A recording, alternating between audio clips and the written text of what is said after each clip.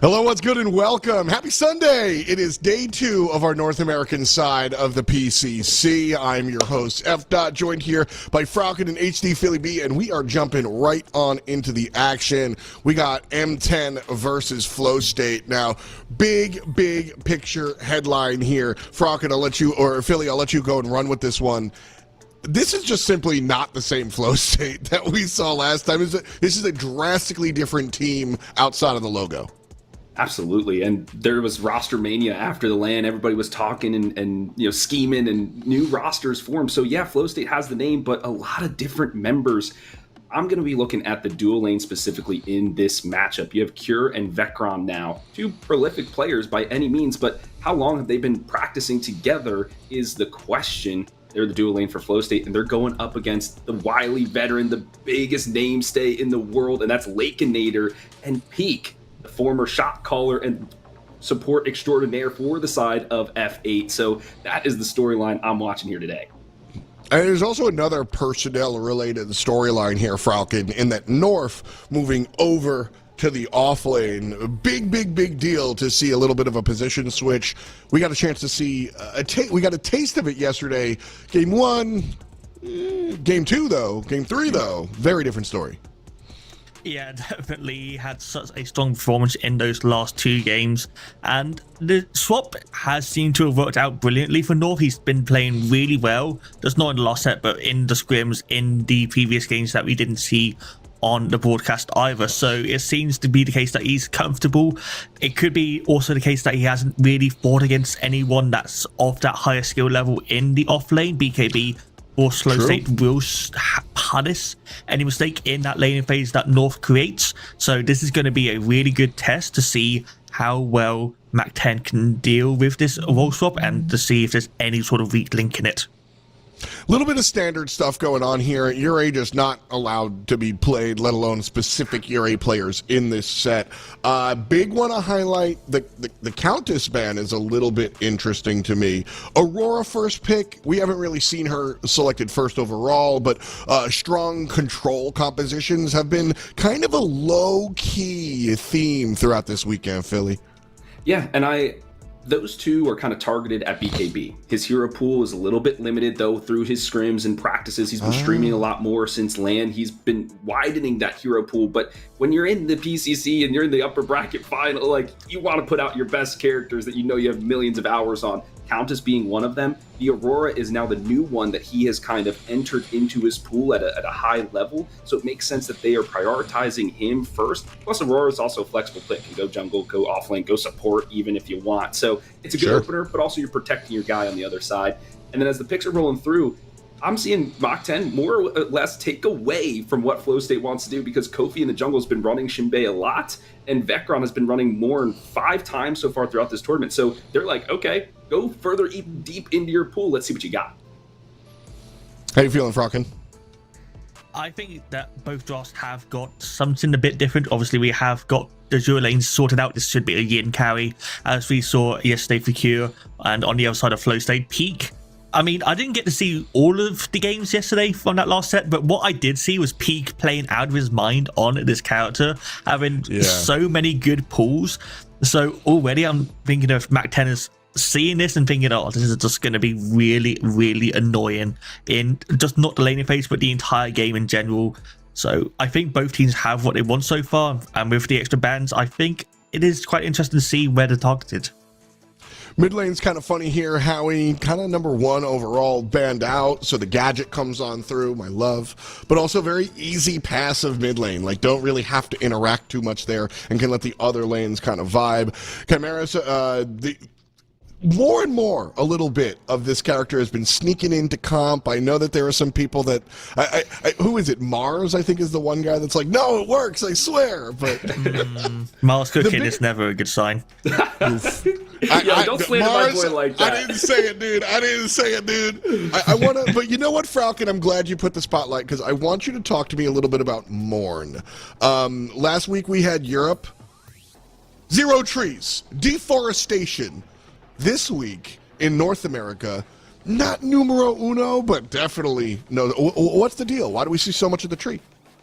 I just think he's a really good character. I think Europe is the yes, on European. Hello. I think they're the weird ones not picking them on here, because for me, he just has everything you kind of want in support. Basically, to me, almost like a melee decker. He has that crowd control. He has got that engage. He has got healing. He's got the contagion, which is such a strong ultimate, even without the augment on it. Just having that blind sight away from teams meaning that they have to rely on the communication, and that gets befuddled as well at the same time, gives your team so much room to play. And I think that it just creates such a strong presence in those team fights for the Morn, especially considering he can also just do cross map. You got a gank in the solo lane whilst your Morn is support, just press off and immediately you're going to be helping out. So it's weird that Europeans didn't pick it, but I love the presence in NA for it. Very important, I think, Philly, on this team to have that CC presence for sure. Yeah, I mean, this NA loves to fight, so Morn is a good facilitator with that, with the Eclipse. I do want to go off of that and talk about the bans real fast. Sure. The bans here for Mach 10 are all targeted. Rena for Simba, Countess for the side of BKB, and Chimera for Kofi. Kofi is their new jungler here on Flow State, and he is so measured but very lethal. He wants to take those engagements and those high tempo junglers like the Chimera and the Fang Mao, which is their last pick here, so it makes sense for him. The Bellica is been played I think 3 or 4 times here for the side of Simba, so knowing that the Rena is taken out, that's going to be his go-to pick, so it makes sense. They're kind of following their flow chart here, F8. Yeah. I think they got what they wanted in this one. Yeah, you've got this like very clear plan from Flow State. A little bit of carry in the jungle, a little bit of hard crowd control in the support. Very classic MOBA. But is it enough to beat the new squad of M10 or Flow State? Is their new squad enough? That's the big question. Because like we said, we had our summer series, then we went out to LAN, and now it's time to do it again here in September. Did you remember? I did. Game 1. Let's roll. Thanks so much, F. Welcome everyone to the casting desk here. It's time for winners finals in the North American Fall Series. I'm TJ DJ. I got Tang alongside me, the TNT cast here to deliver what we are hoping is going to be a banger series. Flow State versus Mach 10 rematch of the summer upper finals just a couple months ago, as F. was saying. Tang, I can't wait to get this series underway. I think all of us are looking forward to this. Mach 10 looking to get the revenge. 2-1, I think, was the result before. Now they're going to have to do it all again against this Flow State roster that had a few changes coming into this tournament. We did see Peak swap over to Mach 10. That's going to be a bit of a rivalry. We also see that pretty much everything changed apart from the mid lane and the off lane for Flow State. But they've been looking so dominant so far in this tournament. Both these teams kind of on fire, hey, we are still in the upper finals. Of course, neither team has lost. Double elimination is the format. So one of these teams will drop down to the lower bracket and the other team will secure their spot in the grand finals. Guaranteed prize as well, 12.5k, $1,000 on the line for this one. Definitely got a bit of oomph behind it, monetary, or as you say, just getting a bit of revenge on the previous series. We're going to drop down, Tang. I know Desk's talking a lot about these players, a lot of history between them, players shuffling around, some roster positions, a lot of talk about the duo lane, and as that draft was cementing itself, Tang, we're looking a little bit at this yin and wondering, are you going to deflect? Honestly, TJ, if the yin has a lot of impact in this game, it seems to me that we need to nerf this hero, because as you said, right, nothing to deflect on the opposite team. Maybe the Sky ultimate is pretty much the only real projectile you can actually sort of deflect. Like even this Bellica in the mid lane, usually you have the mage to deflect as well. That has been smartly drafted for Flow State. So really good adaptations coming in. And for Mach 10, I think this set against Professors yesterday, it showed them the strength of the yin. Has been a sleeper pick, but has been sort of this big pick yesterday. Background blinks in on this phase. Good trading. Very good trade. Peak already taking the brunt of that hyper phase from Cure. And to back away. Of course, Vectron on the phase, not going to care about the early blink expended. Get that one back a little bit quicker than their support counterparts. But even with that trade, a little bit pushed in, so you can maybe look across the rest of the map. Even here, hovering Bri versus Simba, looking at the previous match results, not seen Flow State on broadcast just yet, but looking at the previous games, Simba in particular has been absolutely on fire in the mid lane. the captain of Flow State. A lot of the times he is the one that just does it when his team needs him the most. Usually plays some of the picks that are really strong in lane, as on this right hand side Kofi is gonna get forced out by a good rotation. Now BKB in a bit of trouble actually. It's gonna be a bit of a Cyan buff contest. Yeah, Glacial Charge was used to get him into danger. Even got Bright over here on the mid lane.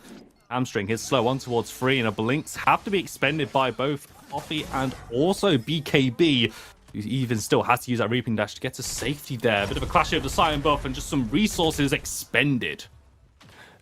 I don't know if all of that was necessary. I'm gonna be honest, like the Cyan is cool and all, but probably not worth those 2 blinks. BKB with that wall also a bit too eager to try to peel for his Feng Mao that does have the dash up anyways, so he is getting dropped in a bad spot. That right hand side, Mac 10 winning. Left hand side, we see the HB bars going super low for Lakeinator. Peak already on the reset. Cure and Vecron, double range dual lane, are bullying that side of the map. Vecron also making the entrance into this tournament. PCC 4 winner previously. Now making his debut back on this Flow State roster.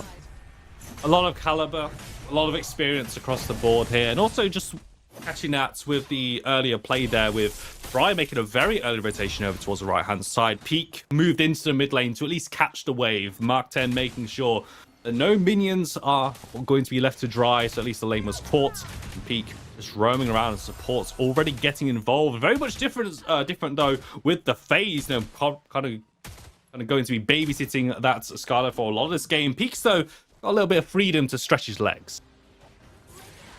It's one of the strengths of having an ADC like Lakeinator. Doesn't really require the ADC, the support, to be close by too often. Kofi starting the seedling. Niv close by. The Semite goes through and Niv takes it. Level advantage now.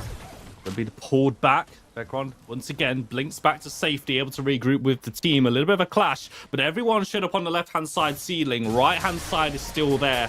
Niv starting this one up. Potentially a double contest, or just taking a double seedling for themselves. Flow State, what you gonna do, my friends? Coffee is the one who's gonna jump over the top. Mez by Peak and abducted as well. Look for the fight, having to get away. And looks like Niv was able to grab that one again. Double seedling in play for the Mark 10 squad. I don't think he had the hunt up, so I'm not 100% sure what happened there, to be honest. But both seedlings fall. We see the next one spawning in the 4-minute mark. Good rotations from the mid laners. Good rotations from both teams so far, though. No carries happening quite yet. We see a bunch of blinks invested, though, for this Flow State squad. Waiting for them to come off cooldown again.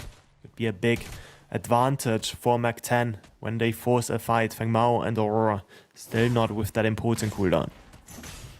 I think this is just going back to what F. was saying on the desk. Seems to be that control at the moment is the name of the game. These games that we've seen here in the prelims, very slow pace, very uncharacteristic of the North American region.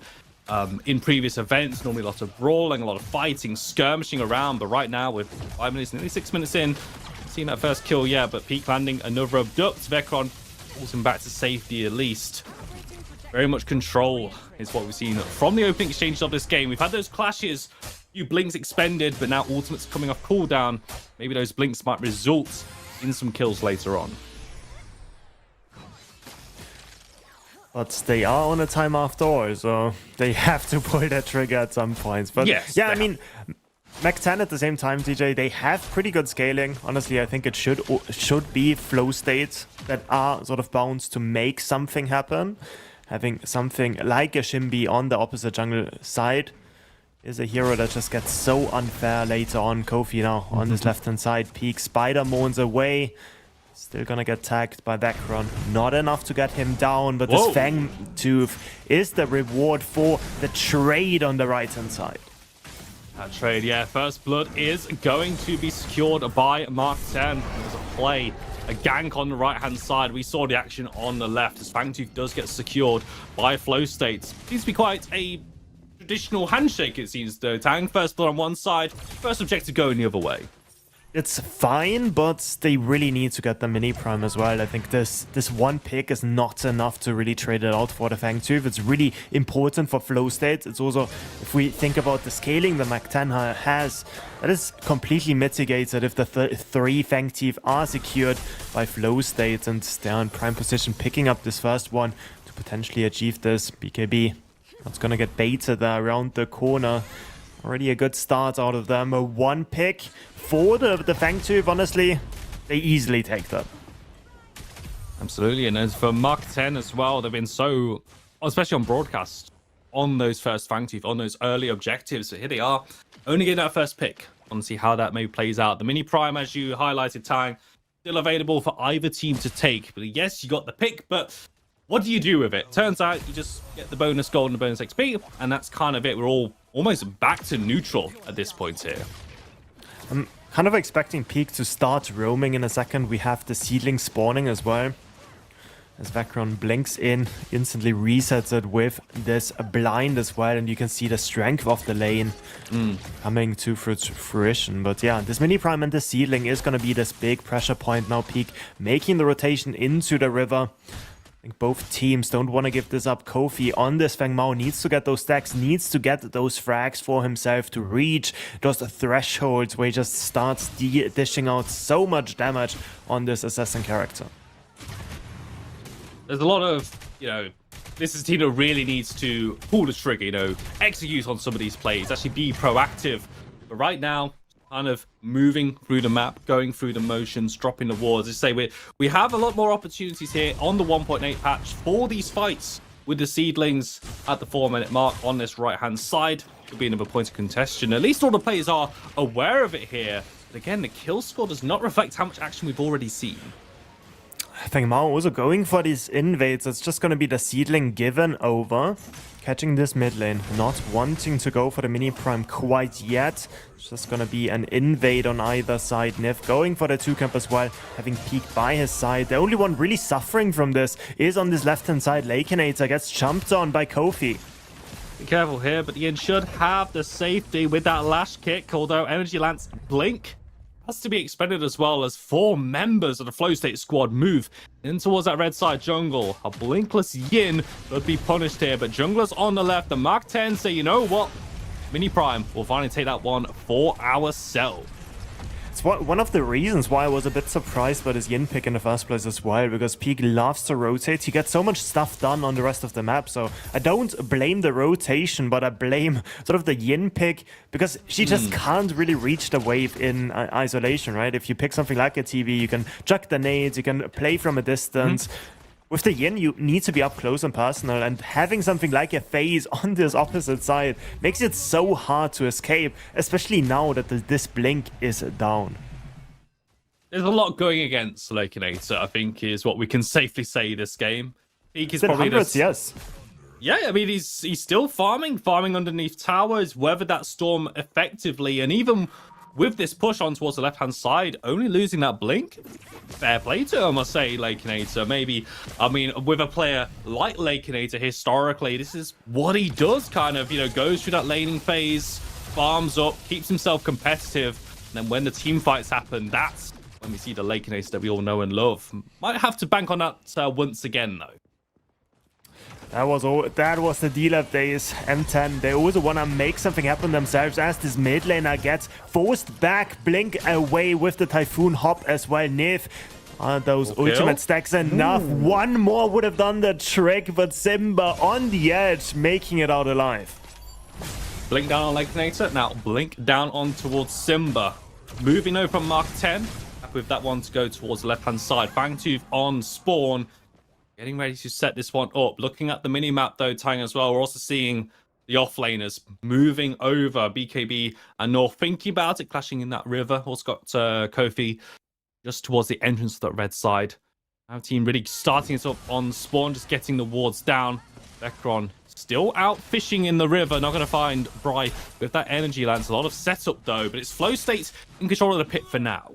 Mac 10 used so many team fighting ultimates, so they didn't want to start the Fangtooth up, even with them having the better position. Bry also not investing the microwave in this mid pick. probably caused Simba to actually have this chance to escape. But he really wants to have it for this Fangtooth, right? You don't want to give sort of an early game comp all 3 Fangtooth, because that's like an easy recipe for disasters. Now this Fangtooth started up at peak, and Niv, where is Fang Mao? He's walking in slowly. Fangtooth down to half, so you can still make it in towards the pit, but he's got to be careful because North is behind on that Kwang pick. BKB get in towards the pit. Glacial Charge comes through. Fangtooth is going to be secure, but they're currently walled away. Lakinator with the lash kick. Peak and Niv have to take the long way around, try and get out of the pit here.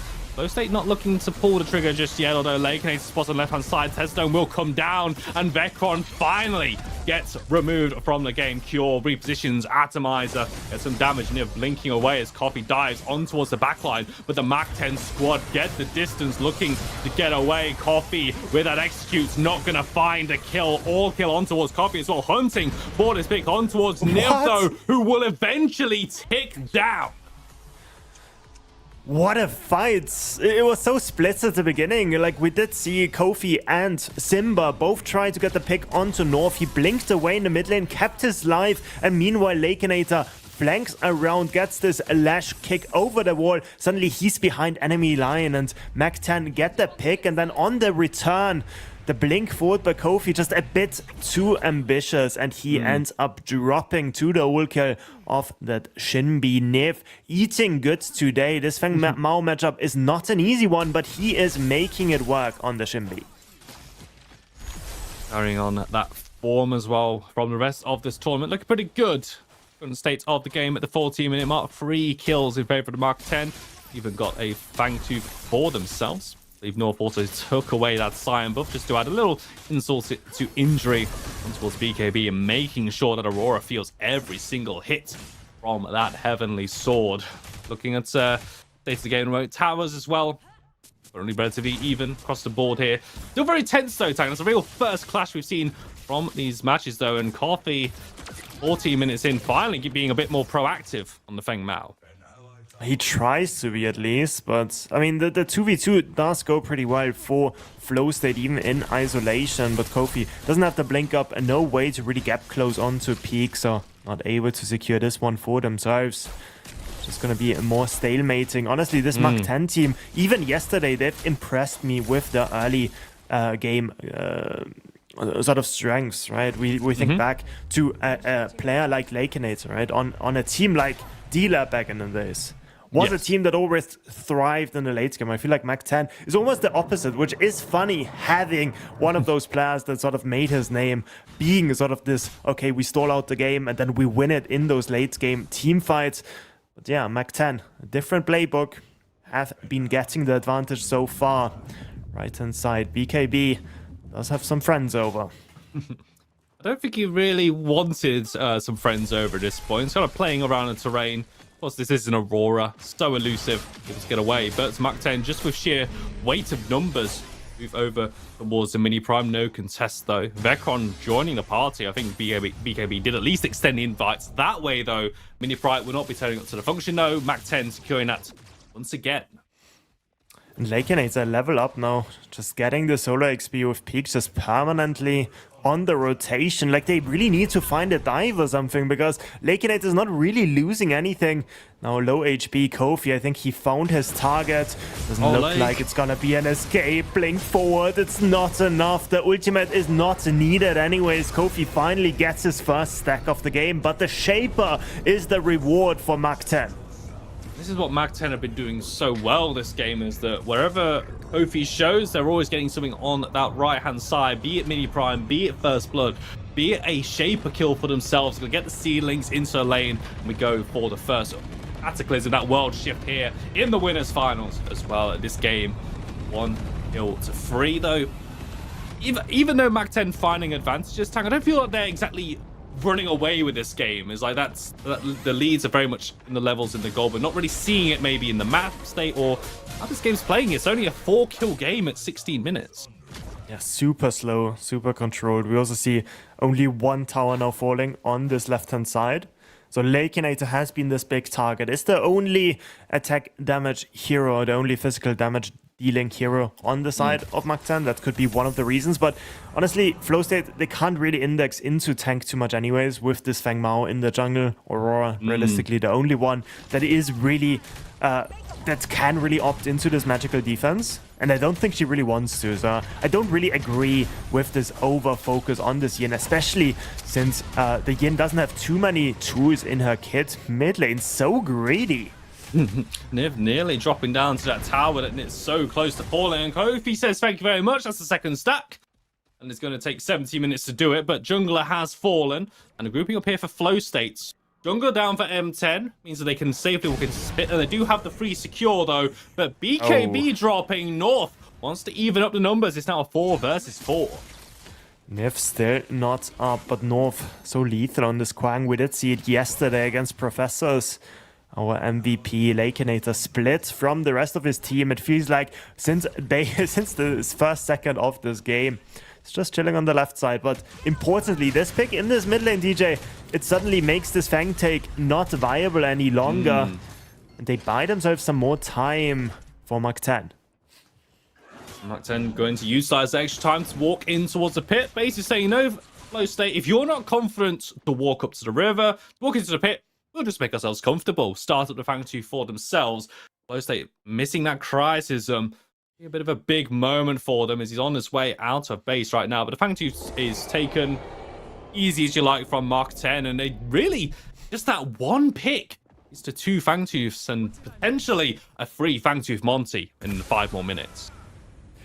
Maxan really played with fire there, though. I'm gonna be honest, TJ. Like, this overextension in the mid lane by Niv, giving another stack to Kofi on the Feng Mao, and also almost risking this Fang Tooth take for Flow State. This could have fared really, really badly for them.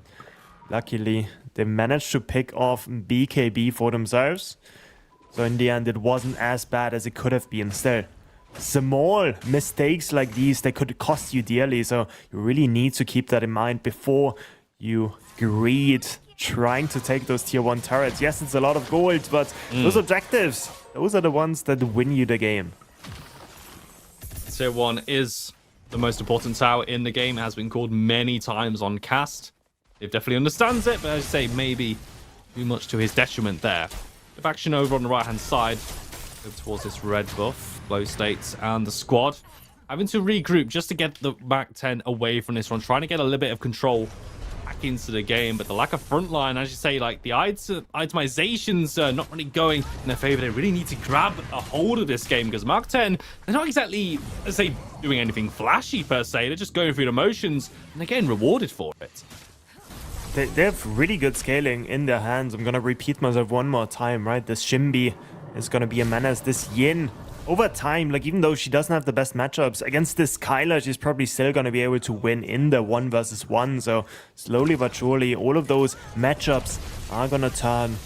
Next Shaper spawned, Mini Prime is not available any longer. 20 minutes has been reached. Those big objectives are gonna be on the table next. Small picks can open the map up really widely from this point on. Where is that pick going to happen? As everyone moves on towards the map. Objectives are there. A lot of battlegrounds. We have a lot of opportunities for these teams to fight. And they're really not doing it, though, honestly. Nope. It's just one pick and just moving everyone away. And they say thank you very much for that objective. Again, so much onus got to be on Flow State Tangle. Wondering, like, who's got to be the difference maker? Like, where does that X factor have to come in here? It kind of has to be BKB, right? He's the only one that can walk in somewhere. Otherwise, for Mach10, they have so many playmakers. I'm looking at Peak in particular. This Spider-Mon is just so crazy. You see him jump over 2 walls, suddenly he's in the back line, mesmerizes everybody, and suddenly their teamfight is already lost. Mid lane, though, Simba. Gotta be careful. Typhoon Blink expended once again, and that was just members arriving, and a very good speed gate coming out from Bry. Another advantage, Mach10 utilizing it to push in towards Flow State territory, and they have to respect it. They're all the way back towards their tier 2 tower, almost conceding camps over towards that left-hand side. This game reminds me a bit of those summer games we had just a few months ago. Mach10 and Flow State, they don't want to give themselves anything. Cure, though, might still be being picked off. Peak just around the corner. One Mesmerize would be it. Blink away together with that cleanse. So many cooldowns down and burned on this left side. Finally, Lakenator sees his team for the first time, but no, he is on the right side instead. No, what this man just really doesn't want to group up, honestly. Sees the members on the left, is like, you know what, that Sion camp. Apparently Norv has been talking a lot about how great it is. I'm going to go take it for myself. Line. Maybe make himself comfortable in this solo lane at least. But yeah, just a very funny observation there. Like, he just doesn't want to regroup with the team. But all of that, essentially, a lot of posturing, a lot of moving. Be that one blink cooldown. Primal Fangtooth, though, spawning. Free Fangtooth Monty in play for Mark 10 if they secure it. Surely, this is the time for Flow State to do something. It's also the Shaper on this left side. We're gonna have all three big objectives up on the map. The Big Prime, the Shaper, this Primal Fangtooth that, as you said, for Max 10 would be this third Fangtooth of the game.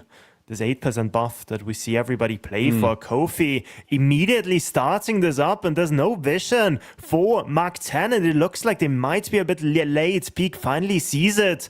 Don't think they're gonna be able to make it in time, though.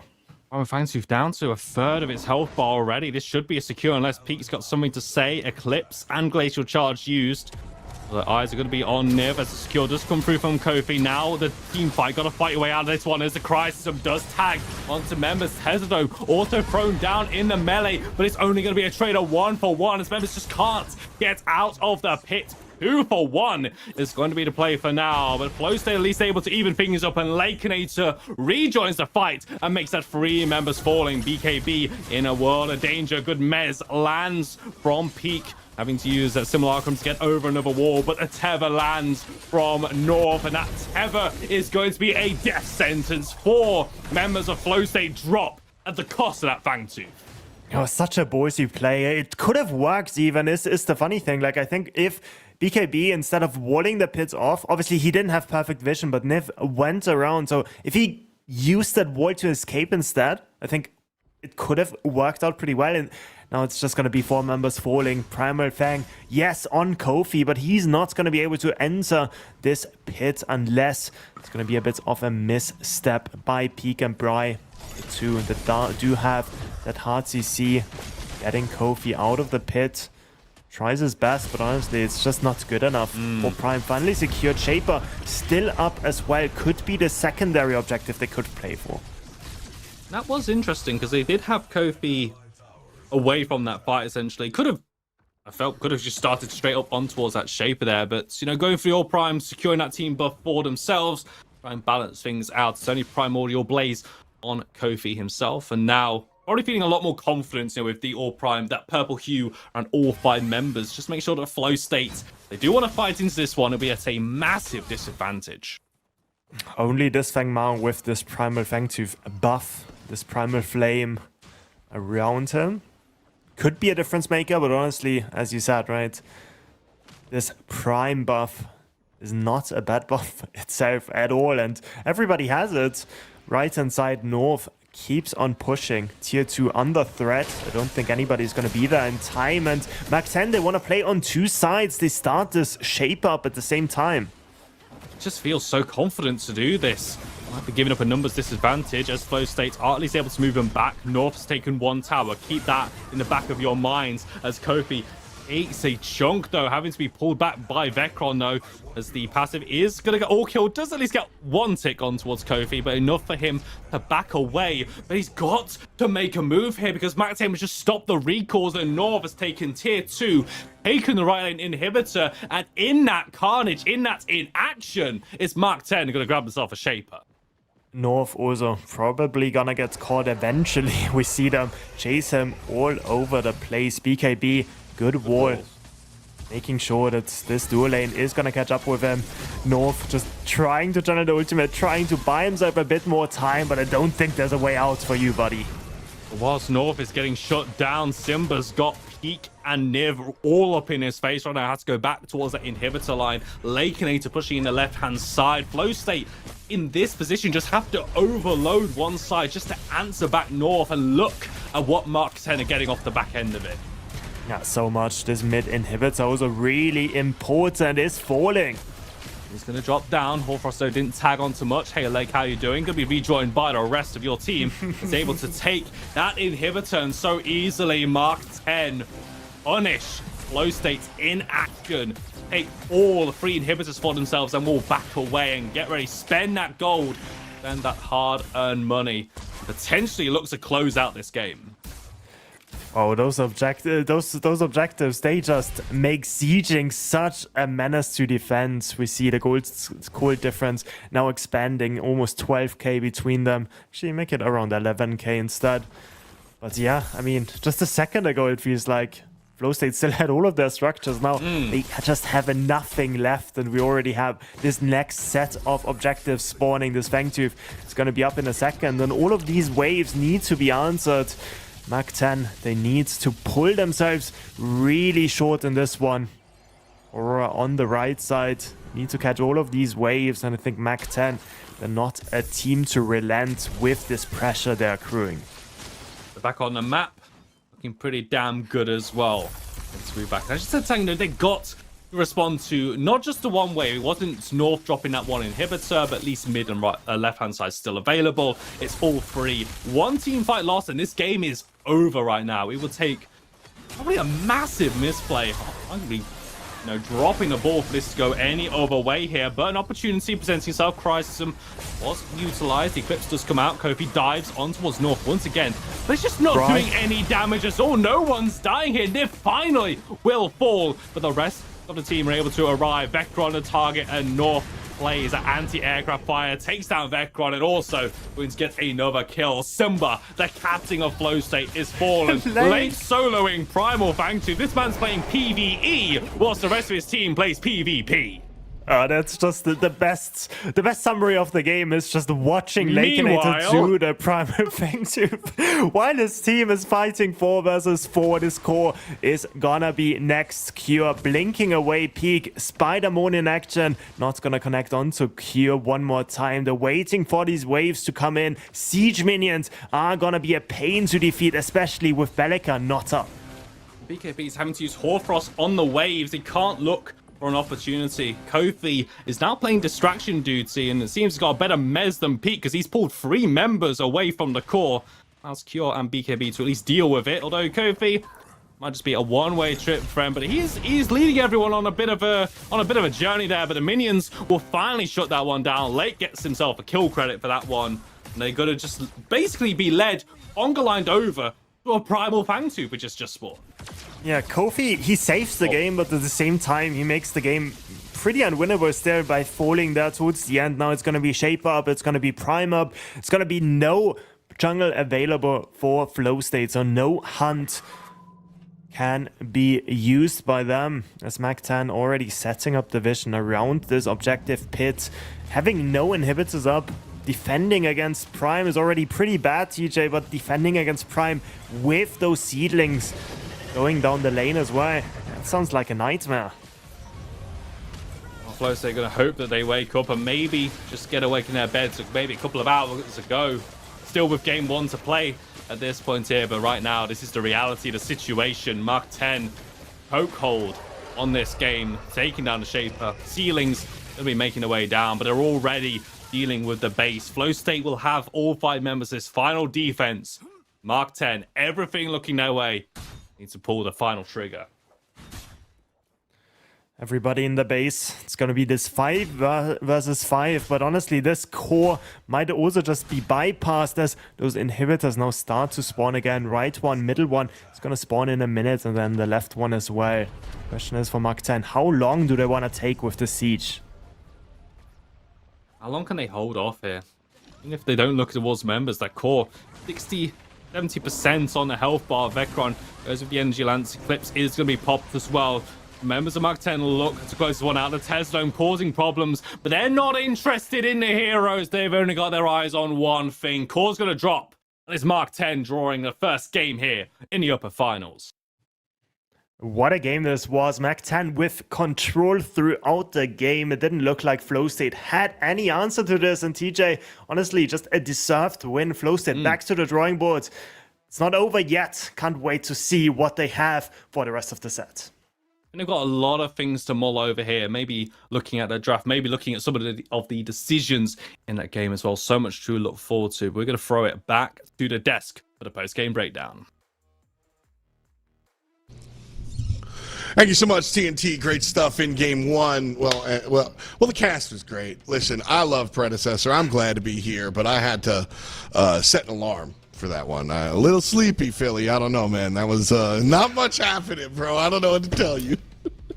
Yeah, I thought this was the NA fall qualifiers. I mean, that looked more like EU, where it was just find one pick and then roll into an objective. And Mach 10 did that from start to finish. The thing with the flow state, they had a certain timing in this mid game, getting your Fang Mao online and knowing that this phase falls off after that mid game point. They just never got to that timing because Mach 10 ran all over them, and then it was just GG's after that. Yeah, I mean, all jokes aside, it's fun. Honestly, like, I think Pred is a fast-paced game, and so when we do get a slow-moving game, it winds up being interesting to watch. Sorry to spoil. I actually enjoy these ones. I like baseball too. See me tomorrow. But like the small steps, Falcon, there were a couple of moments where it looked like we might have had an entryway back into the game, but they were all very early on. It really seemed like after a certain point, the game there wasn't an entry point back in. Yeah, I mean, it's hard for flow state in that sort of situation because it feels like they're just being slowly constricted out. It's not like a case of, okay, we just lost 3v3 in mid lane, let's just focus on it again. It's a case of, we're losing a bit here, we're losing a bit there. Okay, we had a first blood over here. Okay, we lost a Fang too. We've lost a lot in the dual lane because Lake and Nature managed to stay. And then that all culminated together around that final Fang tooth where, yes, they did get it, but they just weren't strong enough individually to get out alive. And then, obviously, with Ford and dead, that was an easy or prime to take him back 10 from there, just kept the foot on the gas. Death by 1,000 cuts. I mean, that's really the quintessential story of the MOBA.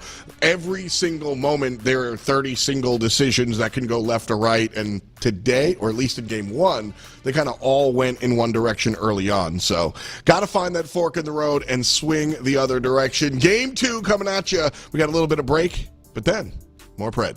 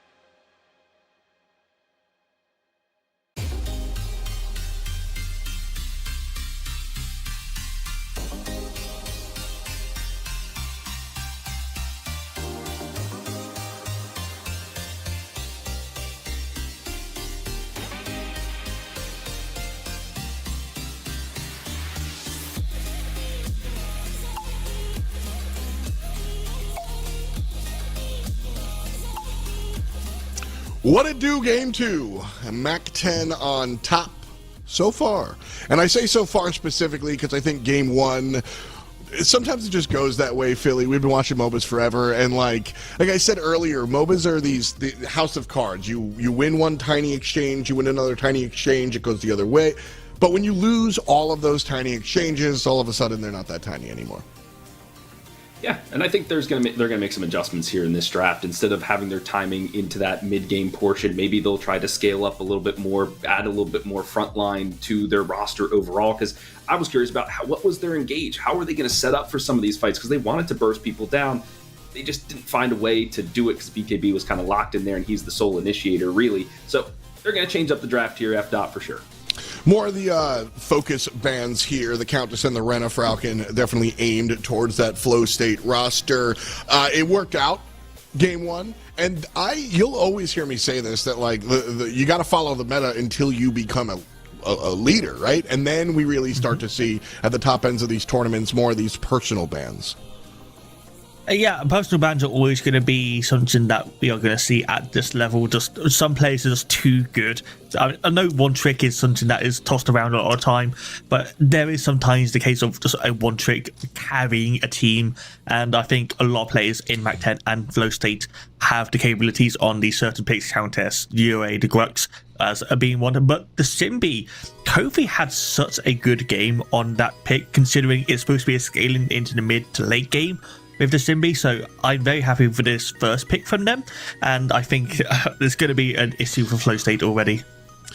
Right away, Philly, I think that there's just a lot of raw power on Mac 10's spot. We've seen Yin, well, everywhere, be very strong, and then particularly here in this region, Morn is such a big deal in these drafts that the Aurora and the Quang just honestly feel like you lost a little bit on the power meter here. Yeah, it's very tough because Kofi is the jungler for F8. Is he going to play the Aurora? Is he going to play the Quang? Is Quang going to go support? Vec doesn't really have that in his arsenal, really, so you're going to lock that into the offlane and into the jungle, but that's not really the high tempo that Kofi likes to play with. He's the facilitator. He wants to be in every lane. Quang can get it done, but I don't know, just seems a little bit out of his depth here for now. Hasn't played Quang or Aurora once so far this tournament. Maybe this is the platform. You know, maybe this is Coachella, and he's coming out with the big performance. Who knows, right? Like, that's the question mark. If you are, and this is an elimination game essentially, right? Like, this is the time to pull it out if you're going to do it. So we'll see where those two selections are going to go. Second round bans out here. No mid lane, no Howie. Don't want to see you play that one. And then, as you mentioned last time around, Falcon, the Chimera, just the carry jungle is very powerful for F8. And so it looks like Mac 10 aren't convinced that that anything of these choices are going to go in the jungle. Belica last slotted in here with one more. Falcon, the look of disappointment comes upon your face. It wasn't disappointment, just my brain is working overtime with these two picks, the Aurora and the Krang, because I don't think this is the solo jungle. I think this is going to be a Krang support. I think BKB is going to be piloting the Aurora again in the offlane. I think this is going to be the jungle pick here, allow Kofi to have the opportunity to counter pick into the Simbi. The Feng Mao wasn't the pick last time. I don't think it did anything really. Sure. So I hope these goes for something a bit more proactive. Rampage is available. I know that's crazy to say, but the Sephiroth is not what I was expecting. Again, this gives me Krang support vibes, but who's in the jungle, I can't really say. It's not really cut and dry, Phil. Yeah, we've seen when BKB came onto the scene, he did start with the Sevrog. So he has that in his pool, but hasn't really played it since. He kind of fell into the Assassins, loved those characters more. His team was able to facilitate that, but he does have it in his pool. So I think this might be BKB Sevrog, and then you put Vec on the Aurora, and then you put Kofi on the Quang. I think that's how it might go. Cook with me here. Sev mid? Okay. Sev mid? It's possible.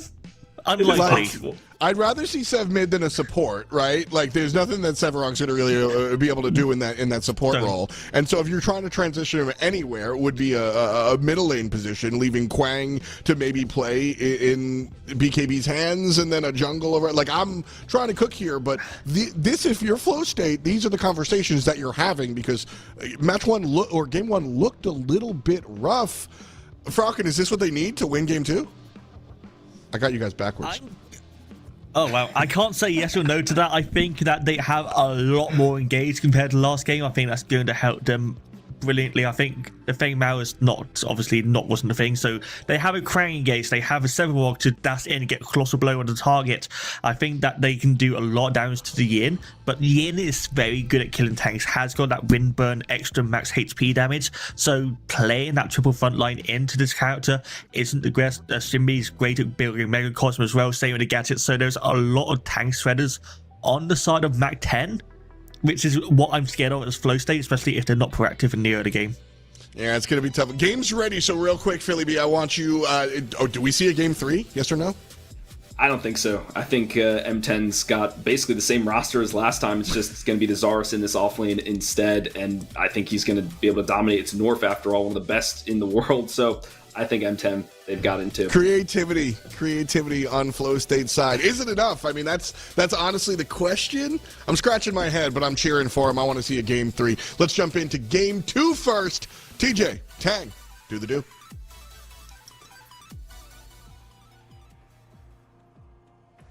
It'll be our pleasure, F-Dog. Thank you so much. Welcome, everyone, to the Sanctuary map here. Game 2, PCC Fall Series Upper Finals between Flow State and Mark 10.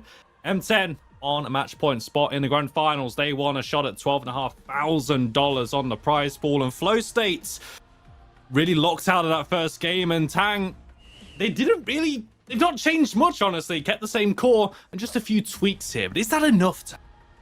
That is the big question. Flow State not overreacting after this first one. They're confident in their core, as you said. They pick 3 out of 5 heroes the same. Now it's going to be this Aurora in the support role. We also have, on the other side, Mach 10 actually having the Shimbi on the offlane. I think that's the only thing that our desk got mixed up, I think, in this one. It is North piloting the Shimbi. We know Niv and North, both of them love the Shimbi, so I would predict that there was a bit of an argument who's actually going to pilot this one. This is going to be North after all. It's going to be interesting to see Q and Vecron on the left side, though. I think that is going to be this big thing. I think both of them were not happy how this first game went, because they had those lane advantages, but they just were not able to explode this lead into anything meaningful.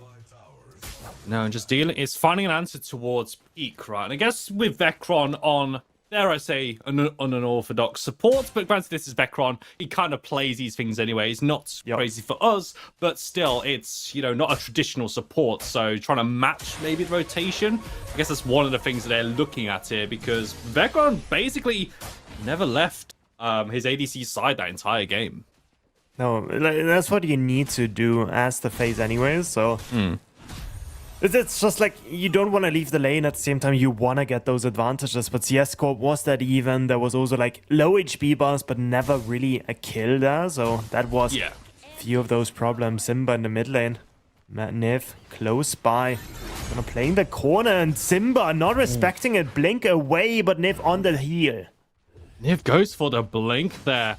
Simba probably not at a low enough health bar for execute rage of that Spear of Nier. Now Niv has got to deal with Kofi and also Simba as well. Seismic Assault not going to find the mark of lives up to its name. As Niv trying to burst through Simba. Speed Trap will find a route, and there is first blood onto the Flow State captain, and Niv with the Spear of Nier finally gets his execute. They see that the Saris doesn't have this blink up any longer, and they try to catch him into this red side jungle, but Bry has not backed yet. Bry is still here, and he makes it to the rescue. They pick up a double kill, and I think both of them into the pockets of the Saris, and that is gonna be once more Niv completely accelerated in this first game. Like in the first game, right? Where he got those double seedlings. Now it's the double kills instead. I think Niv is happy nevertheless. think Mark 10 kind of understanding a little bit of what Flow State needs to do is like, well, they kind of took their foot off the pedal in that first game, so clearly they're going to come at us in this one. So maybe we adapt around it. Maybe we lie in wait for this over-aggression. Rewarded 2 kills in their pocket, and also on towards the jungle and the mid lane duo as well. Flow States, again, it's looking like a tough ask, and we're only 3 minutes 40 seconds into this game. So scary. Left side. It's going to be Lakeinator on his own, as we've seen so many times beforehand. Vacron on the rotation. Kofi does well. The wall good, but not good enough. Just barely makes it back to safety. Another gank on the left-hand side, not working out. And that opens up the way for Niv to start up this seedling. They have at least got Kofi on the left-hand side. He's currently with the gold camp at the moment here, so Niv should be able to secure that ceiling pretty happy.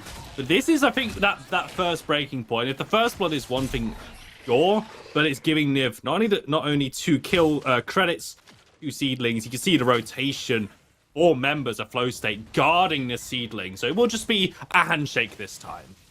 And no way they can actually walk into this, but what are they losing for it? Bit of time onto Vacron and Cure. Made the rotation over. Now they're gonna channel the reset, so it's gonna be a bit of a tempo advantage for this dual lane. Fangtooth about to spawn. Doesn't really look like an option for them though, of spawn. So honestly, well played by them. Transitioning this lane lead that they have accrued to make sure that Kofi is gonna be able to stay into this game. Both level 5s now in the jungle. Fangtooth has spawned.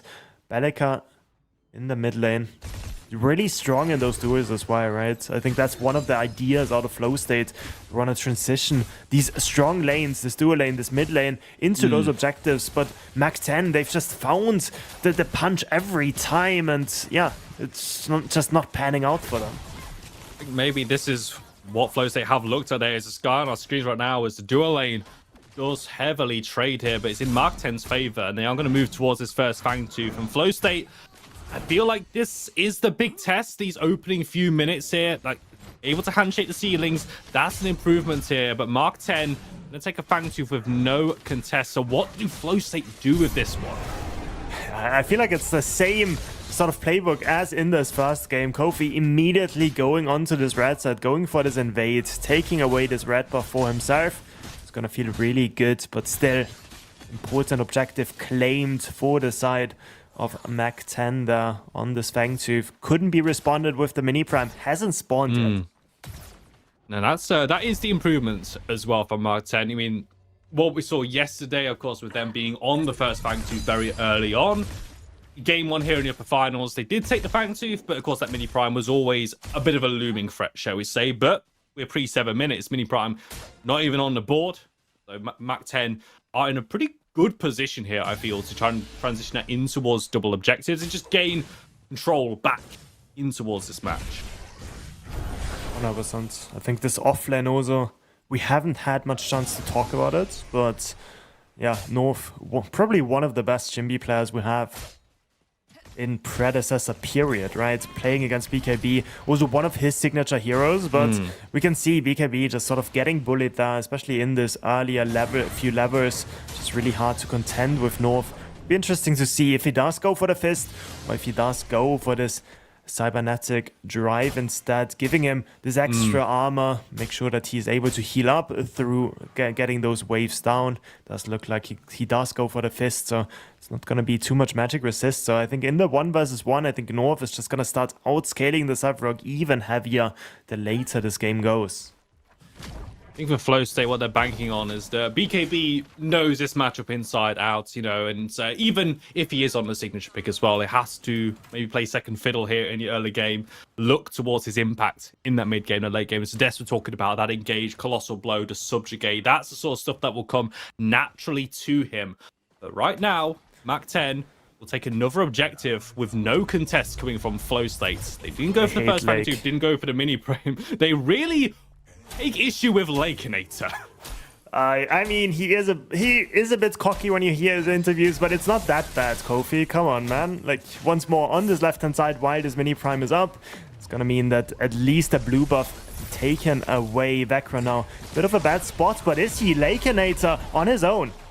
Gale is going to come down. That slow Colosseum utilized as well, but that's a good surge. Good knock up on towards Lakenator. He wants to target Pure Atomizer from downtown. Finally takes out Lakenator, and it feels all of that was leading up to that one kill credit. Everyone backs away.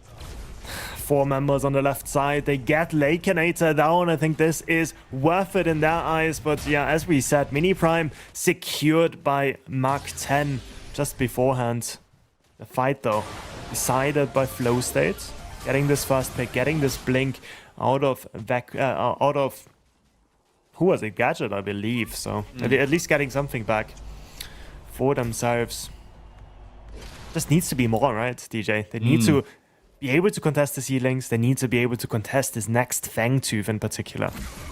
So Mac 10 have done a really good job at highlighting, especially that first game. It's like, yeah, you don't actually need the kills. It's the objectives. It's the control over the map. It's like, okay, we might drop one pick, but if we get the objectives, it doesn't matter. Flow State gonna at least push ahead on seedling counts, at least taking 2 as opposed to 1 for Mark 10. That's something back, but as you say, Tang, especially after game 1, the response has got to be, okay, what else? Okay, what more Flow State get on this?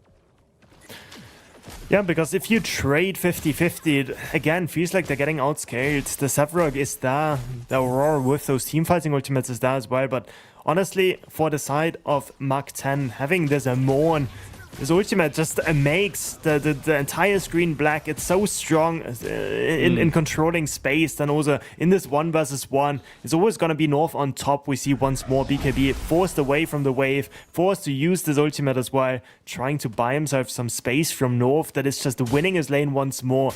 Was the MVP in that set against Professors yesterday, and just once more showing his worth in the offlane. And then we get to see what happens when the Shinbi is able to get involved, diving on towards the backline, causing problems, or split pushing. Always been a potential with that Shinbi as well. Mark 10 have got options, a lot of creativity in their draft. They have a few win conditions, as we've highlighted before as well. But the objective seems to still be the primary quest at this point here. Kofi so sees Lakenator and once again takes offense by it. Quelling Gale is utilized. There is one team fighting up down with Fangtooth on the map so far. I mean, you say primary target Fangtooth, we both know that's not true when Lakenator is on the map instead. He's next to it, right? He's next to it, I suppose. BKB, dive comes in. Ulkill is gonna finish the deal, and BKB falls in this 1 versus 1 on the right side. And that allows him to make his way into the blue side, take away the blue buff, and then also potentially contest this Fangtooth with the rest of his team as well. It's not particularly healthy, doesn't have the mana either, but maybe that's just the information, right? Is that knowing that there's still a potential to Shinbi to move over, giving Flow State a bit of hesitancy to think about, but they are going to start the Fangtooth, another gutsy play for themselves. They know that BKB, though, is coming from base. Fangtooth drops Eclipse, utilized by Peak. Sizing Assault, though, does tag on towards 2. Niv in the pit, though. Kofi is now stuck behind the wall, though. Stolen away. Niv makes sure Fangtooth still remains in control of the Mark 10 squad. But Flow State will at least be able to bite back, though. 2 kills in response, but Niv gets the objective steal. Yeah, luckily they steal the objective for Mark 10. Fight still goes badly, and honestly, the one to blame in my eyes is North. They're going super greedy for the blue and the 4 camp instead of just immediately resetting and giving this numbers advantage over to Mark 10. I feel like this fight shouldn't have been close. They were supposed to have the numbers advantage. Instead, Flow State recognizing that there's no recall channeled, and they just immediately start objective up for themselves. Bit of a bummer that it ended up getting stolen away, as you said, by Niv, but still, team fights in the 4 versus 4. Flow State fighting back. And this is the game, you got to do it. So we talk about the stakes, we talk about what is up for grabs, the final spot in that grand finals. We have to reiterate that point over and over again. This means so much more than just a victory screen with what is on the line. Got to say, though, for Flow State, this game feels a lot more competitive than game number 1. Mark 10, not as in control, because Flow State got a bit of fight in them. It's just gonna be those few picks they need before they can really accelerate. This third Fangtooth is gonna be the breaking point, though. If Mark 10 also picks that one up, then suddenly we get to a position that we've seen too many times in these tournaments, that this gold difference together with these 8% buffs are just gonna be enough to really overpower this Flow States team. Mini Prime being started up next. Huang in the vicinity. Simba also making his way over, but support not anywhere close by, and this one donated over to North. This offlane is gonna get much spicier very soon. Now Simba's got to be careful though. We'll take a fashion accessory from Bride. A hat is going to land on him. BKB subjugates. 4 members of the Mac 10 squad there. Don't really think you want to go onto that one, buddy. Need to back away. But Mini Prime though, BKB. Possibly, I think I'm hearing a sigh from outside the window there, because just before that he was nearly dove yet again by North without that Mini Prime buff, and now he's got to deal with the Mini Prime buffed up Shinbi. Oh yeah. That's gonna be a big problem. I also see a problem on this left side. Kofi thinking about wanting to dive Lakeinator is not gonna go for it. He's gonna back off instead. BKB on the right side, as you said. He has been struggling. He's just gonna channel the recoil. No objectives up yet. We are at 14.5 minutes. This next buff spawning in the river is gonna be the Shaper. It's gonna start transforming the map. Gonna have another Mini Prime spawn before this 20-minute mark, I believe, as well. It's just Mac 10 so far, securing those Mini Primes, securing those Fang Teeth, and yeah, Kofi, he's been finding some picks, but we need to see them. He's been finding Lakeinator, honestly. I mean, but we saw that in game 1, right, though, with Lakeinator, that even though he didn't have a support for half the game, because Peak was just rotating constantly, still able to hit 100 CS in 10 minutes. You know, sitting under that tower, farming perfectly. He's felt very comfortable in that one. Maybe is that Flow State trying to say, okay, we can get our duo lane ahead, put Lakeinator behind. Maybe we find an avenue that way, perhaps? Could be, right? But the trade-off is that suddenly North is 3 levels ahead of BKB on the other side, right? So it's always like a small sort of way to think about it now. Niv going in, Colosseum dropped already. Azatome also used as well. Good epoch coming out there from Kofi, and Peak is going to drop down. BKB gets a good soul stack there. Kofi, though, hit by the all-kill. North will take kill credit for that one. 1 for 1. Jungle for support. They're still fighting North. Dancing in the blue jungle. He's going to take down Simba with those enhanced auto attacks. There's nothing Flow State can do to pin down this pop star. He's just absolutely styling on them, picking up a double kill for himself. And look at the timer, TJ. Once more, Fangtooth spawns and Flow State are in this array. No jungler up, no mid lane up, and this Fangtooth should go into Mark 10's pocket. Unless there's a Skyla ultimate maybe flying across the screen, but doesn't even look like they want to try it, as Mark 10 just goes so heavily into the lead now, picking up this third Fangtooth for themselves. Big power play. And who does it come off the back of?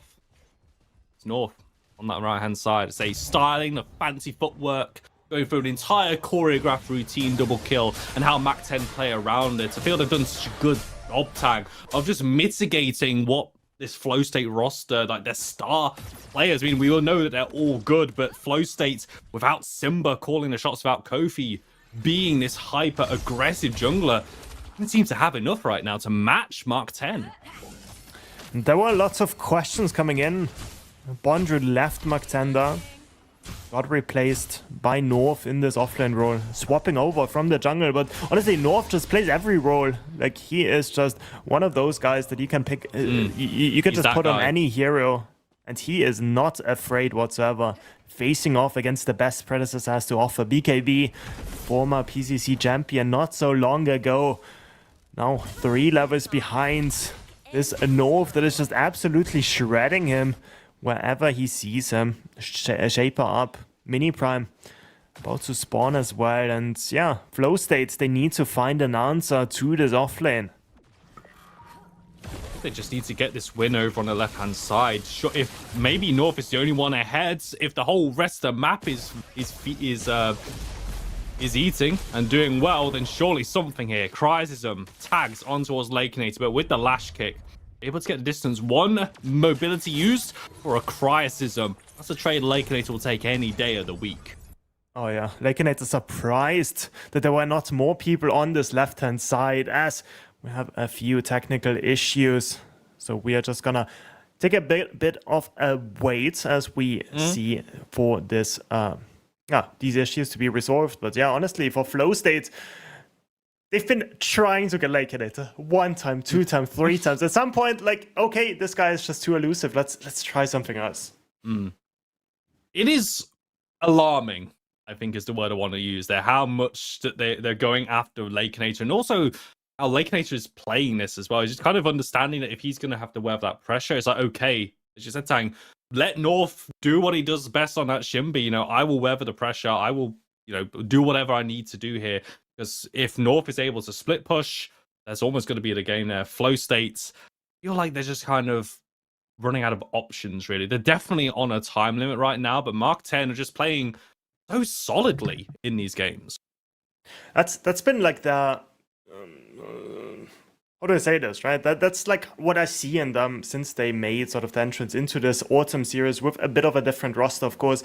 Yesterday, though, this first game against Professors, I feel like this early game was pretty similar. But at some point, Professors was able to edge them out in this mid game, in this late game. I feel like this could still be Flow State's game if they just really focus on getting those picks at first, right? If they try to punish North, if this greedy pathing by Peak, one of the best supports, but at the same time very aggressive in where he goes. So they just need to find a few, right? Get Q accelerated. This guy is just so good at pressing the left mouse button that you really want to get some gold into his pockets, and then hopefully he is able to transition that into winning those team fights later on.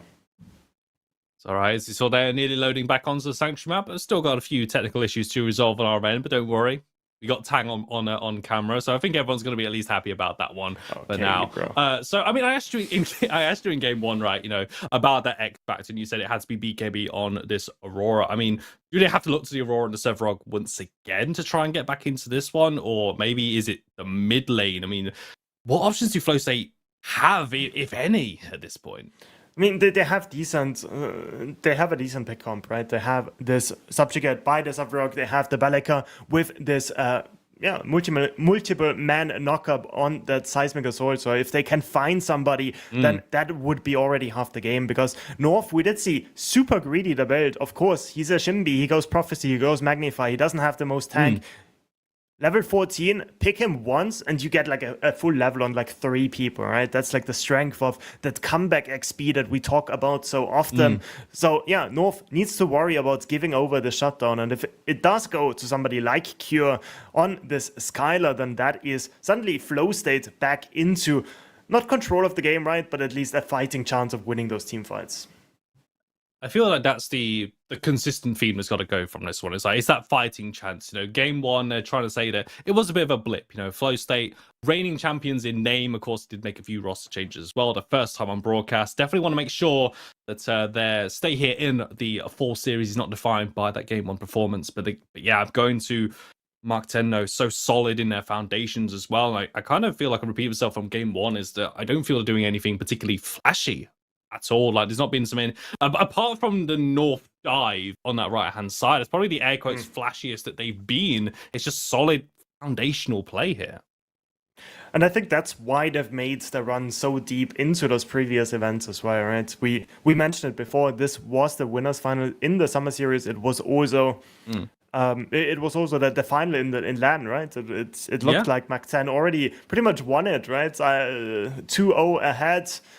Everything looked pretty bleak for Sin, and then they did get upset there, but Mac 10 swapping the roster, coming back with a vengeance, and yeah, it certainly looks like it works because the basics, as you said, they are on point, and yeah, every rotation seems to work out that way.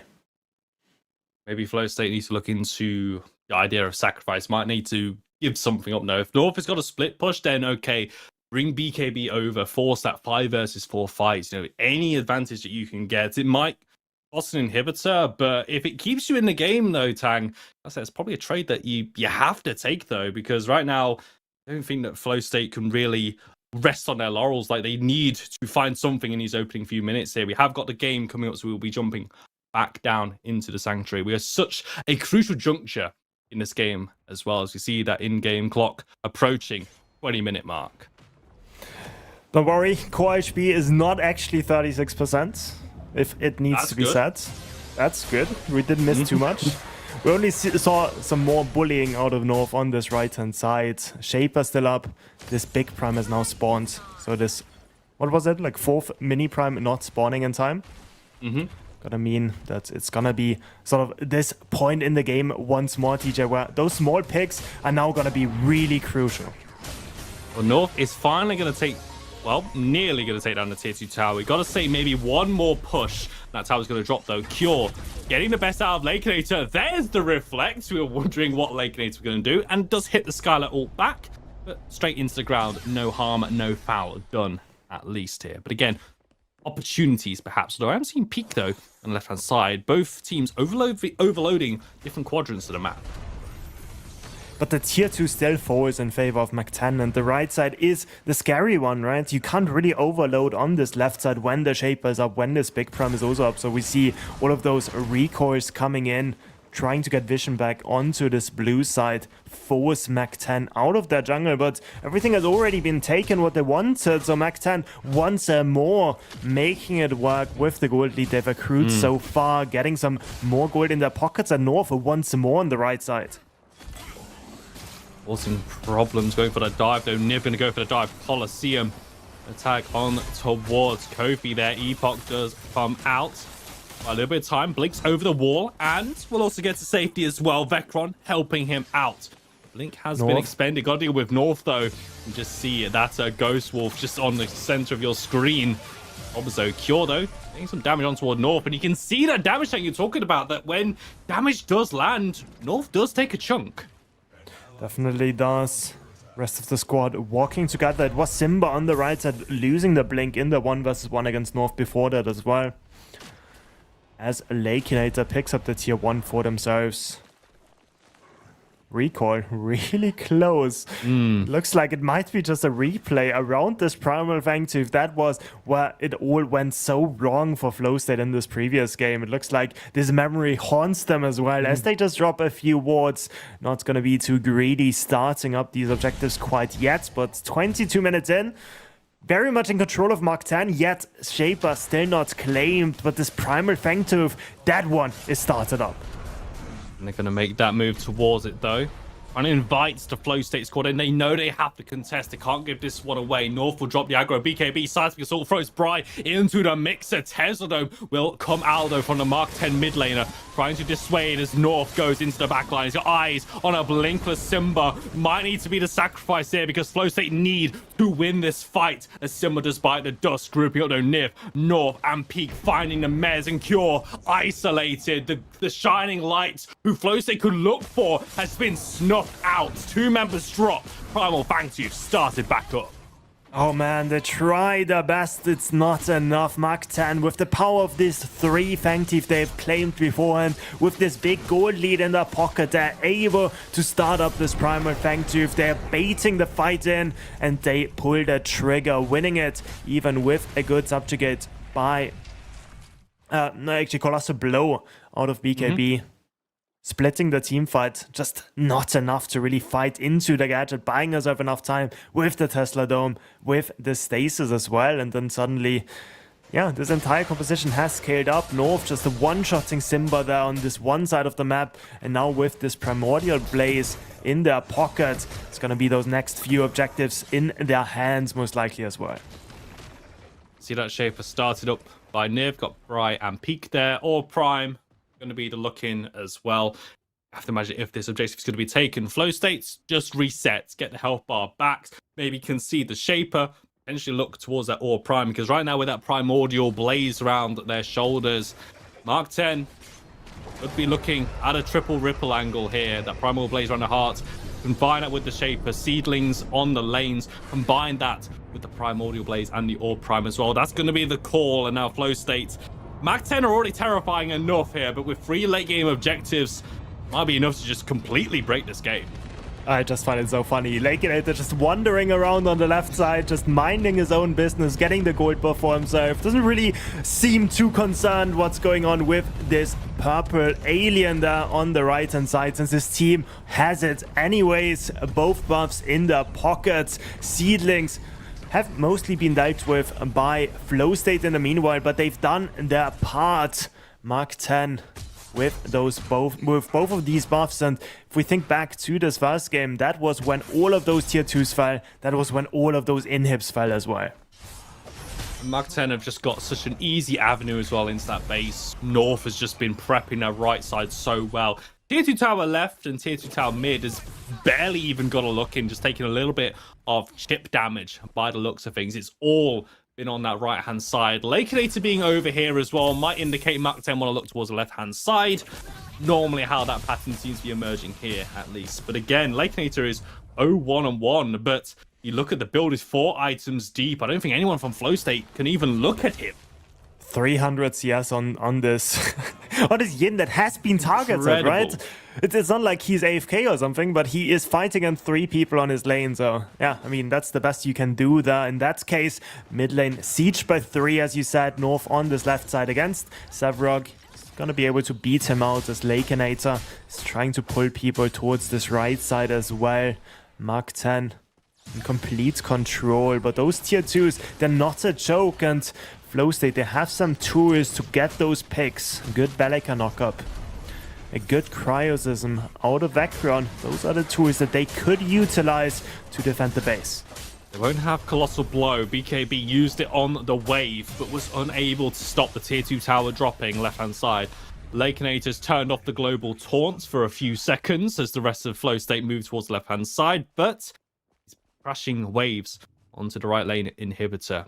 Mid lane inhibitors also taking about half damage as well. And Flow State, Zidane highlighted their tools. You saw Kofi throwing out some of those tethers, looking for the judgment, but not able to follow up. There's not enough distance just yet.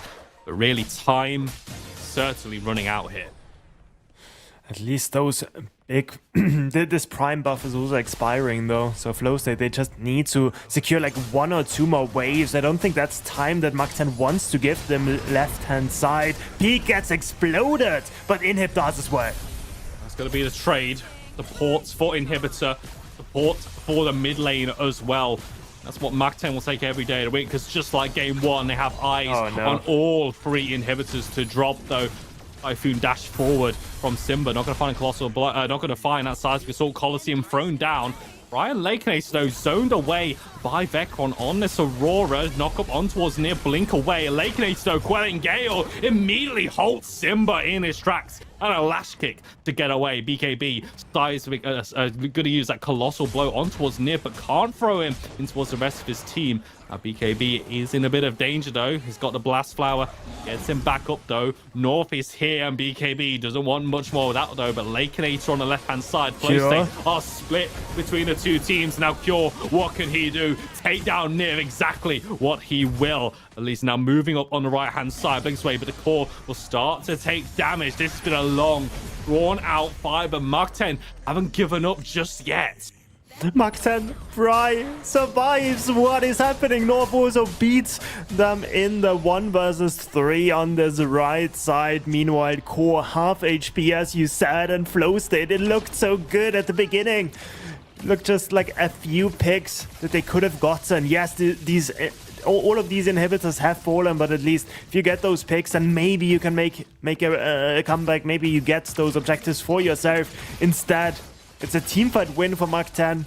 It's those inhibitors down, and now they're getting another Primal Fang 2 for themselves, another Shaper. We are back in the same position as in this first game, where it's going to be so hard to get rid of those seedlings pushing down the base if they opt to go for the Shaper as well. He needs to get back towards the core, because that's another wave of minions crashing. Primal Fang 2, they're waiting for Niv to respawn before they take, making sure the Primordial Blaze is on all 5 members here. And once again, Mark 10, just 2 minutes. Bang, that's all it took. And now 3 inhibitors down, no turrets left. And it's got to be a Flow State fighting for their lives here in the upper bracket. I wonder what they want to do. They're not starting up the Shaper. I think they want to go for this Prime first and take the Shaper then, or at least wait until the Shaper spawns, or at least Prime is already up, so those seedlings are getting buffed up by this Prime buff as well. But honestly, at this point, Mach 10 can do whatever they want. There's no more jungle available for Flow State. That one has been annexed by all of those Mach 10 members walking around there. North keeping those waves shoved in. Meanwhile, the rest of the team grouping around this Prime pit.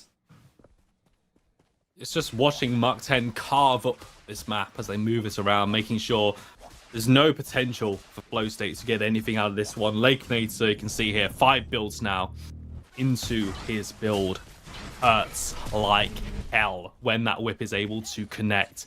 Only 2 members on it. Brian Peak on zoning duty. Want to make sure they close this one out cleanly as well. This is a statement game to secure themselves a spot in the grand finals. I want to make sure they do it best as they can. Or Prime, secured. Easy as you like. And now, just to close out the game. Kofi trying to proxy the waves, potentially. Actually just goes for the reset instead. They need all 5 members defending the core, but already half HP. It's just a few basic attacks at this point by Lakenator to get rid of it. So Flow State, they almost have to fight before those minions even reach the core. And they need to fight, like, now, honestly. Like, at this point here, away from the core, away from the steps to their base. Mach 10 will just wait for waves to crash in. Left-hand side, look at them. Just look at the swarm of blue dots moving up through the minimap. Ever not going to find that the mark, running out of options, cries at some seismic assaults. That colossal blow. Eclipse, they need to do something here, though. And how about this, though? Niv goes for the Colosseum on towards Kofi, diving to the backline. But the core, once again, Mark 10 will just not be delayed. Do not give Flow State any opportunity to deny them a spot in the full series grand finals. The second the wave goes under the core, that is already the game for Mach 10. No way to defend against 3 Super Siege buffed up, Big Prime buffed up minion waves. Yeah, scary. And Mach 10 look even scarier with a performance like this. Winning the early game, winning the mid game, winning the late game, and honestly, just, yeah, perfectly played by them. Very solid, foundational play. Never really got out of third gear, I'd say. I think we've definitely seen Mach 10 play some incredible predecessor, but right now, Flow State didn't really need that, though. They dropped down to the lower brackets. We'll see them a little later on, I'm sure, but congratulations to Mach 10 securing a spot in the grand finals. They're going to do it from us here on the cast. TNT signing out. So we're going to throw it back to the desk for the post-series breakdown. Mach 10 2-0 looked pretty dang good. Some superstars out here, Philly. This one was fun to watch. It was. Mach 10 just moving as a unit. This is just showing how long these guys have played together in peak, just fitting in nicely. It's the puzzle piece that maybe they were missing, and they were just on a roll from the get-go. Easy. Like, that was a little bit of what we saw in game number 1 here, Falcon, was that sort of early game prowess, but it felt more explosive in game 2. I think that's just from how much North played in that offlane, just how much of a lead he had. It felt like there was a sizable difference in that area compared to last game, where it was just everyone was slightly ahead, and then once they all came forward, that's when it's exploded from there. So a bit earlier on, and then yeah, I mean, North just did so much work in that game from start to finish. So it's a good turn from Mach 10. The best that they really could handle was Flow State trying on the other side. Again, some of the early moments looked a little bit. There was more involvement, Philly, from Flow State in the early stages of game 2 than game 1, but that's still really not saying much, unfortunately. Yeah, it was tough. Cure looked really good. Vecron on this Aurora, it's almost a little bit one note. It was just like wall, Hoarfrost, try to catch somebody, cross eyes them maybe on one. It seemed a little disjointed in terms of how they wanted their team fight to go. On the flip side, with North winning out his lane outright, it denied jungle farm from Kofi, so he was always behind, always searching for what his next move was going to be. There were sometimes he was just sitting in the river like, where do I go next? And when you're doing that as a jungler, that's not good for your team because you're wasting time off the clock. So just everything, every little piece going the way of Mach 10 in this one. Which I think is kind of reflective of the roster changes, right? Like, North, I know, is in a new position and still putting on crazy stuff. So, like, good for you, dude. But Flow State, they took the whole barrel of monkeys, tossed them out, and grabbed some brand new monkeys. And Falcon, that's, you know, I feel like they played okay. And a lot of the issues that they had to do with time in the gym with each player. And that's the issue, though, F-Dot. They're okay. This is potentially the grand final. This was a spot for the final in the final weekend. You can't just be okay. You have to be at the top of the game. You have to be the best team. And Mach 10 undoubtedly proved that they were with Flow State wasn't. Yes, there's times to adjust. They're still guaranteed into that final weekend. But they need to scrim a lot. They need to have a lot more cohesion together as a team. They need to be maybe, yes, they were active in the early game, but maybe not aggressive enough, maybe focusing on the wrong area enough. If they got BKB ahead, that could have been a very different game, but he was just so far behind on Sevarog.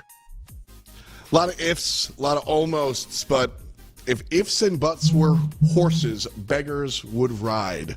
The PCC is not good enough to be okay. You got to be the best, and that's what we got coming up for you after this break. The battlefield has changed forever with update 1.8 as Predecessor enters a new era. Welcome to World Shift.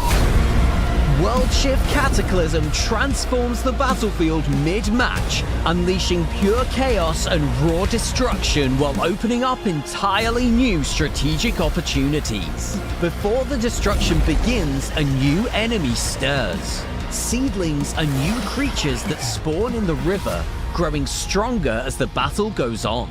Destroying a seedling grants gold and experience to those who hunt them before they transform into the Shaper, a powerful new foe that when defeated triggers the world shift, sending powerful seedlings down each lane while the battlefield collapses into chaos as a cataclysm tears the sky apart, unleashing a storm of meteors while reshaping the whole landscape around you. Paths crack open where none existed before. Meteor strikes scatter jagged rocks to block familiar sightlines. Gold plants sprout up, rewarding those bold enough to claim their bounty, and geysers erupt to launch heroes into new heights of battle.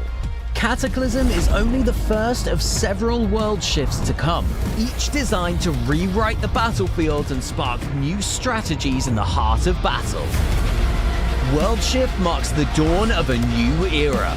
Experience it today in Predecessor on PlayStation, Xbox, and PC.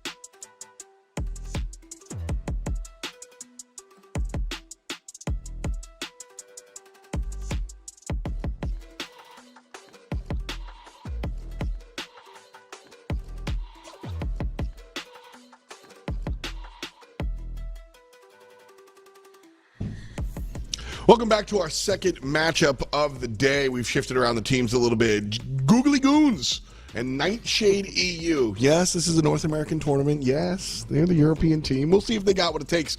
Lance, Tang, what's goody? Lance, how you been? Yo, since yesterday when you saw me last, I've only gotten better. I am super excited to get back here with my pairing from yesterday. Tang, did you get a haircut? What's that half for, buddy? I'm just hiding my hair, bro. Don't worry about it. Like we already have enough boldness on this desk with you. Listen. First of all, I'll make up for all of the baldness. It's all good. I got you, boys. Second of all, what I said backstage before was like, no, it's just the NA tournament, and you're doing your you look like a Florida man. Like you very North American cosplay today. So just making sure. See, told you, California. Right away, I wanted to make some more jokes, but a Sevarog ban here from Nightshade EU. So we're already in the weeds here. Lance, I'm reading this as a personal ban, as a specific target ban. Is it, or are we just afraid of the hammer, bro, for some reason? I think we might just be afraid of the scaling of the hammer, bro. I don't necessarily know Sneaks to be a big Sevarog player. He might be, I guess. A lot of people have kind of been picking it up. It's not like he's incredibly difficult to play as it is anyways. Sure. We got to see a Rena ban. I'm sorry, a Ure ban coming out here next, though. Correct, Tang? I mean, there's a few picks, right? Ure, we've also seen Yin completely destroy everywhere we go. And I'm not sure how much Cold actually plays it. So, yeah, Ure ban is going to be the thing, but that leaves Yin open. I will offer one sort of method to the madness perhaps for NSEU here. Yore is the ban, you've got to ban the Yore. I think there are other selections that are high power that we've seen consistently banned out, whether it's North America or Europe. But at the second pick, you get, 2 picks. And right now, we're in a power-heavy meta, which means that the first pick Quang isn't necessarily the only, oh my god, I gotta get its first pick. So the Sevarog ban is, useful, but not really, we might call it a throwaway ban to be cute, because it's not, you want the good stuff like Shinbi still available. So you toss a Sevarog ban, who really cares? Don't want to play against it. But the Yore ban is for real. Don't want to let them get that. Then you pick the Quang, and we go Shinbi and the Zarus. Is the Zarus pick backing my claim up or destroying it here, Tang? Because Zarus has not been towards the top of our pick list. It's not. I'm not the biggest fan of it, personally. I think it helps with the damage profile. I think the Quang pick was pretty smart of Googly Goons, just because Bond loves Quang and also Sneaks loves Quang, so I think it's just a highly contested pick in this game. But yeah, I mean, the Seth ban as well, not sure, because I feel like Shinbi actually has a pretty decent matchup into the Sevarog. Lance? I feel the exact same way, and I'm glad that you mentioned the whole, maybe this is sort of a throwaway ban. I'm a big component when I am in my ranked games. If I'm downside, no ban is pro ban, right? You just gotta, sometimes you don't want to get rid of anything so that you can get more powerful picks. It's kind of a controversial take in opinion, but it's there. But we see the Zarus comes in with the Wombo combo, that microwave patented Coliseum into Tesla Dome. So a lot of synergy building up so far. Zarus kind of been used more as a facilitator with that Coliseum ult lately than it has been the carrying the game powerful pick. We'll see this Rampage come in to kind of thwart some of the CC lockdown that Googly Goons may be able to pick up here. I also want to highlight this Skylar pick. I believe that may be in preparation for Nightshade picking up a Yin, because Skylar has performed pretty well into the Yin while other heroes really haven't. So I kind of like what both of these teams are putting together in drafting so far, I would say.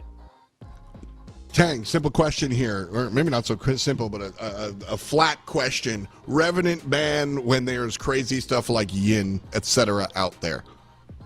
I think it makes sense. The Revenant is strong into the Skylar. I think there's an idea there where it's okay, maybe the Yin has performed really well, but maybe Googly Goons, they have the answer to it anyways, and this Revenant is really gonna make this lane unplayable, right? The Morn also melee supports. You don't really want to have a super strong lane facing off against them, and yeah, Nightshade EU, they don't even want to index into the Yin in the first place, because this Murder is gonna be picked up, I believe, for the first time on the main stage in this autumn tournament. Yeah, Lance, you get to talk about him. We haven't seen him at all this weekend, and Hold day on, we're one, gonna look for the notes day here. 2. Neither last weekend either. Nothing? Like what? Yeah. 0%, dude. I'm a little surprised to see this. I also know that Neft is a big Grim enjoyer. I think Grim would have been a pretty solid pick here. I think they may be a little bit worried about stacking a little bit too much AP, but you already have the Zaris in there. I know you don't like political answers here, but I'm never going to question Neft's idea of what is good That's in fair. the lane. I Neft think is that's the fair. cream de la cream, the cream of the crop as far as ADCs go, as far as I am concerned here. So I'm going to trust what he is going for here, and it must have something into Skylar that he likes a lot. I do want to ask Lance you to follow up there. The Grim was such a focal point for us on the European side of the tournaments in the ADC role, kind of solidified as the #1 pick. This week, empty. What's up? Yeah. I think it may just be that the NA players don't like it as much as they do over in EU. I don't know why it does such a ridiculous amount of damage, but all focus has changed to this Narbash. We haven't been seeing Narbash anywhere, anytime recently. He's actually about to get a pretty decent buff to him on Tuesday because he is quite underpowered as far as the meta is concerned here. Maybe you're trying to run like the more or less point and click CC with that Thunk is to try to knock the Skylar out of the sky here, but I think this is a pretty bold dual lane selection out of Nightshade EU personally. Yeah, Tank, this feels like a flavor pick. Like you've got the interesting ADC, you've got the interesting support. This feels like Johnny's come out to play. Yeah, I mean, they want to make it spicy, I think. I think Lance made a good point, right? Like, Narbash has, like, the most reliable hard CC in the game, pretty much, right? That Thunk pretty easy to hit. It's also, like, this team fighting comp, right? The cage onto this Narbash ultimates together with this gadget as well on top of it. With, like, Neft getting those picks with that long arm of the law from a distance as well. So I don't really hate it, but it's very spicy. We in the EU, we always have the joke that, like, it doesn't matter what the beginning of the tournament is. At the end of the day, it's always going to be the Narbash being picked when the time really comes for those finals, for those semi-finals. And yeah, Nightshade EU, they try it here as well. Whether it works in NA, I can't tell yet. It's wild. Go ahead, Lance. Last licks. Let me put a little bit of spice out here really quick because I just remembered that this is Import on Nightshade EU. Import, a big Narbash jungle enjoyer. No. I don't think we're going to see this here because I don't know who else they would slot into the mid lane. There is the potential that it could be like Shinbi mid lane gadget support and Narbash in the jungle. I very, very much so doubt that. All right, casters are ready. Lance is talking about Narbash jungle. Game 1, Nightshade EU and GG. Hurry up. Let's go. All right, guys, appreciate that. Over on the desk, what's going on, everyone? We are here on day 2 of NA. I'm Pacifist. I am joined here by... I am Bangleback, and together we are... Bangle Pack, ladies and gentlemen. We're not going to do a lot of riffing right now. I know that the game is already ready, so we can go ahead and hop right into that. Let's get excited. I know that this matchup is going to be a good one. We got the Googly Goons versus Nightshade EU, and we know that this Nightshade team, they were recently announced on Twitter. They are going to be a force to be reckoned with. Hopping right into the game, we'll discuss the draft as we get in there. Bangle Mac, we both had the opportunity to kind of take a look at that draft. What are you thinking? What are your initial thoughts as we're hopping in here? Well, initial thoughts, no yin. So that's kind of a big thing. We've been seeing that as a trend. I mean, to start day 2 and to end day 1, we've seen a lot of yin. So that's going to be off the board. I'm liking the Glee on the mid lane howitzer pick. I think that is uber strong. And I also like the Shibby pick for Nightshade in the off lane. Interesting here is it's actually chicken. We got chicken in the middle. We were discussing that a little bit. Wasn't sure it's not Magooly this time around. I guess they're kind of interchangeable. Magooly can go mid, he can go into the dual lane, but we got Cold, the man, the myth, the legend. He's ice cold in the dual lane with Zihi on that Skylar. So interesting matchup to start things off here. But the Nightshade EU, the kind of opting is, as you notice here, each and every lane is more of a scaling lane. At least that's kind of what I'm observing. And then you look at the Googly Goons, a little bit more aggressive. They got the Howie. I imagine they might want to play through mid or that off lane, but dual lane should be able to play pretty safe here. Yeah, this is pretty much a dual lane of Nightshade with that Narbash. Once that Narbash is able to get anywhere between 2 to 3 items online, his banded region is very high.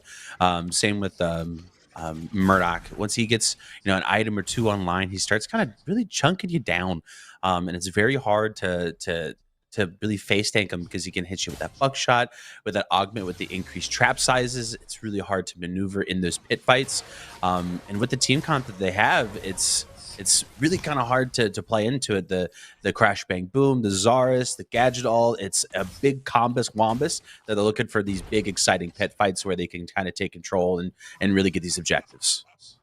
Yeah, and it's interesting to note that Narbash, I don't think I've seen him, I haven't seen him a lot, right, throughout this PCC. I know he hasn't been picked a whole lot, and NA in particular doesn't really tend to pick the Narbash, right? He's been picked a total of, if I'm looking at it correctly here, 1 time, and he has lost. If this is completely updated, which I think it is, he's only been picked 1 time, so we're seeing him the 2nd time in this PCC.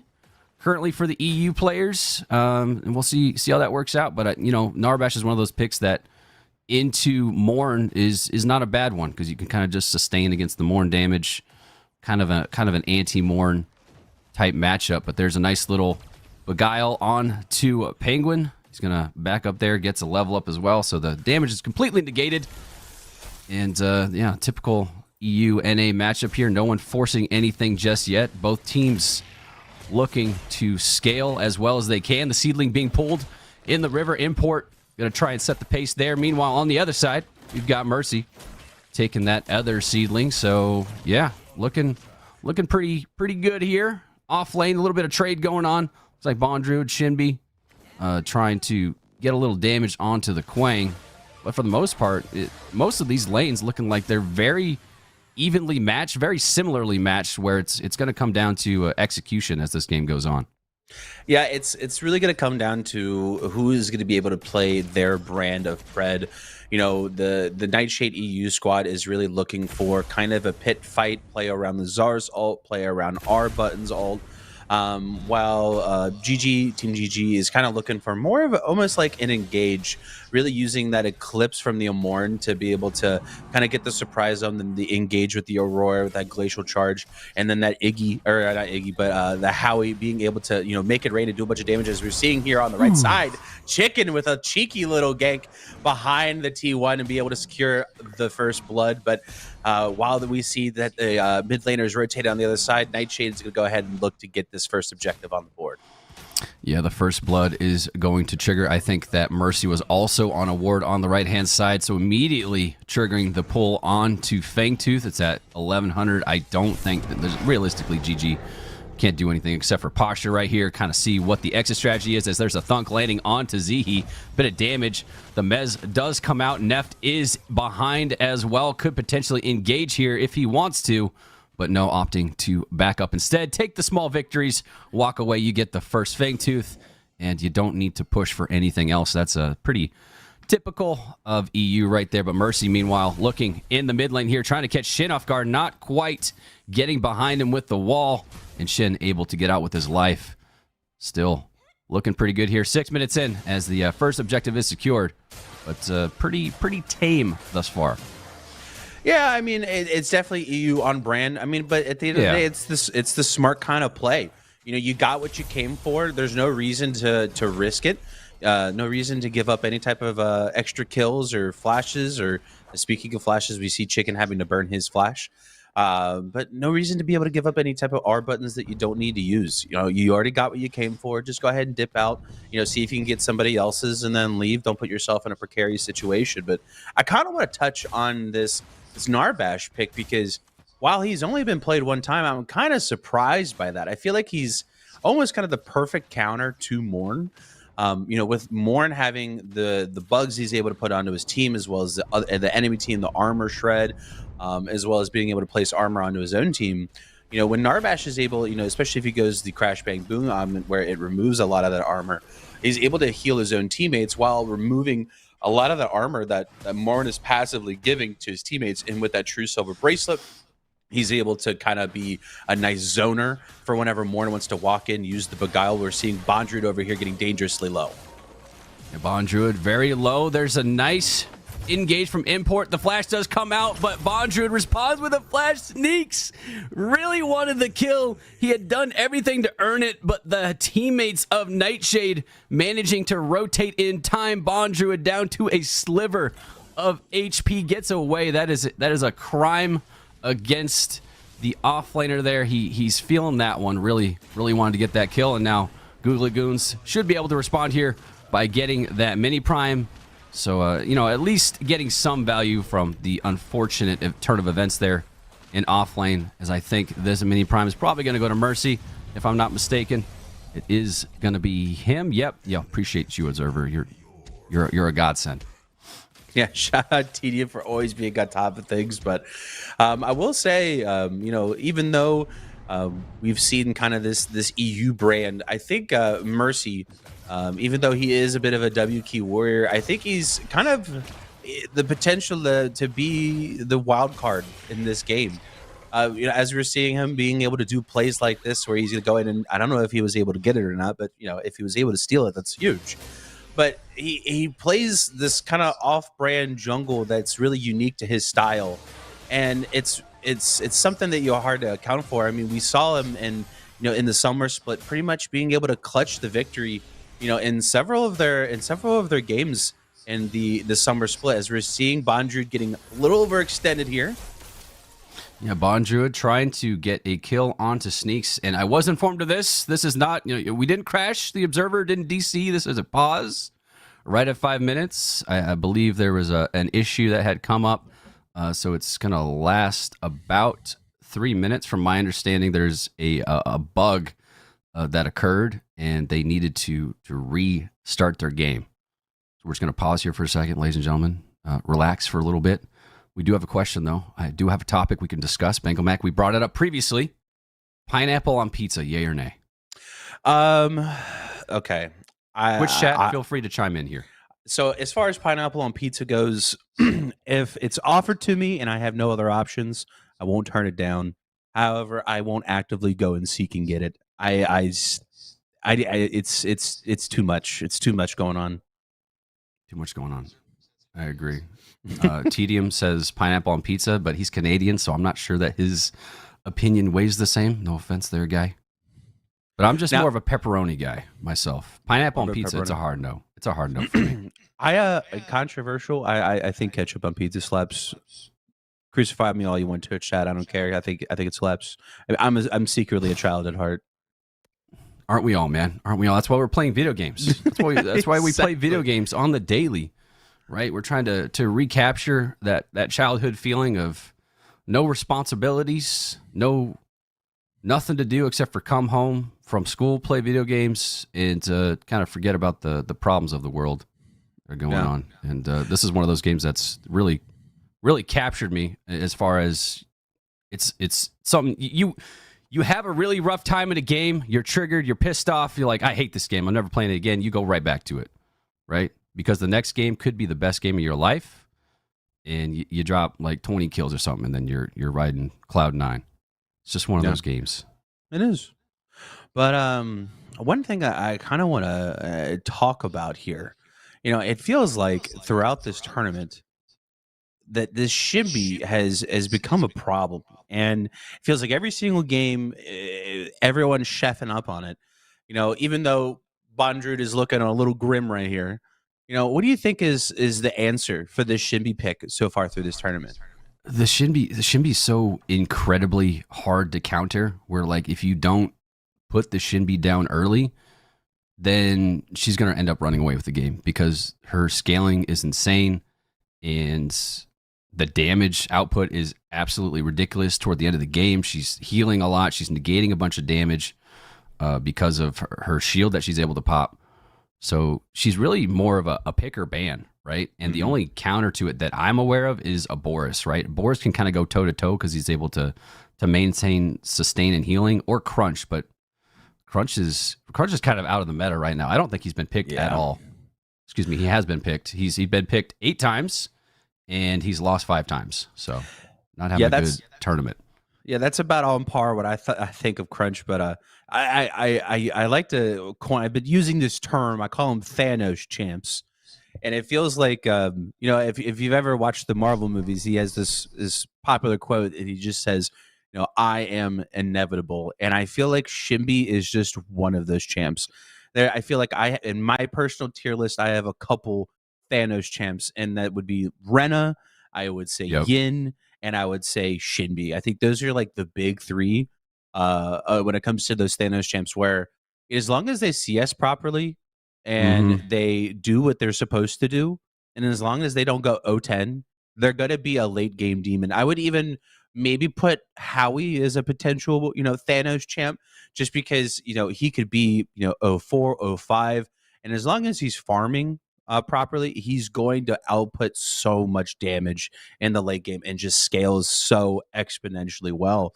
And it's just one of those champs where, like, the only thing you feel like you can do is try to gank it early. But if the Shinbi is absorbing all this pressure, then they're able to essentially exude their force on the other side of the map into the duo lane, invade into the jungle.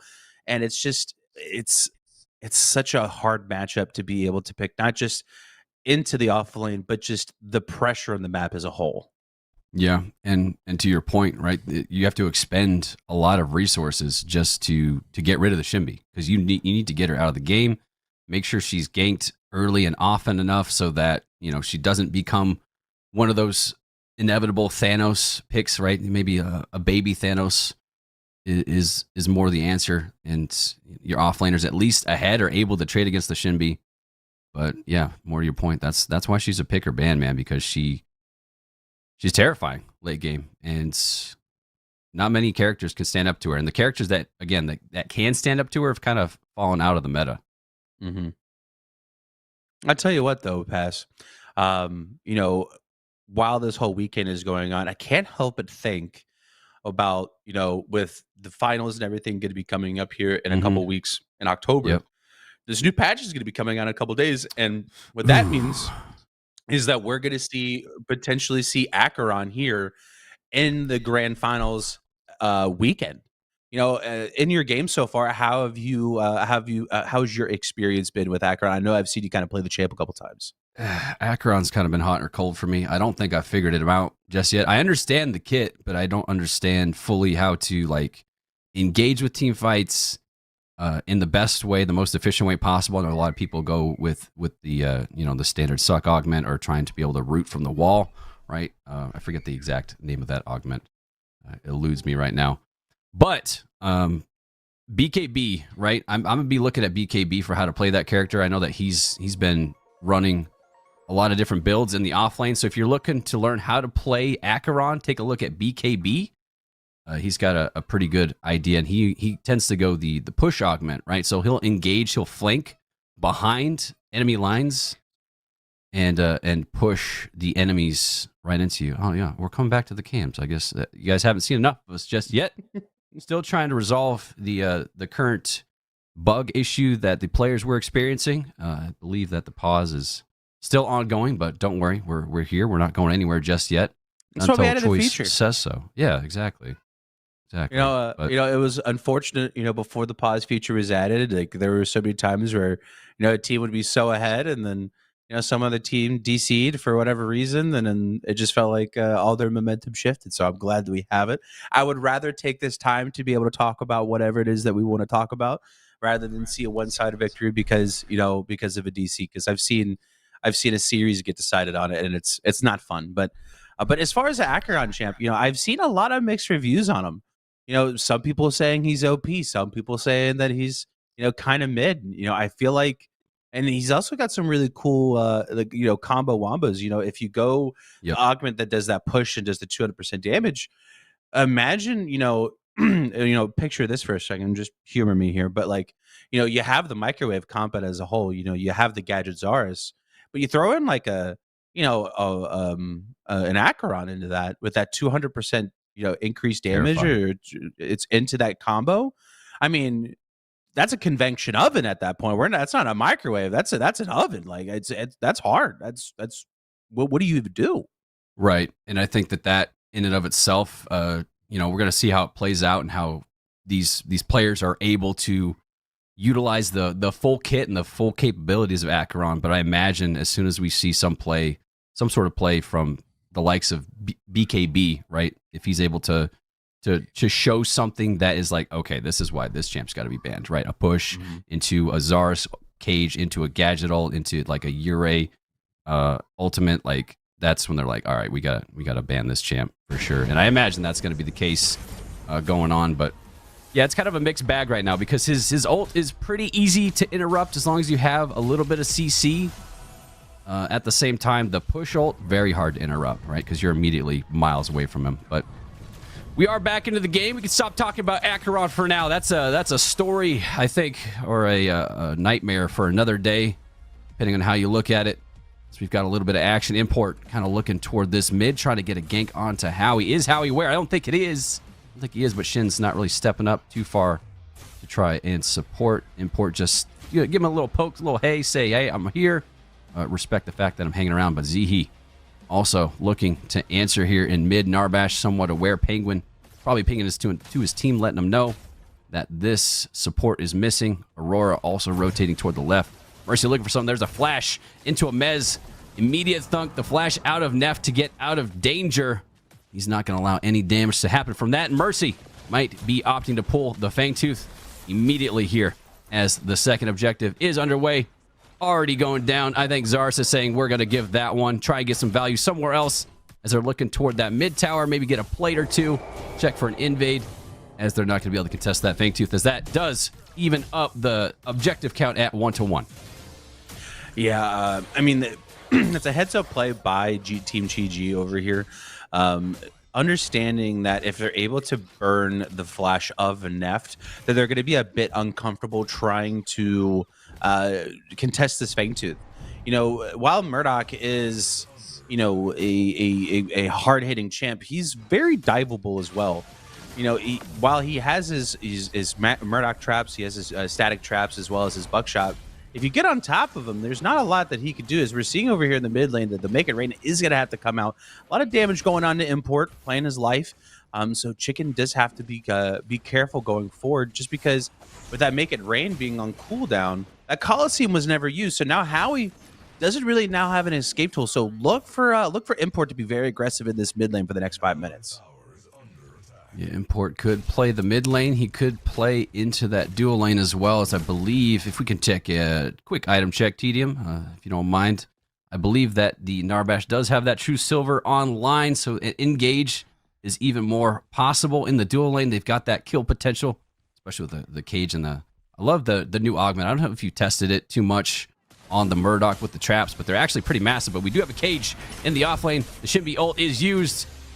Doesn't really need to be used, but nonetheless, Sneaks does go down. That's a bit of an overkill. And Shin, meanwhile, in the river here, in a bit of danger, but nonetheless, that's a kill onto the off lane. Score tied at 2-2, 1-1 on the objective. Pretty even game here for the first game of this lower bracket. I feel like we caster cursed Kwong there, because I was saying that we should see the Coliseum be used in the mid lane. You were saying the dual lane, and Kwong ended up taking the fall for it, and we kind of caster cursed Steaks there. So I do apologize to Steaks if you're watching this. I'm sorry. I put the curse on you.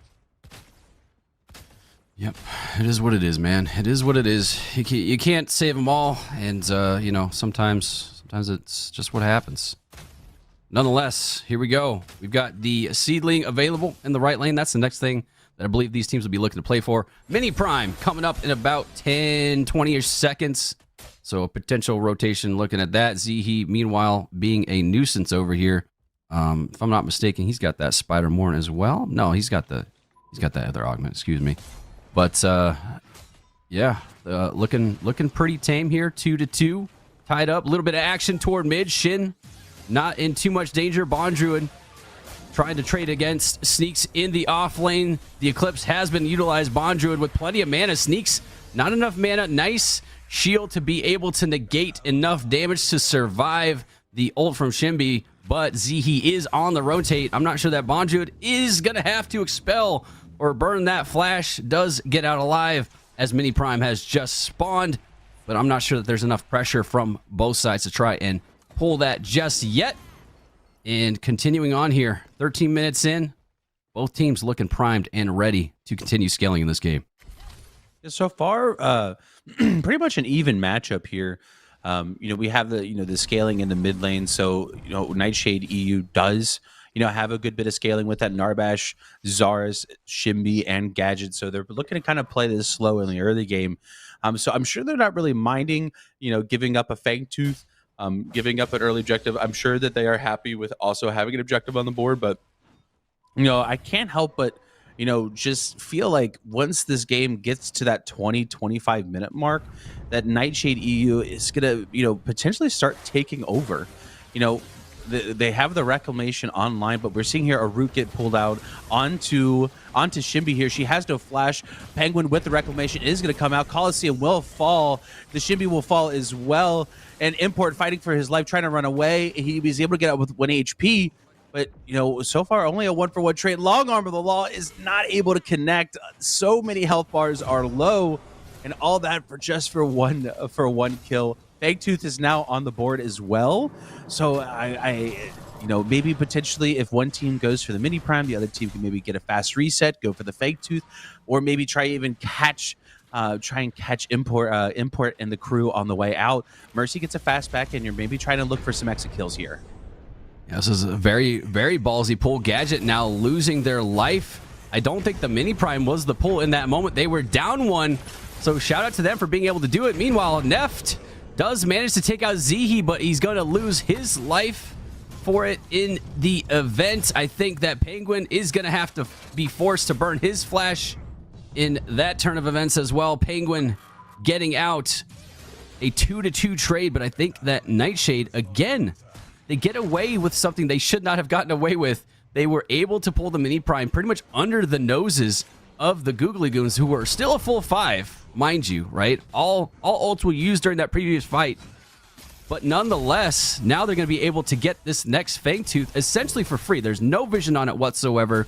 And Nightshade, more to your point, the fact that this game has kind of been a slow burner, I feel like the Googly Goons are kind of playing into the Nightshade playstyle, right? They want to play slow. They want to scale, and they want to be able to take those team fights on their own terms. And Googly Goons might not be forcing the issue enough to throw off Nightshade's momentum. Yeah, I feel like, they have to really put the pressure, pedal to the metal, I guess you could say, onto this game. They have a timer. Once this game, like I said, I think once you hit this 20-25 minute mark, this game is going to start to get out of hand for Nightshade. The Narbash healing is going to be something that's going to be really strong. They don't have a whole lot of AoE. I'm sure Mercy's probably building, a Tainted Scepter to help deal with it, but that Tainted doesn't stack. So, and then on the side of Nightshade, they have that Reclamation to be able to counter that big AoE ult from the Aurora. So once that ult is expelled, and Reclamation is used, it's kind of for nothing. So they just, I feel like Nightshade has a really good draft here, but Neft dangerously low here in the left lane. Yeah, Neft should probably opt to back up as Zihi now caught in a bit of trouble. The Coliseum does get utilized and literally nothing can be done there. Meanwhile, we do have Neft getting caught out, so at least a 1-for-1 trade. The counter gank from Mercy. He's in there, he's out, able to get the kill and get on out of there. Meanwhile, Sneaks does use the Fury of the Heavens on to Bond Druid. Bond Druid in danger. The ult from Shimby coming out at the same time. Sneaks still smelling blood in the water, looking for that tether. Should be able to find it. There's Bond Druid going down to Sneaks. Now Sneaks looking in a good position over here in the dual lane. A little bit of danger, but Penguin and Import able to back up. So more or less, Google Lagoons showing some decent life here. They might be behind on the overall objectives, but they have that ability to fight as time goes on. And I think they'll be able to match the same amount of team fighting pressure that Nightshade EU is hoping to gain as the Shaper's now been pulled. Yeah, with Shibby being off the map, they have a bit of prio for this Shaper here. The only thing is they just have to be careful playing on this ledge with that Gadget sitting there lurking, waiting for that Tesla to go down. Narbash is a bit poked out. looks like Googly Goons is going to have to back off of here a bit. They are quite poked out, but they have to really make sure that no one is sitting on top of that ledge. You know, if I'm sitting on Googly Goons, I need to have Morn sitting on the ledge ready to be able to pull as we see the Eclipse come out. Yeah, nice Eclipse from there as it's going to force Import to back up. The Shaper was leashed. They would like to finish that. Zihi also in a bit of trouble over here with Cold as Bonjuid is looking for his next target, trying to zone out the ADC. Neft, long arm of the law. Does it connect? I don't think it does, but Penguin does go down to Sneaks. Import, Coliseum utilized the microwave going out at the same time, and Cold does take out Import. Bonjuid in a bit of trouble. Shin is also down here. Not a lot of mana, so no follow-up from him. Chicken with a sliver of HP, and I believe that Nightshade is able to secure the objective, but they lose the overall trade in kills. Not sure who has the full momentum here going forward, but gonna have to give it to the Googly Goons. Yeah, I mean, they were able to do a lot there. You know, Cold sitting at a 4-0 is a lot of kills right now, a lot of gold in his pocket. He's got about a 1,000 to 2,000 gold lead, depending on you know, he has a wave kind of sitting under his tower, so probably a bit more gold. Going to take a reset and get some more gold in his pocket, but that big or prime objective is on the map, and now we've kind of reached this point in the game where, you know, the Nightshade EU is drafted kind of a pit fight compy team with the Zarus ult, with the Gadget ult, the Crash Bang Boom, as well as the Shibby being able to kind of dive into the back line, whether they're engaging into the pit or whether they're turning. You know, as we saw a lot, you know, in the LAN event, you know, Import is famous for wanting to start an objective and then immediately turn on the objective and not finish it and turn on the team that's trying to fight them. So Googly Goods has to be on their A game during this point of the game, just because this is where Nightshade wants to be. Yep, Nightshade, more or less, right? They're behind on the kills, but it does feel like they're in the driver's seat as they're setting the pace for the game, as we now have Penguin kind of roaming around with Import, looking for any sort of thunk / follow-up, some chip damage to come on through. Shin maintaining that prio in the mid lane. You've got the massive Shinbi in the off lane as that right lane is now set. I imagine the next target is going to be the Fangtooth. They'd love to be able to get that into the Orb Prime, but I guess it kind of just depends on the positioning, as we have Sneaks over here showing in the dual lane. It's going to give Nightshade a bit of an opportunity to shove up into the blue side of the opposing team. Bonjuid with that wave pushed up all the way to the T2, might be able to get this tower on the way out, but no, he's going to play it safe. Mercy is behind, trying to cut off Bonjuid. Doesn't manage to land the trap. Bonjuid doing a bit of dancing here, but Zihi also on the rotate. I'm not sure that Bonjuid's going to be able to make it out alive. A lot of utility being expended. Bonjuid does eventually go down, but that is a lot of resources. The Primal Fangtooth is going to be completely free, more or less. Bonjuid did do his job to pull the team over to that right side. There is at the very least going to be an objective trade. Neft trying to hit the snipe. Long arm of the law does land onto Orb Prime, not able to steal it, but at least, at the very least, there's an objective trade for both sides. This game is going to continue to go on, but you know, that third Fangtooth is kind of the one that you wanted there. Yeah, I mean, for those of you watching at home, some of you may be wondering, I mean, like, what's Bonjuid doing there? Like, I felt like, you know, it was kind of, you know, hinting a bit, but what he did was a very smart play. You know, they understand they are pretty much on the third Fangtooth. Once they're able to get it, they're able to get that big power increase and into the scaling comp. That's exactly what you want. So they say, hey, Bonjuid, play your life, play as long as you can, live as long as you can. If you can take anyone out, perfect, but I don't need that. I just need you to live as long as humanly can. Distract, and we will get this Fangtooth. If they're able to get this Fangtooth, they're totally okay with letting them have this those Orb Prime, just because they also have really good wave clear. They have the Shibby line tempos. They have the Gadget wave clear. They also have the Murdoch buckshots. So they have good wave clear, and I think they're going to be able to defend against this Orb Prime pretty well. They still have that T1 tower in the mid lane, which, in my personal opinion, is the most important tower in the game right now, besides your inhibs. So I'm totally cool with this handshake, and I think Nightshade EU is sitting exactly where they want to be. Yeah, I mean, might have looked like the Googly Goons was like, yeah, we get Orb Prime. It's exactly what we want. But Nightshade, more or less, they got exactly what they wanted in that situation. All right, so Third Fang is on the board. Might be looking to take another fight as we do have Sneaks kind of caught out here. I'm not sure he's respecting the fact that Neft does have a lot of items. He does have the Primordial. It's going to be hard to catch him, especially with the big trap augment. But we do have Zihi completely caught out up Schitt's Creek without a paddle. He's going to go down in that predicament, as well as we have Import looking to continue the aggression on this off lane, doing a little bit of poke damage onto Mercy, but not overcommitting anything just yet. Shinbi on the rotate toward mid, and Nightshade primed and ready to take on this Shaper. They are slowly but surely tightening the noose and choking out the side of Googly Goons. Again, the kill scoreline is in favor of Googly Goons, but still seems like Nightshade is in control of the pace of this game. Yeah, I mean, Googly Goons, once again, as we said, it really felt like they had to put the pedal to the metal in this early game, but we're seeing Bondrewd here very dangerously low.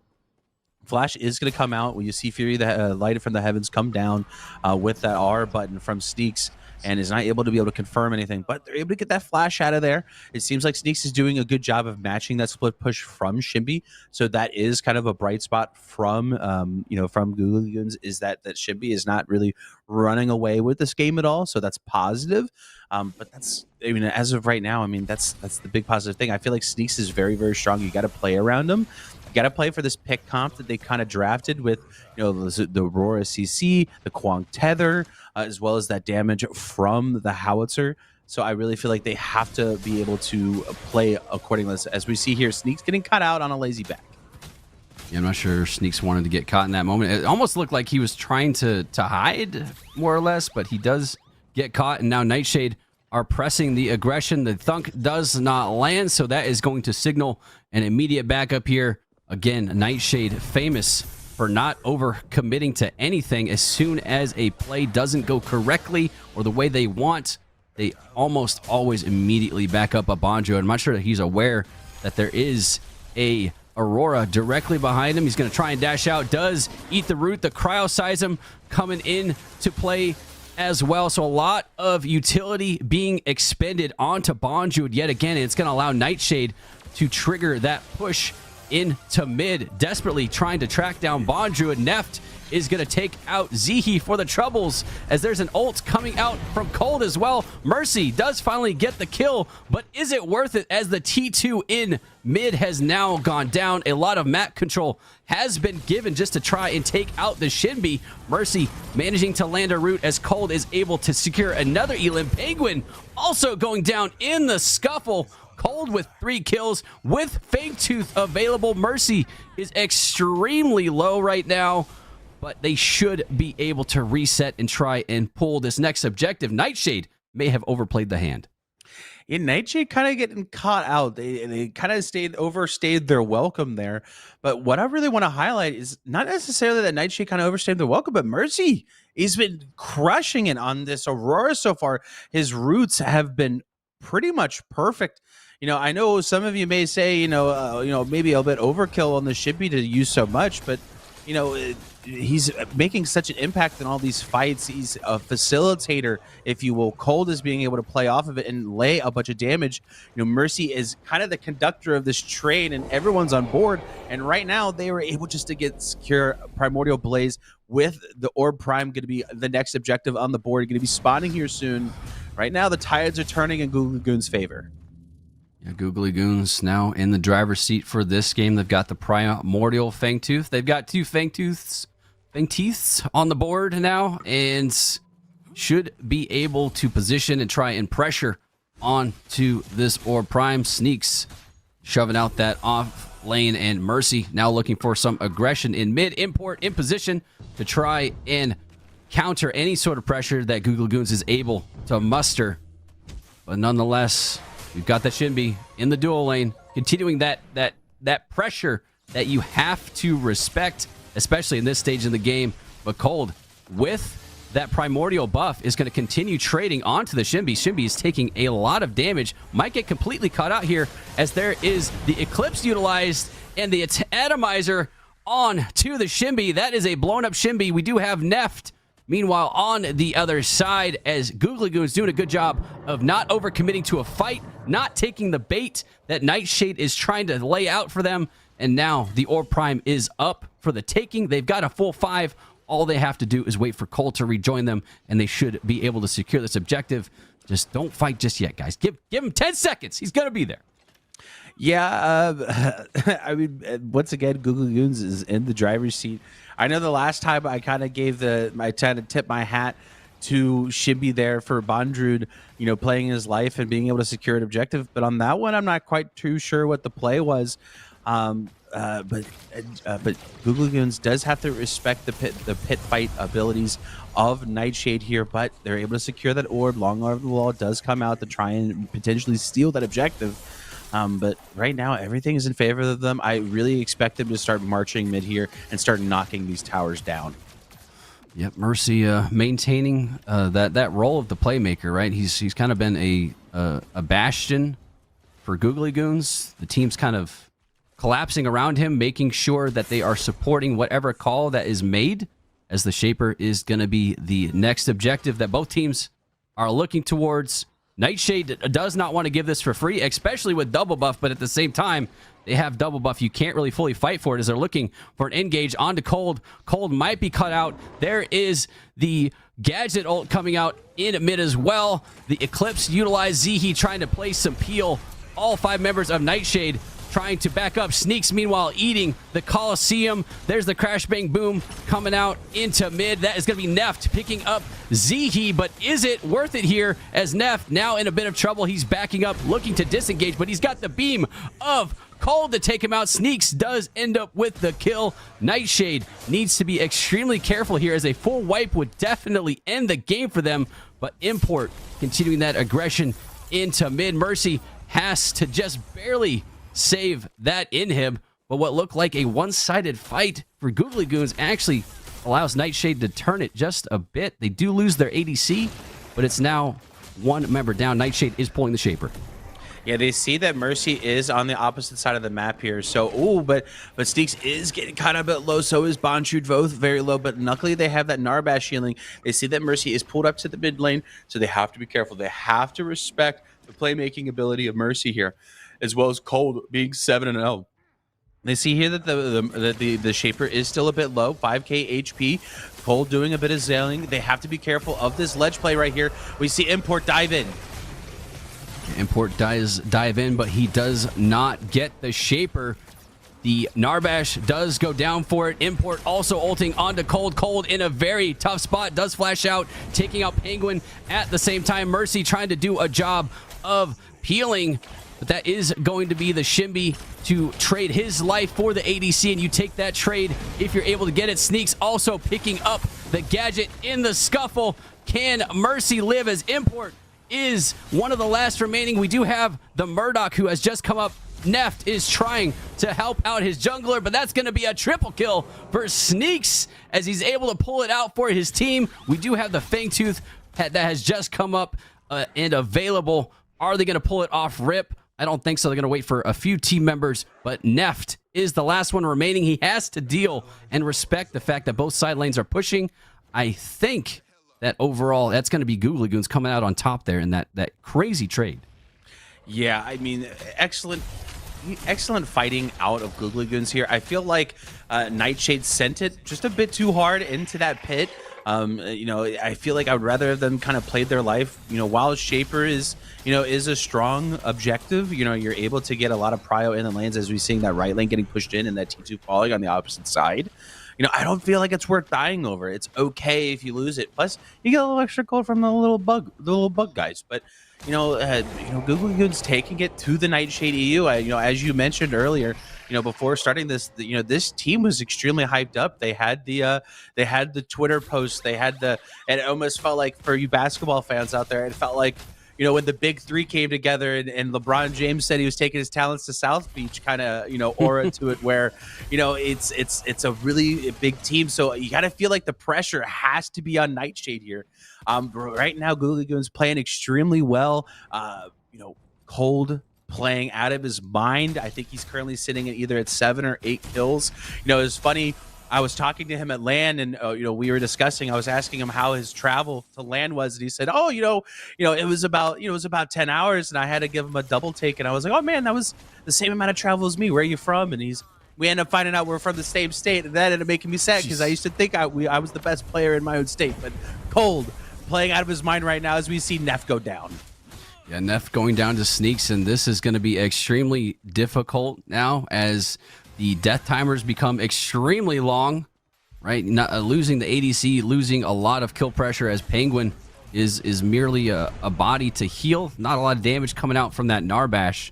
Really need the damage from the ADC to make any sort of pressure, any sort of pushes more effective, and making this hold a little bit more difficult for Nightshade. They do have the Primordial Fangtooth, but not going to be able to siege too much more with it, as the next objective, that Orb Prime, is going to be the one that that Googly Goons is going to want to siege with, more or less. Nightshade doing a good job of wasting a lot of time from Googly Goons, making sure that the buff is wasted, but Import kind of face-checking here into 3 members of Googly Goons. He's able to eat the damage, get out alive.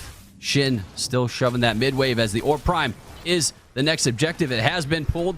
There is no ADC available, so I'm not sure that Nightshade is going to be able to contest this. And I think they are going to signal the immediate give right there. But at the very least, the buffs are staggered, and I think that is what is on the minds of Nightshade here. Is they should be able to defend this going forward. Yeah, I mean, the only thing is that it just feels like the Googly Goons they have such a lead. You know, if my lovely observer could hit the tab screen, I would love to know what the gold advantage is for each team. You know, right now it looks like they're sitting on about a 9k gold lead. We see Mercy is at full build plus tonic. So is Sneaks with that Oblivion Crown. So he's laying a massive amount of damage down. Howie, I'm sure, is going to be on the brink of finishing that Oblivion Crown as well. So everyone's starting to reach full builds on Team Googly Goons. And so, you know, scaling doesn't matter if you're just this behind. You know, they have a lot of impactful items coming on as we see Import potentially getting caught out just a bit. Howie laying down some damage, but they're going to look here to siege these inhibs. Yeah, it's gonna get dangerous as the Eclipse does come out from Morn, but not really much follow up from that. Just pushing Nightshade on back, not allowing them to step up or continue to engage, as Cole does take a lot of damage from Neft, just getting chunked out here. And, you know, more to your point, the game has gone on. Both teams have scaled the way they wanted to. It's just a matter of how this next engage is going to play out. The pressure of the side lanes, as we do have those seedlings that are going to be pushing up with the Orb Prime buff. So looking to at least get an inhib here, I'm sure, is the side of Googly Goons. But the waves are not quite in their favor. They're kind of collapsing at different times. So it's a bit of an awkward engage as the Coliseum does come out from Import on, and the Atomizer is utilized. Mercy does get away. The Crash Bang Boom has come out. Sneaks in a bit of trouble. He goes down to Neft as Zihi now in trouble. Neft looking to chase down the kill. Bondruid does take out Cold. And currently losing the trade, there is 5 members still up from Nightshade as they pull off an incredible hold there. And Uno reverse, only 2 members of the Googly Goons are remaining as Import is looking for one more. Can he take out Chicken? Chicken with a sliver of HP. Mercy knows that Import has to die as Chicken does go down to Neft. But Import still managing to live. Mercy is the only one remaining. 30 seconds until anyone else is up. I'm not sure that he can hold this. Yeah, I don't think he'll be able to hold it either. I tell you what, Pacifist, while they were sitting in him, I kept thinking to myself, man, they just burned, you know, a lot of flashes. Not many people have flashes for the side of Nightshade, as well as they have that Coliseum available. The Combus Wombus is available, and the core is going to go down, and that is the victory for Nightshade. So, I mean, vintage Import noticing, smelling blood in the water, and understanding that there is a play available. I mean, like I said, I mean, I could sniff that it was going to happen. there was no flashes available or barely any flashes available in that mid lane. They had to respect the dive potential of Import, and they simply didn't. They had to reset and just respect it and not greed for the inhib. Unfortunately, they greeded for it. In Mercy uses Glacial Charge. Cold didn't have a flash. They were just very, very susceptible to the combo, and that's what ended up happening. And they ran it. They kind of bit off too much they could chew. Yeah, that was a clinical decision from Import. That was like, this is the moment. This is where we go. The side lanes were going to be pushing in from the seedlings. They had the Orb Prime buff for at least 90 more seconds. So shout out to Import, man. He clearly made the play right there, made the right call, and able to carry the team to victory with it. But that's enough for us for now. That's game number 1. I believe, if I'm not mistaken, we are going to send it off to the desk for a little bit of analysis, and then we'll take a break and come back into game number 2. Don't go anywhere. Nightshade EU on top. Took a little while, some difficulties there, but ultimately it was the Goons that had the most difficulties straight up and down. Lance, watching this one, what are the big takeaways that you've got after this game 1? Scaling is king. Eventually, the team that has the better scaling, if you can't finish in time, they are going to catch you. You got NA's favorite gadget player, you got EU's favorite gadget player here on the desk with you. We love seeing Shin be able to pull it out at the end. Yeah, I mean, like, it's definitely, when it comes down to scaling compositions, Tang, when you're on the other side of it, you just have to elect to end early. Did GG just not have the tools, or did they not have the execution? I mean, it's like the problem not getting like the third Fang 2 for themselves, right? Like giving over like those important objectives in the early game, that just was really bad for them. Even though they had the advantage, they were just not able to end it. And then at some point, like, you see the Navish scaled up, you see the gadget scaled up, and yeah, suddenly your hopes in the game, they just dwindle. Well, game number 2, hopefully it's a little bit shorter. GG needs to end it before it scales out of control. That's not a comment on any other. Literally just got to end it a little bit quicker. And objective-minded focus. I think that is going to be one of the biggest things looking forward into game number 2 that GG needs to clean up, because Nightshade EU have crossed the pond and they are ready to play. I don't think they want a game 3. I do, but do we get it? We'll see after the break.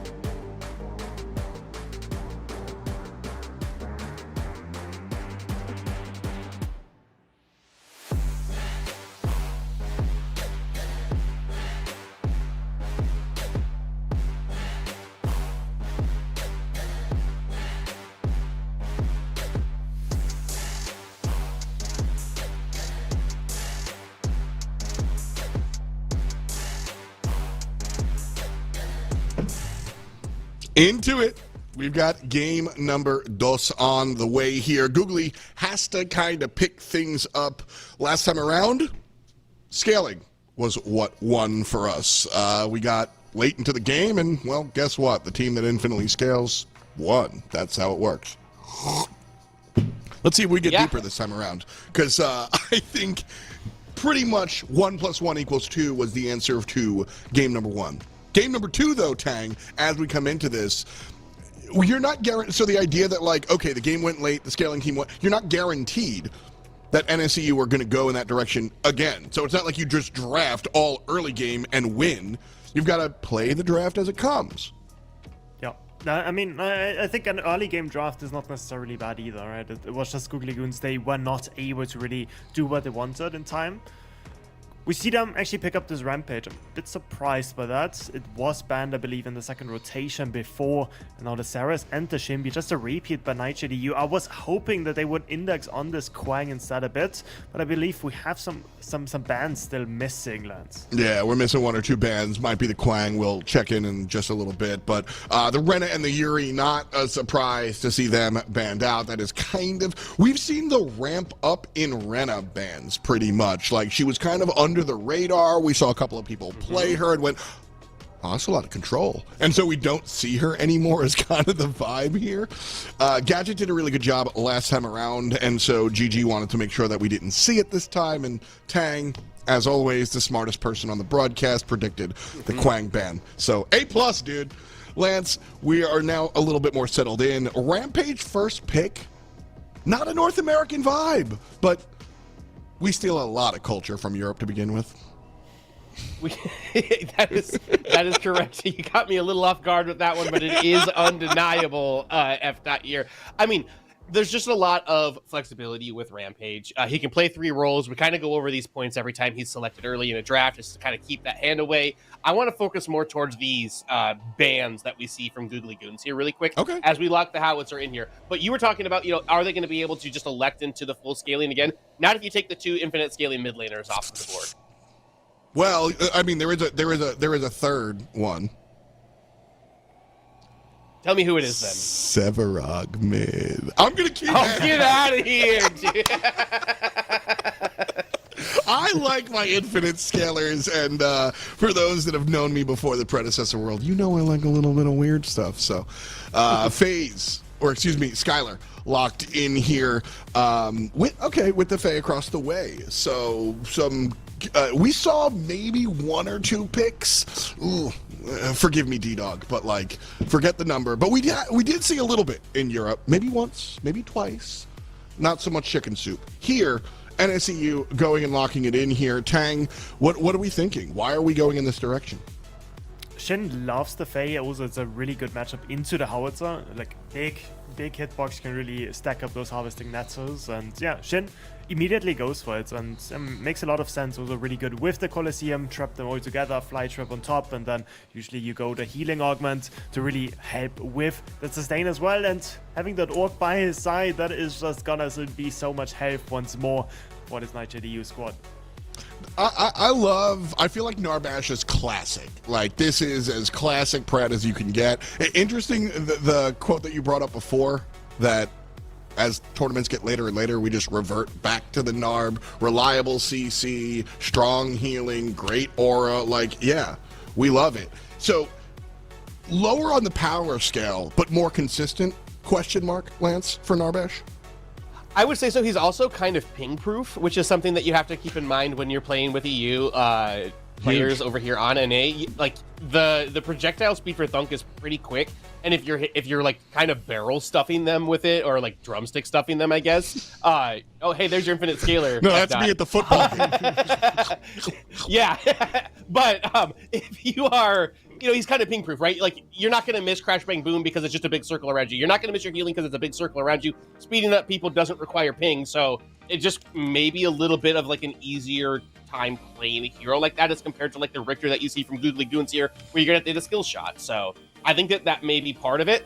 Rinse and repeat from Nightshade. You got to call this out. Yeah, they lost their gadget because it was banned out. Every other piece of this team, the exact same from what we saw in game 1. Yeah, we just gonna do it again. If it ain't broke, don't fix it.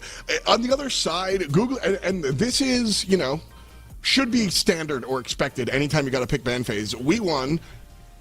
I'm gonna do it again. It's the other team that really has to make the adaptation here, Tang. So, Googly Goons, they've got their 5 players in here. Richter and Big Hammer Brosev locked in last.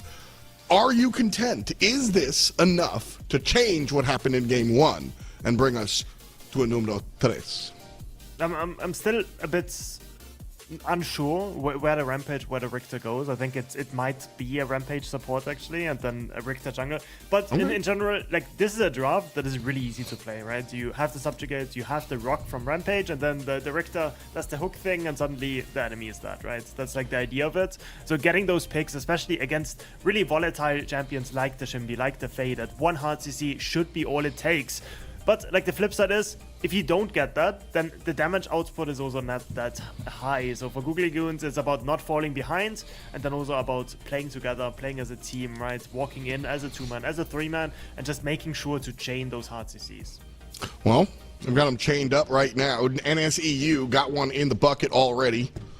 Can they win it out here is the question. They've got the Narbash, we've got the casters. Funk.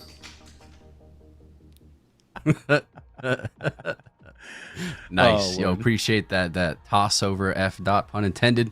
But ladies and gentlemen, I've just been informed that there has been a war crime, and Bengal Mac has told me that he likes ketchup on pizza, and I don't know if I can continue from this point forward. What are your thoughts there, Bengal Mac? Look, I will stand 10 toes down that ketchup on pizza is allowed. Specifically, Whataburger spicy ketchup. All my West Coasters rise up. Whataburger spicy ketchup is king. But with that being said, let's talk about some of the picks here. I want to talk about this mid lane Faye here just a bit. You know, we're seeing it on Shin. Shin did bring this out for a game 5, or I think multiple games in the land final, and he's very comfortable on this pick. He likes to kind of go the Orb of Growth, Cresselia, into either, like, I was kind of looking, he likes to go the, he'll go Megacosm or Tainted, depending on what the team needs. But it seems like it kind of starts off with those 2 items. You know, what do you kind of think of that build path on Faye? That build path on Faye, it's one that I've tried personally, and, you know, I'm not really a Faye enjoyer myself. I'm not a Thunderburger where I can play it every single day. Meanwhile, hold that thought. Shin's going to eat a rock. That's an early flash coming out for him. And if you're on the side of Googly Goons, you're feeling good about that, right? You do not want Shin to be able to play the game. If he is, in fact, going Orb of Growth first, you want him behind. You don't want him to be able to finish that before you are able to snowball. But Mercy immediately walking from one gank to another. Doesn't matter. He's there, but Sneaks is going to eat another wolf, giving the first blood on to Bond Druid, and that is, honestly, if you're a Sevarog, that's worst case scenario. He's got a double wave crashing into his tower. There's a lot of XP lost, and that lane is going to be difficult going forward. But, you know, what can you do in this situation? Yeah, that is a really, really bad death for the Sevarog. I don't know if we went over the augments earlier. I was too blindsided briefly by the hate criming of me liking the ketchup on pizza. But you see here, a little cheeky play from Maguli there, seeing in the mid lane, no longer chicken, piloting that howitzer. So I'm curious to see how they're able to, you know, essentially be the difference maker in this game. You know, I felt like chicken was a bit invisible that game. I feel like an unsung here, but Sneaks getting dangerously low, and he will die again. Bondrude already 2-0. I mean, I guess he heard what I said in the last game about him inting a tad, and he said, "Okay, I see you. I'm gonna go up 2-0 in the first 4 minutes of the game." But this, I mean, if I'm the Sevarog, I'm thinking, well, I can't walk up to lane anymore. This is GG. Yeah, and the lane is now pushing into him. Sevarog, the game is, you know, if this is a normal ranked game, it's kind of over unless you get a lot of help. You know, it is a Sevarog, so he should be able to scale just fine. But I don't think Bonjuid is going to allow him to scale easily. We do have a rock over here in the dual lane. Zihi looking for a hook. Might have already thrown it before we're able to flash on over there. Import, meanwhile, securing that seedling on the right-hand side. Shin with a ward on the left-hand seedling. Not going to allow that one to go for free. Yeah, Bondruid looking very strong in this offlane. Sneaks is going to have an uphill battle to try and play forward in this game. But more to your point, I think we got to touch on the builds. If you don't mind double-checking the augment on that Fae when you get a chance, as long as there's nothing going on too crazy. I'm pretty sure it's the healing one. If it is, then Nightshade is the ultimate scaling team. We do have a rock on to import. Maguli throwing out some mines, trying to not give this seedling for free. But I think it is going to be import to try and take that. Zihi still lurking, still ready. Penguin, not a lot of mana to his name. No thunks available. Mercy is here. Might be looking for a rock onto import, but more or less, that is going to be import able to secure it. The Skylar now dropped right out of the sky. Cold in trouble, going to flash toward his team as he does survive, but Bondruid on the rotate is going to take out Zihi. That is a 3-0 Shinbi right off the rip. 5 minutes in, import forced to flash at the same time. The Make It Rain utilized. Neft is gonna try and secure the kill, but Bondruid with another one. That is Maguli going down. That is a 4-0 Shinbi, Mac. Mac? Oh, man. Sorry, my bad. My mic was muted. Yeah, this Shinbi is a problem. I mean, you have to feel bad for Maguli. Import makes it out with 1 HP in a dream, and the dream did come true. I mean, everything is pointed in the way of Nightshade, and I'm not quite sure of what the answer is. I'm pretty sure I saw an Orb of Growth already on Shinbi. In fact, there is a 6-minute Orb of Growth. This Shinbi is massive. You know, I would like to see the Shinbi maybe not opt for a scaling item and continue to kind of just, dominate this wave, but I don't really think it matters. They're so ahead. It doesn't. Sevarog doesn't even have a T2 item yet. And this Shinbi can now kind of do whatever they want, and I don't think they're going to have an answer. Game one, they had the Kwang pick, they had a Silent champ that could match, but the Sevarog is just so far out of this game that this Shinbi is going to be becoming an overwhelming presence. Yeah, Shinbi is a massive, massive problem, but we'll see how that is dealt with as Shin eating a rock in mid. Import there to follow up, try and thwart some of this aggression. Narbash doing what he can to zone out the Richter in that dual lane as there is a snipe. Long arm of the law. Sneaks is just not having a good time in that off lane. Shinbi with no pressure is going to be able to free farm as time goes on. That means Mercy's jungle is going to be in trouble on that side. So this is just an ever mounting problem. 5 elims on the board. Nightshade EU in very much control of this second game as they're kind of matching the aggression, kind of stepping things up here. Mercy now getting invaded. Maguli not allowing this to happen for free. The Coliseum utilized the Make It Rain does come out. Import able to get out of harm's way. Neft in the back, but it is going to be Maguli to secure the kill on to Import. The Fangtooth is available. Are they going to pull it off rip? I think they can, as Shin does not have a lot of mana. And with that, Neft going down, there is an answer and some life back from the Googly Goons. Yeah, I mean that's what you want to see if you're Sneaks. I mean you're struggling in the off lane, but you see that your team is winning the 4v4. They exported exported import back to the base and able to secure a Fangtooth for their troubles. So that's definitely what you want to see. But I just, man, it's an uphill battle, and they have to continue to respond to these fights extremely well. They have to understand that this Fae is going to be opting in for a bit of scaling in the early game. So their 4v4 is still relatively strong, and if not stronger right now. But their biggest problem is looming in that offlane, and they have to figure out a way to answer this before it starts impacting those other lanes, before she's able to get all these tower plates, start invading in Mercy, choke holding Mercy out of his blue side. They have to be able to do something about this before it starts invading. It starts becoming a problem in the mid lane, in the dual lane, and then becoming a problem in the team fight. So, while that's successful for that, they have to figure out an answer for this. Yeah, Shinbi is going to be unstoppable. We saw that the crest is already online, going to be getting those obelisk stacks in the off lane. So just giga scaling out here on Bond Druid, and Sneaks, the very, very little opportunity for him to answer. Not even a gank from the Zarus can do too much, as the kill potential, or excuse me, the kill potential from the Rampage gank isn't too much, but there is a hook onto Shin. Forced flash out as well, but he goes right into a boop, into mines. That is Shin taken out, and Maguli showing a lot of life here in the mid.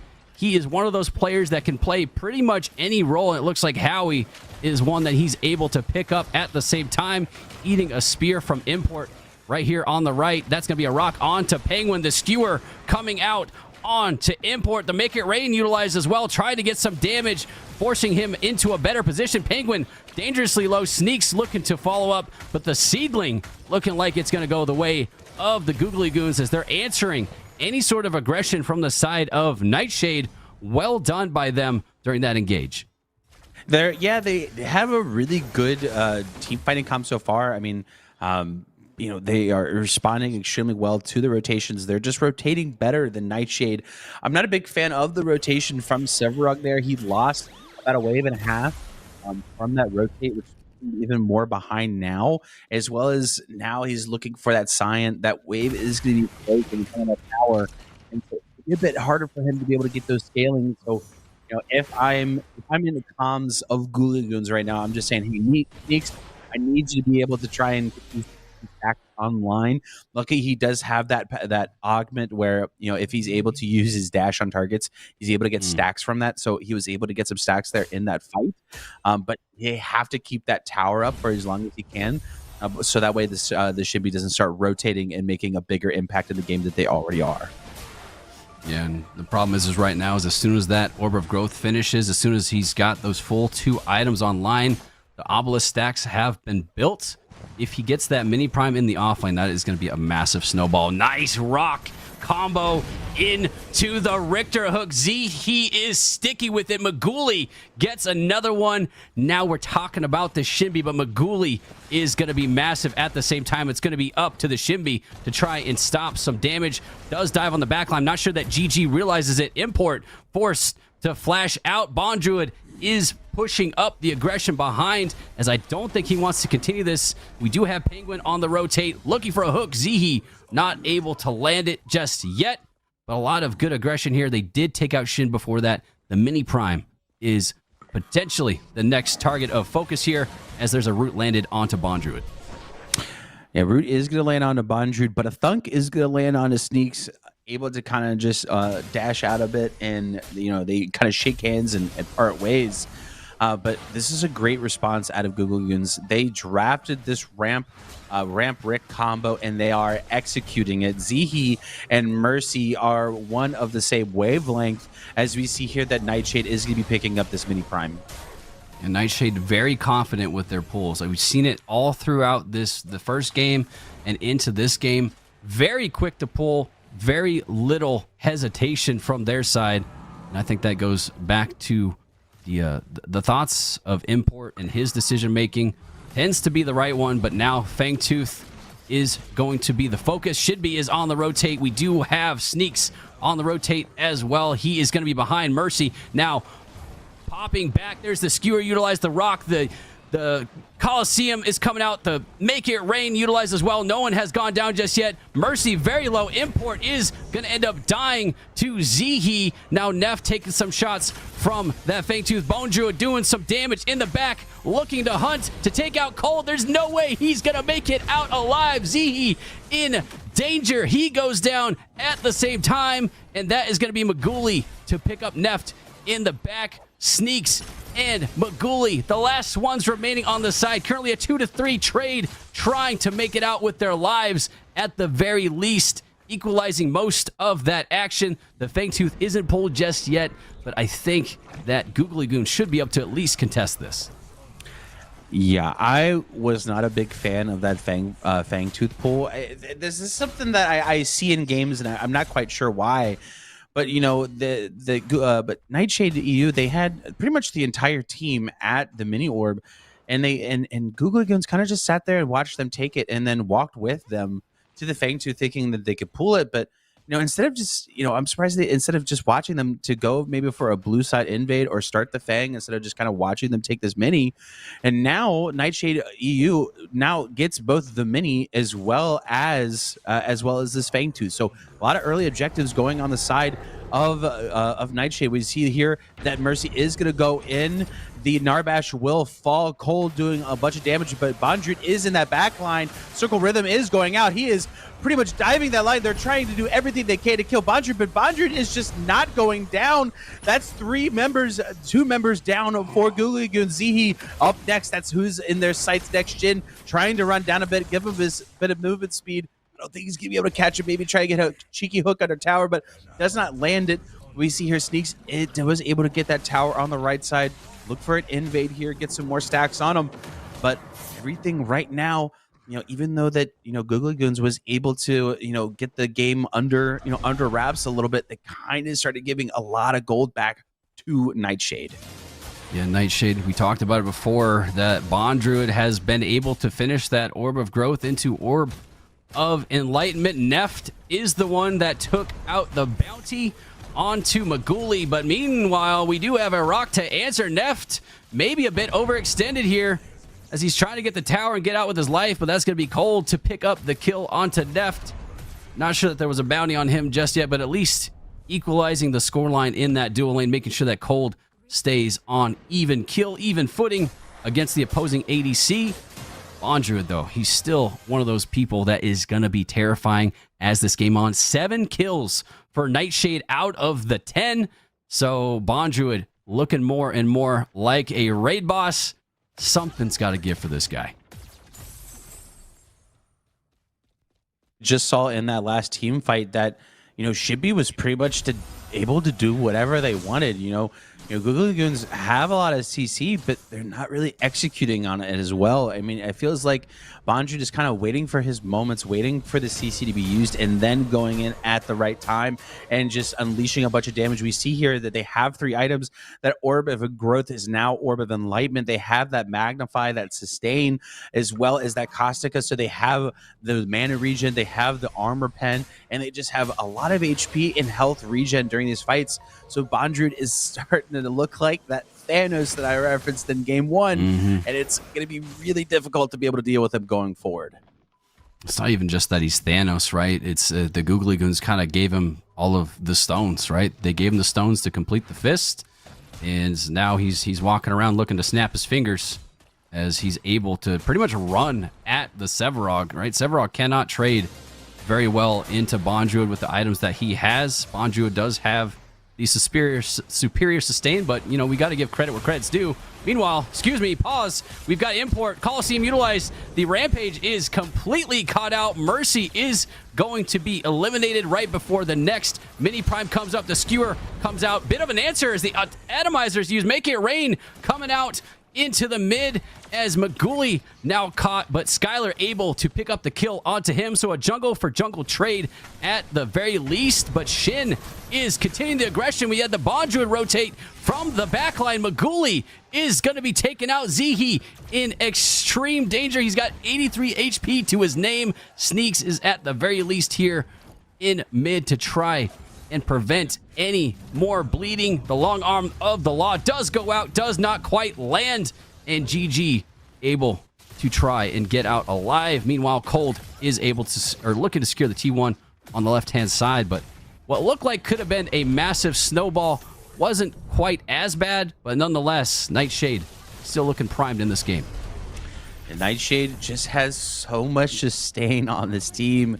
You have to think to yourself, man, how do we kill them? I mean, they were executing the pick comp earlier, but it just seems like they're not really landing a lot of the CC that they were hitting to get back into this game.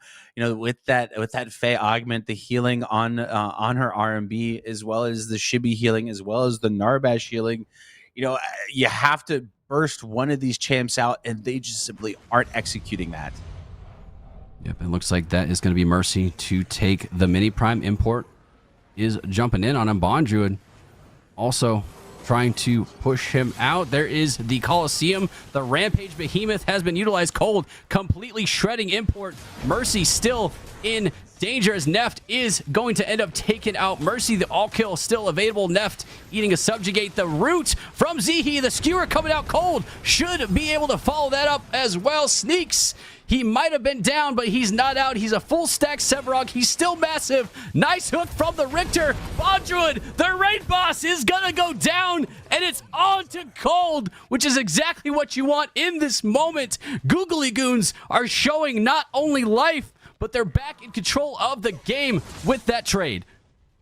Yeah, I mean, as I said that they weren't executing on the CC, we just saw them execute the CC. You know, Sevarog hitting the root, Sneaks coming in, and then we see the flash hook from the Richter, Shimby going down. That's a lot of gold going into the pocket of Cold there. So this is the tides are turning once again. I love this series so far, Pacifist. It feels like once one team is on the driver's seat, it feels like the other team snatches it right back from them. So it feels like whoever is the last team to make the play wins this game. Like, I know that's such a typical thing to say about this game, but it's just so back and forth that, you know, typically in a game, we've seen in this meta that it's so snowballing, and once one team gets the lead, you know, it just kind of, you know, quickly becomes out of control. But this game, it's so back and forth, you don't quite know who's going to win it. Yeah, both teams kind of turning up the speed here, setting it to Mach 10.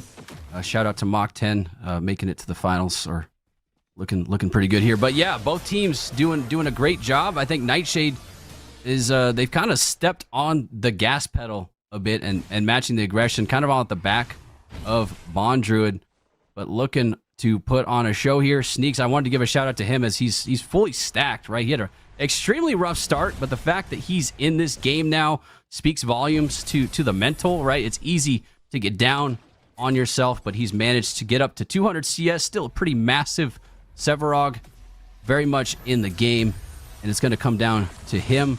I love the Rampage into Richter synergy. I love the Root synergy. A lot of good potential here for the team fight as we both teams have now scaled up, looking toward that Shaper, looking toward that next Prime, and Fangtooth Primordial is coming up as well. So looking pretty good. Bone Druid putting some pressure on that dual lane. Yeah, the big objectives are on the map. Thanos is also on the map as well, if you could consider Bondrud an objective. You know, he's pretty much strong enough to be one. But, you know, right now, Cold, you know, they're playing around Cold really well for Googly Goons. He's able to kind of free cast a bit. You know, that hypercharge is doing so much damage, as we see here. Maybe they're looking for a pick on Z here in the mid lane. Right now, if anyone falls, it means an objective on the board. Bondrud putting a lot of pressure on that left lane. So if they can force more than one person to answer him, look for Nightshade to instantly pull this objective. Yeah, I'm kind of interested and curious to see why Bondrud, maybe he's going it next, but I would have thought Tainted would be filled in there. But yes, there is a stasis coming out, the Crash Bang Boom, the Behemoth, the Colosseum is utilized as well. Cold Skis is flying, looking for something. Shin is trying to survive. He is going to get a nice peel from the Narbash, but Shin does eventually go down. Now Penguin in trouble. Neft trying to do anything that he can. There's a nice whiplash on to Import, forcing a flash out. Import able to get out alive. The Howie does not land the rocket, and it's gonna cost him his life. Neft is going to eat a skewer. Cleanse is no longer available. Mercy able to back up, but now in danger. Nightshade is trading blow for blow. The subjugate does come out. Sneaks able to take out Import. Neft still running for his life, getting chased by the entire team. And finally, with the help of Penguin, he's able to march on out of there. But that is a very much one-sided trade. 3-for-1. This should be the Orb Prime. Yeah, I don't even know how the fights keep going like this.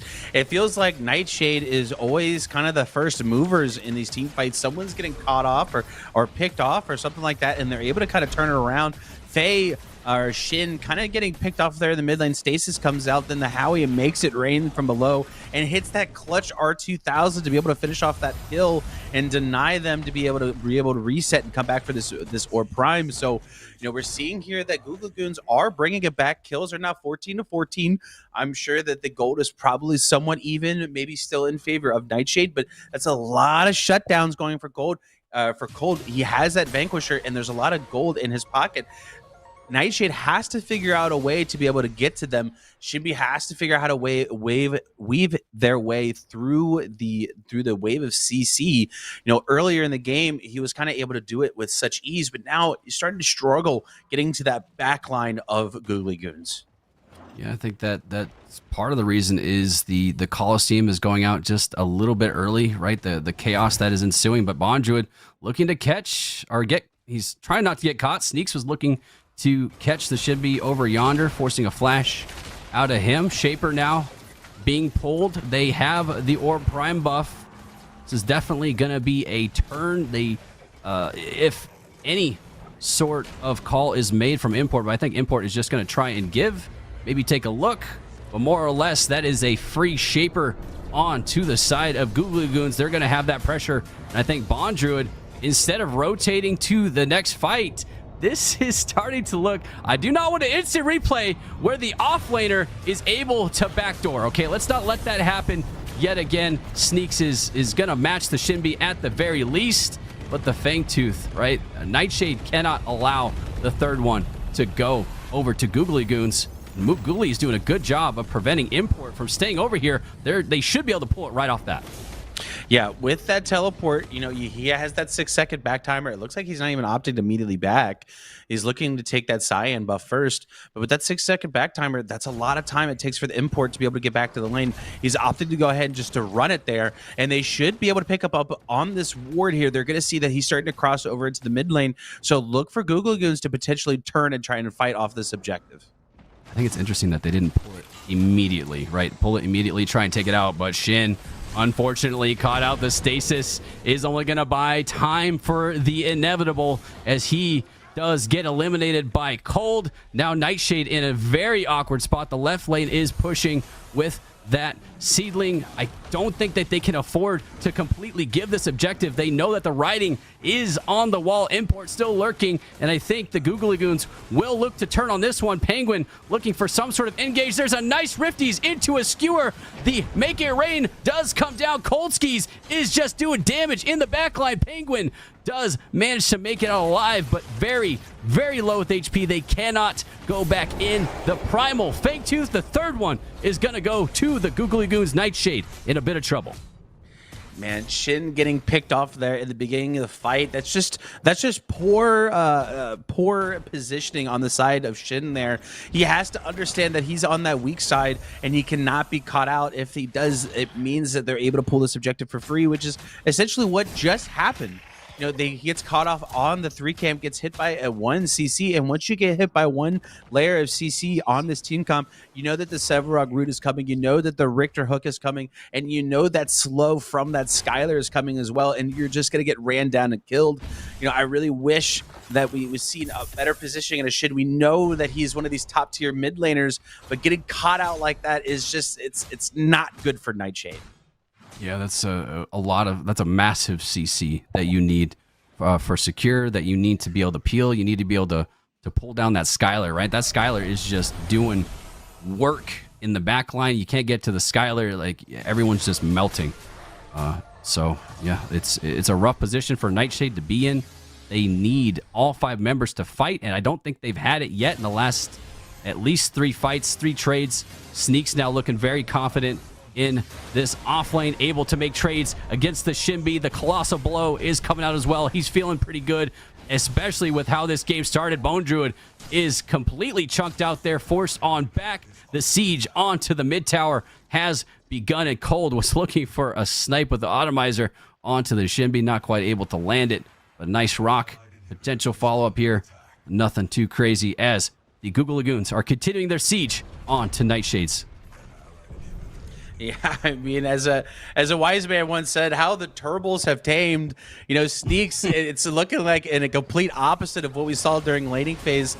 He has that Primordial Blaze and he's doing the damage, but he's a little bit overextended here. He has to be careful of that chase down from Neff, but he's going to be able to get it out of here. They're going to probably look for maybe a red side invade, take whatever's left in here. It doesn't look like there is anything, but take a reset. You just got so much gold. Don't bite off too much that you can chew. I know that if they get a win, this team fight here, they win, but Import Import is going to fall. Make It Rain is going to come out. That's a lot of damage. Shin, quarter HP. He's going to go ahead and go down. Neff fighting for his life in the back line. Bondru doing his best to peel. Mercy missed with the ramp rock. They have to be careful here. It's just the three of them. I honestly... Long Arm of the Law is going to come out there super, super low. Bondru is back. He has full health, full mana. Mercy is getting ran down. Once again, it just feels like the last game all over again. Mercy flashed for his life. Bondru is hot on his trail. Will he be able to get alive? Rock is going to come out, but Penguin with the march is going to come out. Thunk lands enough with the buckshot is going to put Mercy 6 feet deep. And just like that, the Turbos have tamed again, and Nightshade is now in the driver's seat. This is one of those classic overstays, Mac. Classic overstays. You know, you want to take the small victories. Don't overextend. The fly trap was a beautiful fly trap, taking out Maguli, and now Bondru in an extreme amount of trouble, or excuse me, sneaks into trouble. No all kill. Excuse me, the all kill does come back up, which is pretty nuts, but he should be able to eat that reset on back to base at the very least. The left inhib does go down in just the nick of time. Unfortunate for Import as he's not able to save that. So the saving grace for the Googly Goons, they do have Orb up right now. They do have a Seedling that could help to push out that left lane, as they should be able to contest this Orb Prime. But, you know, it's not a double buff situation, right? There's no Primordial right now. It's just going to come down to this next fight. Googly Goons still very much have a good chance as the Coliseum does go down on to Maguli. I'm not sure that this was the right time for Import to use it, as the full team Zihi does land a whiplash. The Crash Bang Boom is forced to be utilized. Cold now in danger. Bondru in the backline. Make It Rain coming out. The Skewer is utilized as well, as Import is going to end up going down to Maguli. Sneaks now, trying to peel his ADC. Cold does get taken down, but not before Bondru is able to take him out. Excuse me, Neft now in extreme danger, but he's still chunking. He's doing a lot of damage. Sneaks and Mercy have to respect the damage from this ADC, as that is a 3-for-3 trade. Sneaks barely able to sneak out of there alive with a sliver of HP. Both teams trading shot for shot, blow for blow here, Bangle Mac. Yeah, I mean, I felt like both teams kind of bit off more they can chew in that team fight. Import using that Coliseum really, really early, especially on a Sevarog with Colossal Blow. I mean, unfortunately, he didn't get knocked out of it, but I felt like it was just such a poor use of it. I felt like it was a bit early before his team was able to show up, but Neff being able to sling a lot of damage, you know, they really sent it on Import there and left their backline susceptible to Shimby. So in this next team fight, you know, the Richter and, you know, they have to be able to peel for that Howie, and that Skylar. Cold is their big damage dealer and was pretty much able to get ran down from that Shibby. So he has to be careful with his positioning in this next team fight. And I know you said before that this is not a double buff looking scenario, but guess what? Now it is. Both objectives are on the board, and it looks like Neft is potentially taking it. They have a lot of sustain with that Fae there. They're gonna go ahead and start this objective up, and Googly Goons have just got wind of it with Sneaks, but I don't think Mercy's gonna make it there in time. Yeah, there is a ward on it, as there's the Colossal Blow. The Crash Bang Boom and the Coliseum have both been utilized. Two very big ults to try and zone for the objective, as Nightshade in similar fashion have opted to pull off of that, but not before Shin getting completely caught out. The Skewer on to him, and the Whiplash onto Penguin, but Penguin is able to make it out in the nick of time. Bondru now by himself. There's the Skewer. I think might have gotten canceled in that same exact moment. Might be a weird animation thing, but Neft now eating a subjugate from the Sevarog. The Colossal Blow was just utilized extremely low, is the Sevarog, but he should be able to make it out, trying to do everything he can to survive. As Neft and Penguin, they're uphill up here in their final stand on the stairs. Penguin doing everything he can to keep Neft alive, but I don't think it's going to be enough. Import is forced back, but Neft is still alive. He's a sneaky one. The downtown rock from the Rampage Mercy able to take him down. Bondru has rejoined the fight, though, as he's able to trade out the Richter, but he does eventually fall to Maguli. Import still forced back, trying to clear waves, and again a blow for blow here in this endgame. Nightshade ends up losing out on that one. Yeah, I mean, what a fun fight that was. And we saw Mercy from downtown Steph Curry range hit that rock. It was, and I know Neft is from EU, but it was like Custard's last stand. He was fighting for his life at the Alamo, and it was just hit that left click, just boo away, and it just wasn't enough. I mean, he's slinging so much damage, but that front line for Googly Goons is starting to become just too much for them to handle. I know that they like this Orb of Growth is sustained, but they don't have a whole lot of percentage health damage for the side of Nightshade outside of Neth with that Sky Splitter. So it's looking a little grim here for Nightshade. Googly Goons right now in the driver's seat, getting this orb now Shaper into the Fang. This is looking, I think we're calling it now the triple ripple buff. So look for them to really put a dent on this core as well as this mid inhib. Yeah, the triple dipple 3-stack quarter pounder looking better and better. And now, what can you do in this position if you're Nightshade, right? They've Googly Goons have gotten those 2 buffs. They wanted to make sure that the Skylar was back up and ready before they pull the Fangtooth. All 5 members getting this Prime Fangtooth would be amazing. It's going to make the siege incredibly difficult, dare I say, impossible to hold against this type of team. But Sneaks now looking for a play onto Neft in the mid. Neft very much caught out of position. He's going to go immediately down back to Fountain. That is 70 seconds that they have without an ADC. But Bond Druid is looking to backdoor down the mid lane. I don't think Sneaks is going to allow it. He's going to say, what are you doing here, guy? No buff for you. More or less, he's going to be an annoying distraction. The Fangtooth is going to be pulled. Import looking for some sort of option, but I think Penguin might have jumped in there just a bit early, looking for the steal. Is Import, can he do it? Oh my gosh, did he get it? No, yes he did. Nightshade does take the Fangtooth, but is it gonna be enough?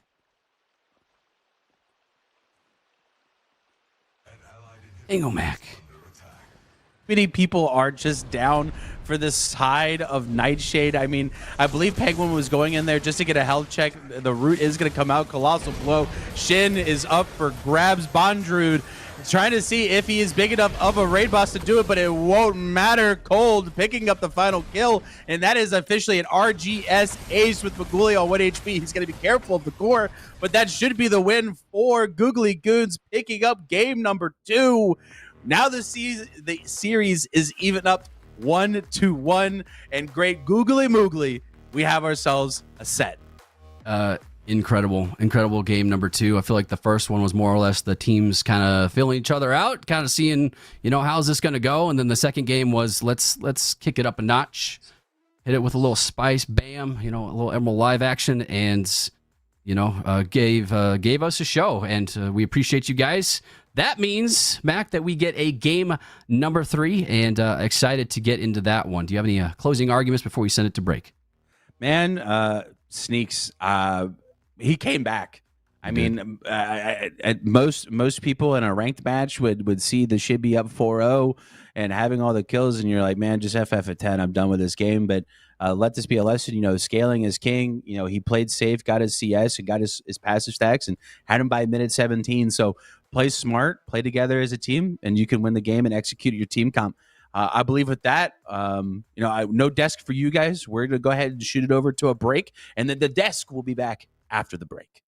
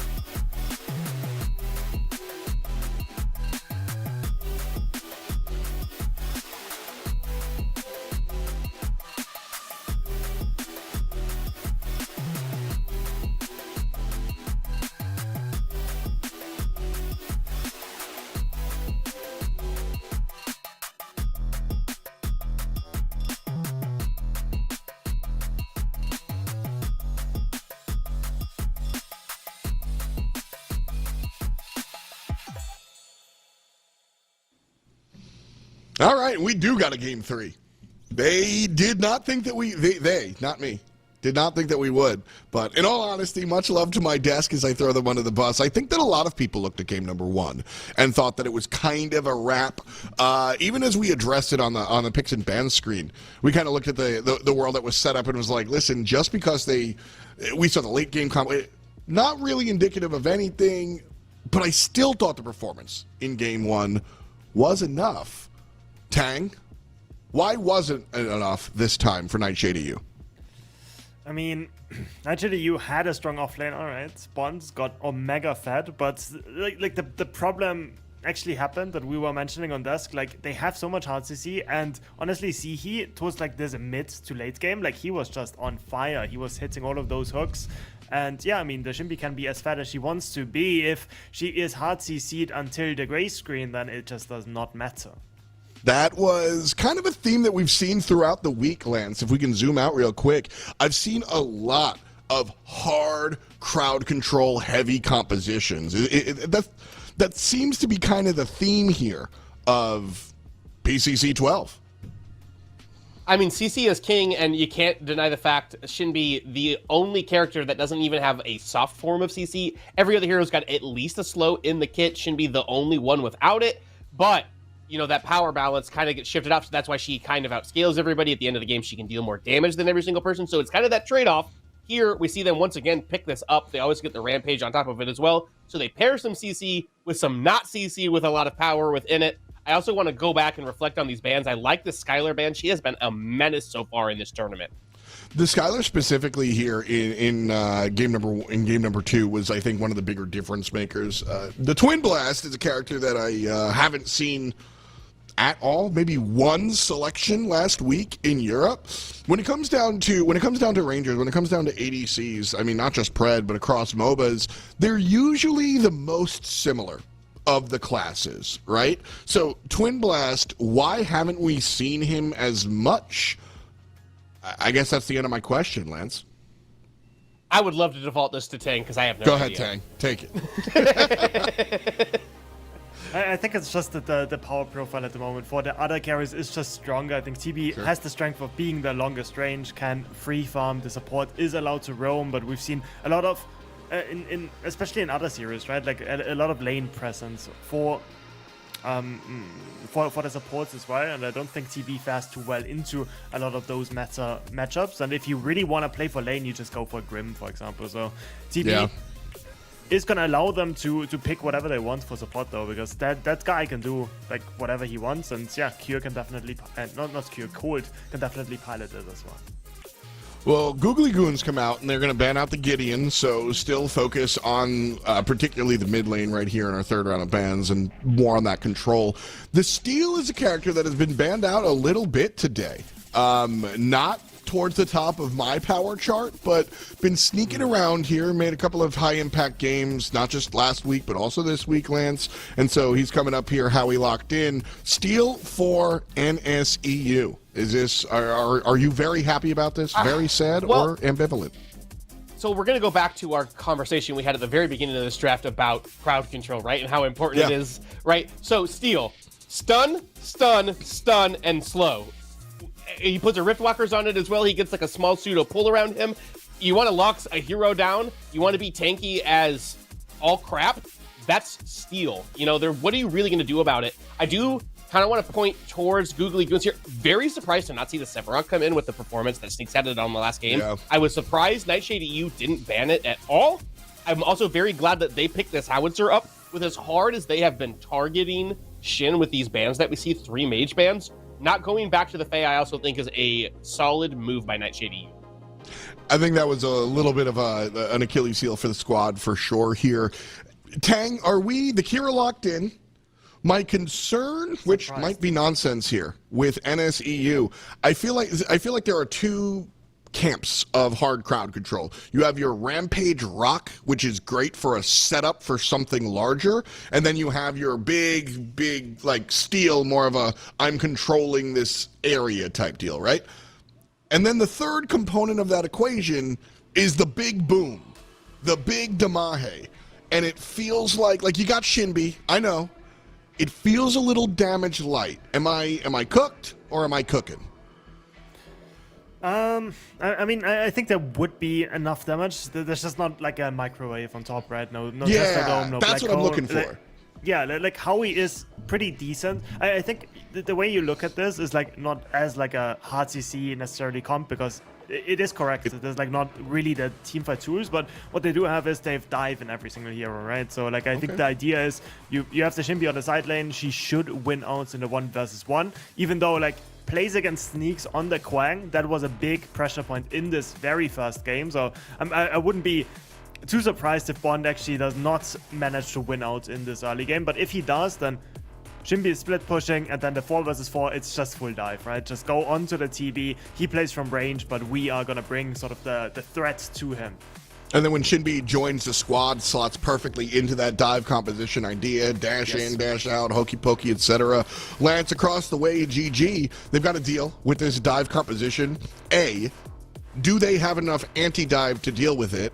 And two, what is their win condition? I definitely think they have enough anti-dive to deal with it, right? You got the seismic assault to knock somebody up. You got the skewer to peel off this twin blast here. And I think that they need to play through their dual lane here and go at Neft and Penguin. The wave clear is not even close to similar. Twin blast can just delete a wave. Kira has to commit her ult if she wants to clear an entire wave. Like, otherwise she just has to kind of shoot a crossbow at a ting, ting, ting over and over again.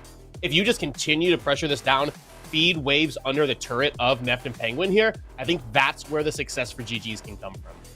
Well, success is what they need here. Rolling back the clock a little bit, seeing some old school picks. The Narbash last game, the Twin Blast this time. Game 3, this is our last one. Can't stretch it out longer than this. Pacifist and Bangle have the call. Yo, shout out to the desk. As always, y'all are crushing it, killing it. Beautiful analysis. I think I completely agree with Lance on the call. Playing through the duo lane is going to be the way that Googly Goons is able to snowball this game. Bangle Mac, what are you thinking? Man, it's exciting. My biggest worry once again is the Shinbi. Nightshade was not a fan of the Skylar, so they took that champ out of the sky, and Twin Blast is a bit more grounded. So if Bondrewd has a similar start that he did last game, it could be a lot more problematic this game, given the fact that they don't have those airborne champs like they did last time. So Steaks really has to be on his P's and Q's. He played it great in game 1, so hopefully he can try and resemble that masterclass that he was kind of able to put in that laning phase in game 1. I want to bring attention to this duo lane here. Lance was talking about it. I personally hate this matchup. I know my fellow as we see a Riplash land, the shield shard is going to go out and land on Cold, but still Neff's half of his health bar is going to get taken out. Cold opting in for that extension on his Vaporized to be able to do a bit more poke here. But as I was saying, I know my residential Kira one trick is a big fan of this matchup for some reason. I don't see it. I think it's just awful to play Kira into Twin Blast. But as Lance was saying, just keep feeding more and more waves under this tower, put pressure. You have pretty much permanent prio in this jungle as we see that Mercy is evading this 3. Yeah, Mercy is going to be able to at least get 1, maybe 2, trying to get all 3. The ramp rock does land on to Zihi, but that's about it for that. And Shin now making sure that Maguli isn't going to be rotating onto the left. Import also matching that mid aggression as he noticed that the Zaros was rotating toward mid, but Shin backing up toward the red side jungle, playing it safe. Sneaks needs to kind of respect the fact that he doesn't have a lot of mana in here. Both are very low. There's the flash from both sides. Sneaks has to dodge this wolf. He does just that, and both flashes have been utilized in that offlane. That is a good calm. Keep an eye on the next setup over there, as I'm sure Import is going to want to pressure that going forward. But yeah, pretty interesting start here. Both teams very much warmed up. You can tell, feeling comfortable in their positions as the aggression is kind of carrying over from the last game. Yeah, I mean, both teams, it's tied 1-1. It is a winner's bracket, so even if you do take the L here, I mean, you do fall to losers, so you still get a breath of fresh life. But nobody a double board there. They want to make sure it's extra seen, but both teams don't want to fall to that losers bracket. Both teams want to keep going. Or no, they're in the loser bracket. I'm completely wrong. I don't know what I'm saying, but this is loser go home, and the stakes are all time high. So both teams playing with a chip on their shoulder. And I know you said that Import is going to look to be aggressive here in the dual lane, but I feel like we got to talk about the jungle on the other side, which is Mercy. But he's looking like he's about to gate this offlane right now. Yeah, Sneak's doing a good job to trade. Bondruid has not back just yet. Nice route, secure the first blood. Mercy to take out Bondruid. Import is there to try and answer. Shin is on the rotate at the same time, knowing that Sneaks does not have a flash. Try and secure the kill onto him. Now Mercy is in trouble. I don't think he does have flash available to get out if he needs to. Probably going to opt to try and take that Scion if he's greedy enough, but I don't think he's not going to let that happen.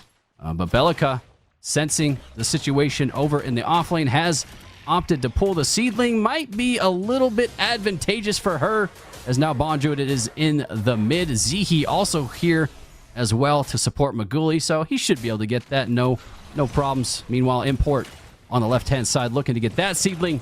Dual lane set up pretty well. Maguli does secure it, but that's a lot of HP and a lot of mana utilized to get it.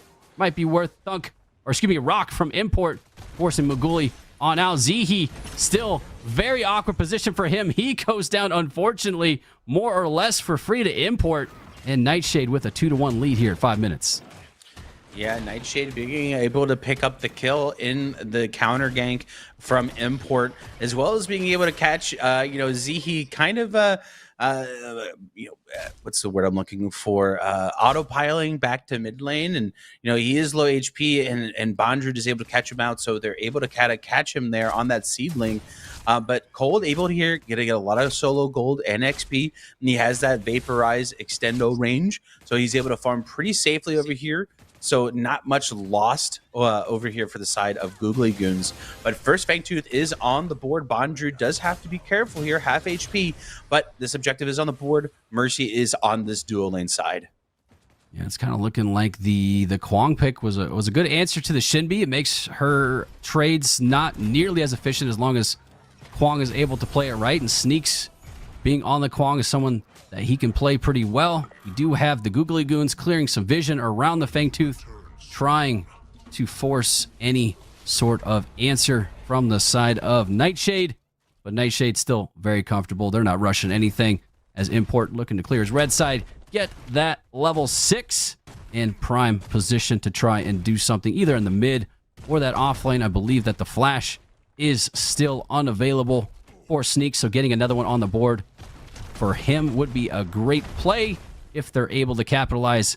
But the dual lane now dealing with a bit of aggression for Mercy, who's looking to clear the vision and start that Fangtooth for Googly Goons.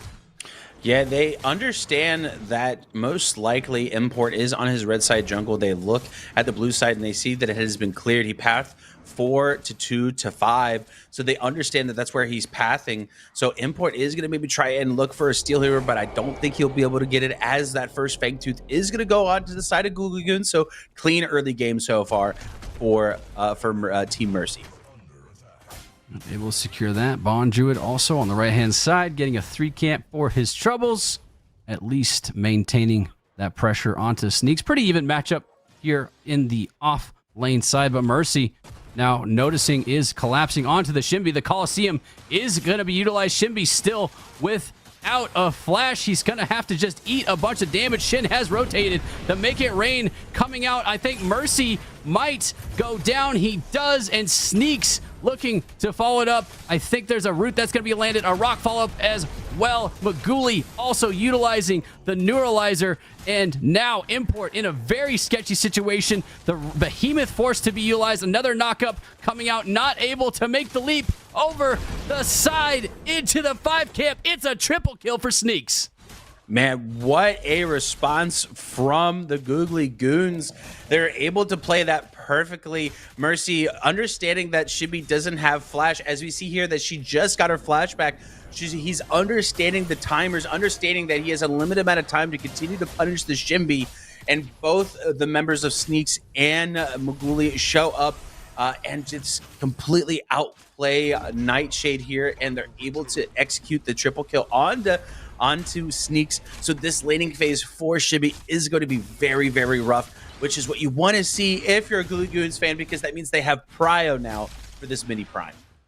Yeah, Sneaks 3-1. A bit of a stark contrast from the previous game. No real vision on the mini prime. That should be completely free for Googly Goons to go ahead and get, or maybe Import realizes it. That's why he's on the 2 camp currently on the left-hand side there. Going to grab the 2s, going to go ahead and grab the 5s while he knows it's completely safe. TB now in the off lane. Neft staying in the traditional dual lane. There's a bit of a role swap here. Maybe smelling the fact that Import's in his jungle. That is going to indicate that Mercy should grab himself a 2 camp, maybe go for a 5, considering Cole does have that prio over yonder. No reason not to go for it, but we do have a seedling that has just spawned. A bit of aggression toward mid as Rampage looking potentially for a rock onto the Bellica. Not sure quite that it landed, but it's going to be Maguli in a very sketchy spot. He actually drops down into Import as Import does get away. Shin does end up taking out Maguli, but Import does also get removed back to the fountain, and another pickup for Shin. That's a double kill for him. On to Mercy. Z, he's still in trouble, forced to flash out. He's able to get away, but Shin looking very strong as we've now tied up the Elim scoreline at 5-5. Yeah, biting off too much that they could chew over there. I believe they were trying to overload the right side of the map and have prio for this next seedling that's coming up, but unfortunately they kind of get their hands caught in the cookie jar, overextending into that red side jungle, and Nightshade makes them pay the price. Yep, Nightshade able to secure that seedling. A little bit of pressure from Sneaks onto the duo lane. T1, I believe he at least got a plate. Did a bit of damage to the tower, forcing Cold on back. Excuse me, not Cold, but Neft onto the back foot. Now rotating back into the dual lane. We've got TB positioning around this next Fangtooth. Still got about a minute before that pops up, so more or less just positioning, looking for any sort of vision cancellation or vision denial for Googly Goons getting set up for this next objective. Looking for a hook onto Sneaks, not going to land. And Zaris now rotating over there. He's got the steal and Rampage following in pursuit, looking for some sort of opening. Yeah, they're wanting to try and get these picks again. Zihi was putting on a show in game 2 on that Richter. Zihi known, I know a lot of people know him for his Decker, but he's also a great Richter player. And once again, we're seeing this duo lane pretty much always have prio with that wave clear ability of the Twin Blast, being able to pretty much shove the Kira in. A lot of single target damage for the side of Nightshade. So they have to make sure that they execute whenever they pick their target. They have to blow that person up. As we see here, they're trying to catch Shin in the mid lane and Bondrude. Yeah, Bondrude is caught. Flash is forced to be used as the Colosseum doesn't quite land, but the root lands onto Bondrude in extreme danger here of going down. Mercy looking to secure the kill, not before he eats a lot of the damage from that ult. Shin still in trouble. Zihi not able to land his hook. Import still very much healthy, rotating on over toward the mid. Shin now forced to utilize the Make It Rain onto Maguli, immediately canceled, trading shot for shot, blow for blow, but I think Maguli will end up winning this trade out as Shin trying to dodge, but Maguli able to take out Shin. That is a solo bolo for him, and Import also chunked out in mid. Things are not looking good for Nightshade as this Fangtooth should be pulled for Googly Goons. Yeah, I mean, Maguli just showing Shin how it's done on A and NA. I know my EU fans are saying, man, if they were on the same ping, it would be a different story. But man, Maguli, if you watch that man play in the LAN, you would have seen him pop off on characters that require skill shots as we see him fall in the mid lane, staying a little too long, try to get a little cheeky pick on Rampage, hiding in the back of the T1. But man, when Maguli is on a champ that can blow people up, he performs all out. You know, we saw him game 2 on that Howie. He was putting up big damage numbers, and now on this Bellica, he is giving Shin a run for his money. Yeah, he's one of those players that can continuously track, right? He's not on controller, but he can still track pretty dang well. So putting him on the Bellica makes complete sense. Right, his ADC is nothing to sneeze at as well. Bondruid over here in the off lane against Sneaks, just not really having a good time as Sneaks is able to run at him now at half HP. Bondruid being forced to back up, does manage to get to a level 11, get that level 2 ult online, so a little bit more kill potential as we see the Howie rotating from mid. I'm not sure that Sneaks is aware of this. There's not enough vision. Sneaks is kind of taking the bait right now, as there's the Howie, there's the Rock. He is in trouble here. Bondruid forcing the chase. The all-kill has been used, but hold the phone. Zihi and Maguli on the rotate. The Behemoth forced to be utilized. Import is gonna die for his troubles there, and Bondruid forced to back up. Shin able to get a reset, but nice rotations out here from the side of Googly Goons, able to bail out the gank onto Sneaks that was not looking good. Yeah, as we see here, the Coliseum is going to fall onto Penguin. Shield in. Flash is going to have to be utilized. He has to be careful over here. Now, he doesn't have a lot of his movement, but in that fight over the offlane, I know you said that he wasn't seeing it at all. I can't help but think that, you know, Sneaks was thinking to himself, you know, call an ambulance, but not for me, as we see another fight breaking out here in the mid lane. Shield Bash is going to come out onto the Richter. Sanctification is going to come out. Riplash lands on the Howitzer, and Skewer as well. Flash is going to come out from Shin. He's going to be running for his life, but I don't think he's going to be able to make it. Maguli cleaning up that kill, a 2-for-0 trade for the Googly Goods. But Bondruid, he's not finished yet. He's going to be able to get Maguli. Another Riplash lands onto Import. He's going to be able to jump out, but we see Bondruid putting in work in that backline. Mercy and Zihi fighting for the life, as well as Import trying to run as well. Neff trying to do some damage as we see the Purge come out and do massive damage. CC'd by Sneaks. He is massive in this game, and he's going to be able to secure another kill. Now their eyes are set onto Bondruid on the shimmy. Bondruid is able to utilize the all-kill, taking out the Richter. Now it's up to Sneaks and Cold to try and take out the Shinbi. Shinbi with not a lot of cooldowns left, but still the potential to take out both of these damage dealers. Penguin from the side is going to be able to try and come in and save the Bondruid, but it is going to be eventually Bondruid going down. Cold able to make it out alive with Sneaks, and now a blow for blow. 15 minutes in, over 20 kills are on the board. We've got the Shaper fully spawned. We've got the Mini Prime here, Mac, and both of these teams showing us why they deserve to be here and just how hard they're going to be fighting for it. I mean, who would have thought in a game with the EU team that we would have the most NA game of the day so far? I mean, 13-9, 16 minutes into the game, a lot of action going on. As we see here, the Googly Goons is going to look to take this mini orb and maybe even turn it into a Shaper. Yeah, and this is truly an NA fashion type game. Lots of aggression, no punches being pulled. Both teams opting, I think we might have noted it, but not really a scaling type team from either side. Both with a lot of synergy, looking to play toward pick, aggression, catch, release. But now the Shaper in danger of going to Googly Goons. Import trying to walk in, does get knocked up. The Coliseum is going down. Make it rain utilized at the same time. Cold on the side doing a bunch of damage. I'm not sure what the HP on the Shaper is. It's going to be low. It's going to be close. And that is going to be Googly Goons taking the Shaper. Bondruid has to respect the fact that his jungler is no longer there. Googly Goon still very much healthy. The next Fangtooth is coming up, and that is going to be the third Fangtooth. No reason for them not to pull this. Yeah, I mean, they do just have to be careful, though. Import is back up in 4 seconds. They do still have the Shield Slam online, as well as the all-kill, so they have to respect that damage. Maybe trying to beta pick here, as we see here that shield is going to get, that steel is going to get chunked out just a bit. Health bars are low. Maybe they look for some exit kills here. Potential for exit kills. I don't think Googly Goons want to continue the fight, but at the same time, a little bit discombobulated. The Shield Slam does get utilized. Import is able to pick up Maguli in the backline. Bondruid, though, extremely low. Does end up taking out Cold, and I believe that Mercy does get eliminated in that trade at the same time. Sneaks trying and survive, does not want to go down in this moment. He should be able to make it out, but Import continuing the aggression. Nice route. Neft is here behind the back. Sneaks is gonna end up going down for his troubles, I believe, but Zihi tries to peel. At the same time, it's only him. There's no follow-up. Zihi is also going to go down. This is the snowball that they did not want to hand to Nightshade.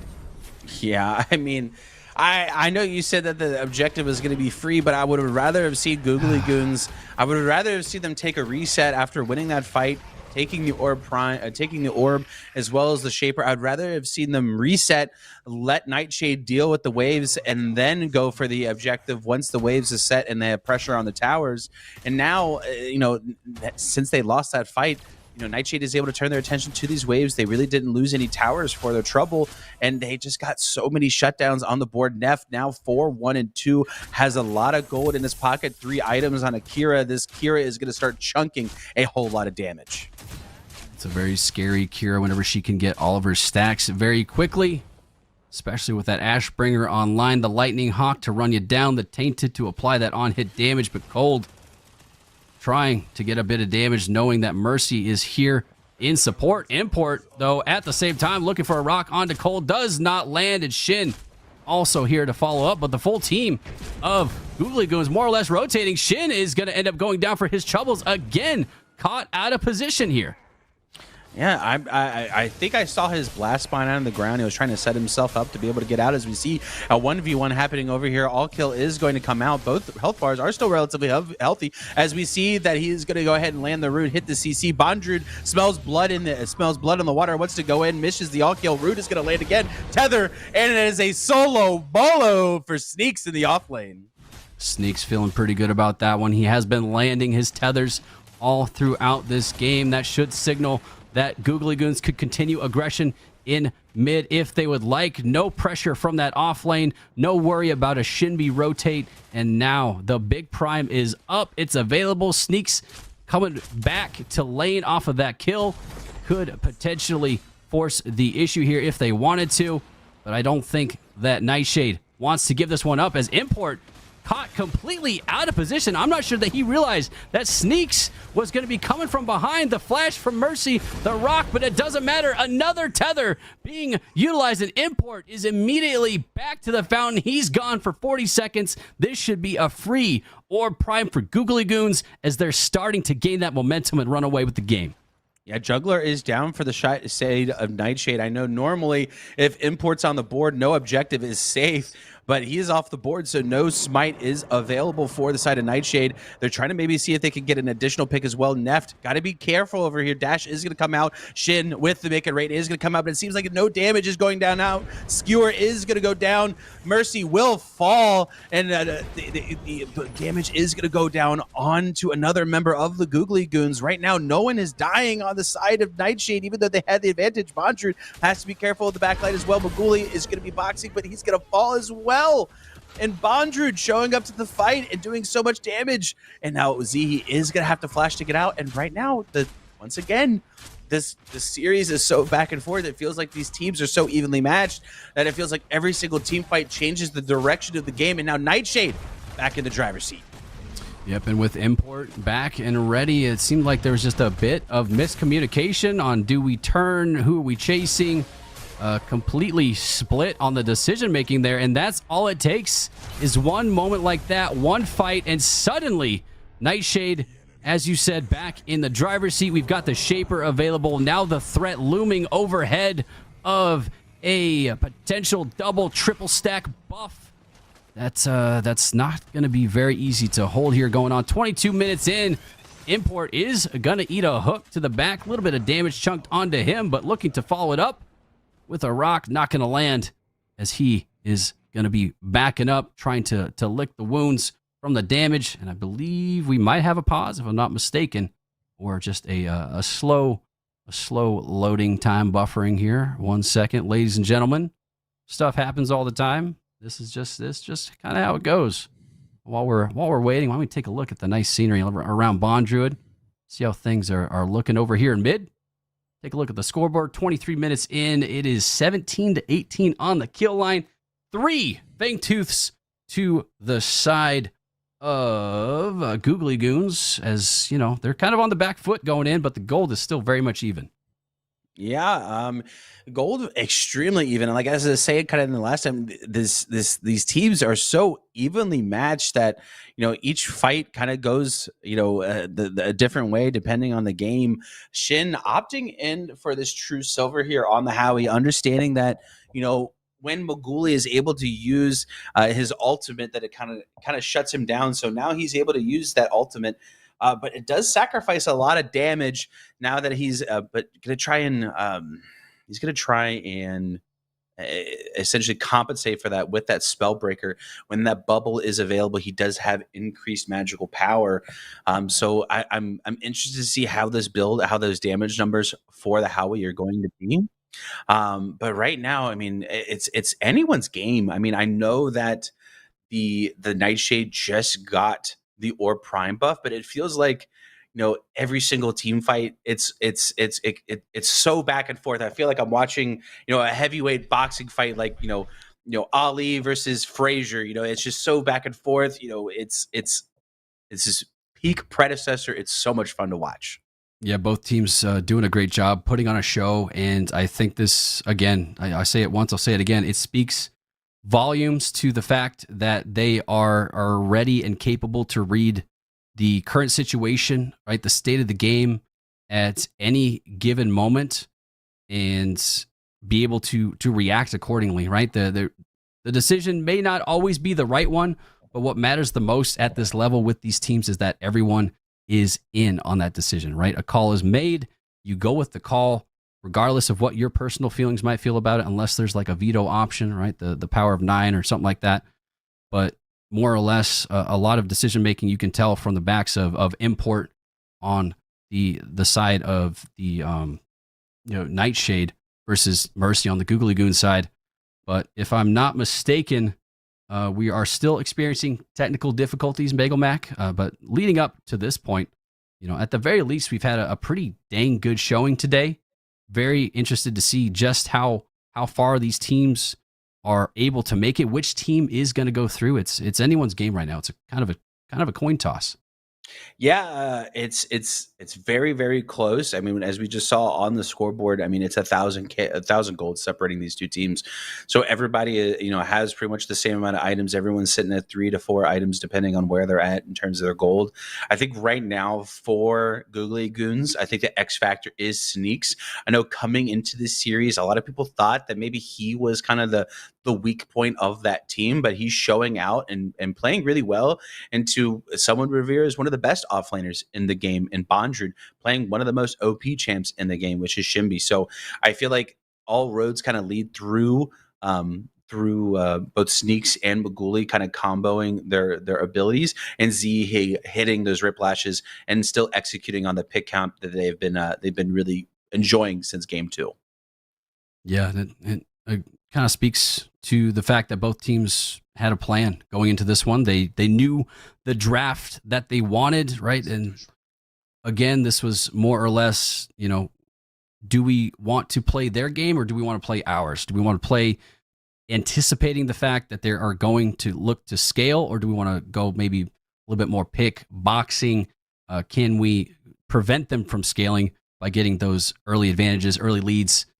But I have just gotten word that we are going to go to a quick break to try and see if we can resolve this current technical issue. Ladies and gentlemen, please don't go anywhere. We'll be right back.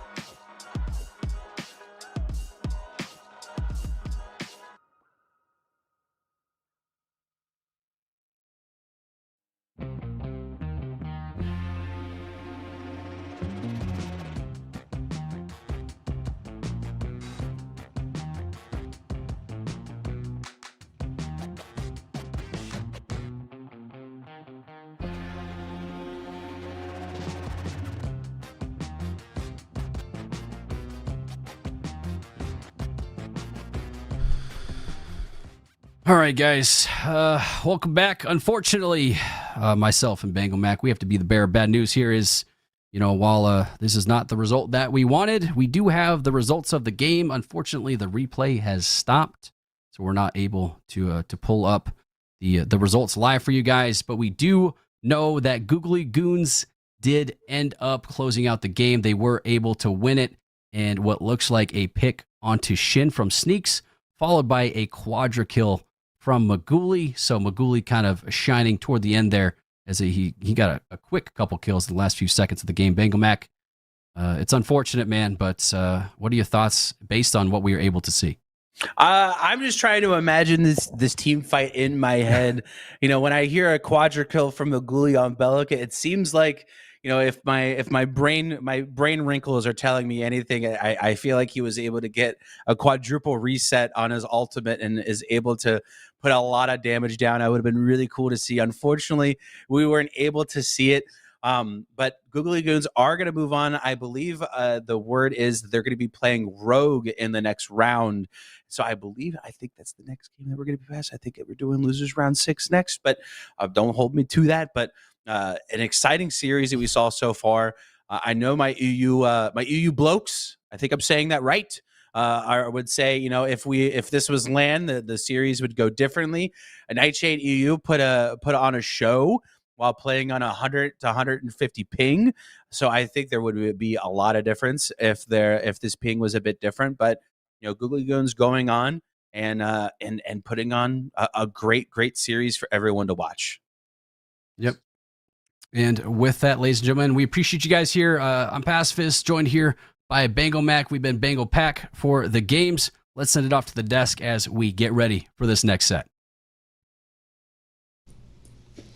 Well, if you want to blame somebody for breaking the replay, it's me, ya boy. I'm breaking things. GG breaking things and winning this one. I'll be straight up and down. I am legitimately surprised. Nightshade EU is a very strong team. No disrespect to what Googly Goons did, Lance, but Nightshade's previous performances were there. Everything lines up. And I'm going to say this with my chest. It wasn't just ping. I think that the Goons played really, really well. For me, it's Sneaks. That guy's kept his composure. He gets a little bit behind in game 2 on that Severog pick, ends up being a raid boss within it, gets that scaling up, takes the tempo to Bondrewd in that game 3, Quang, his most comfortable hero. You could see it. He was flexing on it. Shout out to Maguli, playing mid lane there for Googly Goons, doing what he can, trying to win it. And then the dream, the 3P is still alive for Mercy. He still has a chance at it. Still a chance, Tang. It might be a long shot, but still technically available. Professors coming up against Nightshade. That's it. Not Nightshade EU, not Nightshade NA, just the OG Nightshade. Tang, Professors versus Nightshade. Professors looked really good yesterday. What are your vibes on the upcoming match? I mean, honestly, for Nightshade, it almost feels like an upset that they are gonna face against Professors. So I think the clear favorites should be Professors. I think Lance was mentioning it yesterday that he was seeing the finals being Mach 10 versus Professors. That we had just had that a bit early on, and yeah, I just have to agree, right? This Professor squad looked so good, and yeah, they've been making a run, and I think it's gonna continue. I agree there as well, and a lot, that might strike you as a little weird, hearing all of the desks say that we kind of expect this to happen. But this is the fun part. As we jump into break, I want you guys to think about your trusted analysts. Theoretically, know the game really well, and so when they get something wrong, that just means sports happened, and I'm always rooting for sports. Next match coming up. Stay tuned. More PCC after this.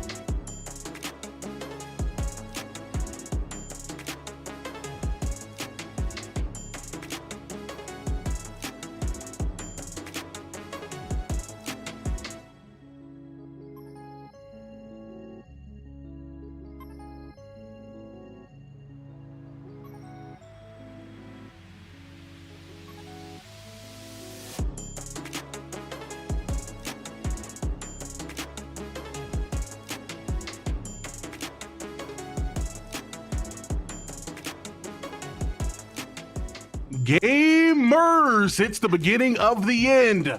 Last set of the day for the NA prelims. We got Nightshade, we got the professors, and we got a little bit of a mix-up coming off of the desk. You know me, and if you don't, fair point. It's your boy Ego rocking out with a couple of fantastic familiar faces. Philly, coming into this set, man, how are you feeling? I'm ecstatic. Ever seen that last set that was just like tick for tack, punch for punch? I'm expecting more of the same here in this one. Thank you much, man. Thank you much. And I do have to agree with you. I know I get mocked a little bit for saying it, but 100%, that was a tic-tac-toe of a game. Sadly, at the end of the day, we saw Nightshade EU get crossed out at the ladder and D-Dog making our way into this set, man. How are you feeling? I'm feeling pretty good. I'm excited to see what these are coming out. If you don't know, I'm in the background doing all the stats, and the numbers are coming back so good. I'm excited to see what these teams are going to bring back because they are some of the top performers that we got coming in. I do have to agree with you there as well, man. I need you guys to make a couple of bad points here so I don't have to agree with you again and again and again. That being said, I'm going to bring up a name a couple of you may have known. It's the Bald Bandit, Joey Soul Reaper. Talked about some of these players, familiarizing those at home. Highest kill participation on this team as we're going to be making our way towards this draft. There's a couple things that we've seen on the backline within the scrims that we know he likes to get active on. Is there anything the viewers should be keeping their eye out for, Philly? Especially on the Professor side, it's Crazy Fool and Soul Reaper. Those two are going to be linking up time and time again. We've seen it in so many different combinations, whether it's the Grux and the Gadget put together, whether it's the Richter and the Howitzer put together. You will see these two doing everything to facilitate their squad. So two of the highlight players for the side of the Professors. I really do like, as you kind of hit on that point, a couple of facilitators are immediately going to be pulled out of the play pool. Richter, a little bit of respect being shown here to Crazy Fool. Now we're known to get a little bit sticky on the side of the Professors, but also this Kwong and a Yuri to follow up D-Dog. What are you feeling? What are you thinking more so about these bans so far?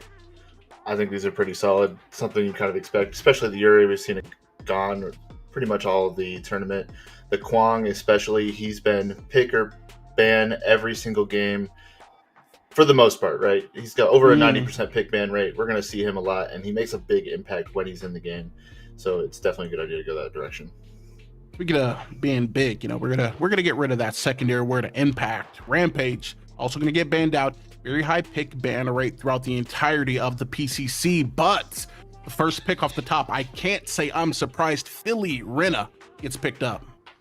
Yeah, if one of the sisters isn't banned out, you're going to snatch him as quick as you can, and this will be on Soul Reaper. You don't necessarily see Crazy Fool playing the Rena support, so I would imagine we'll see her in the mid lane, but then to counter that, you do have the Howitzer who can outpoke her to start, punish her when she steps up to get this essence, so I really like that, and then the Grux. Love to see this guy in the meta.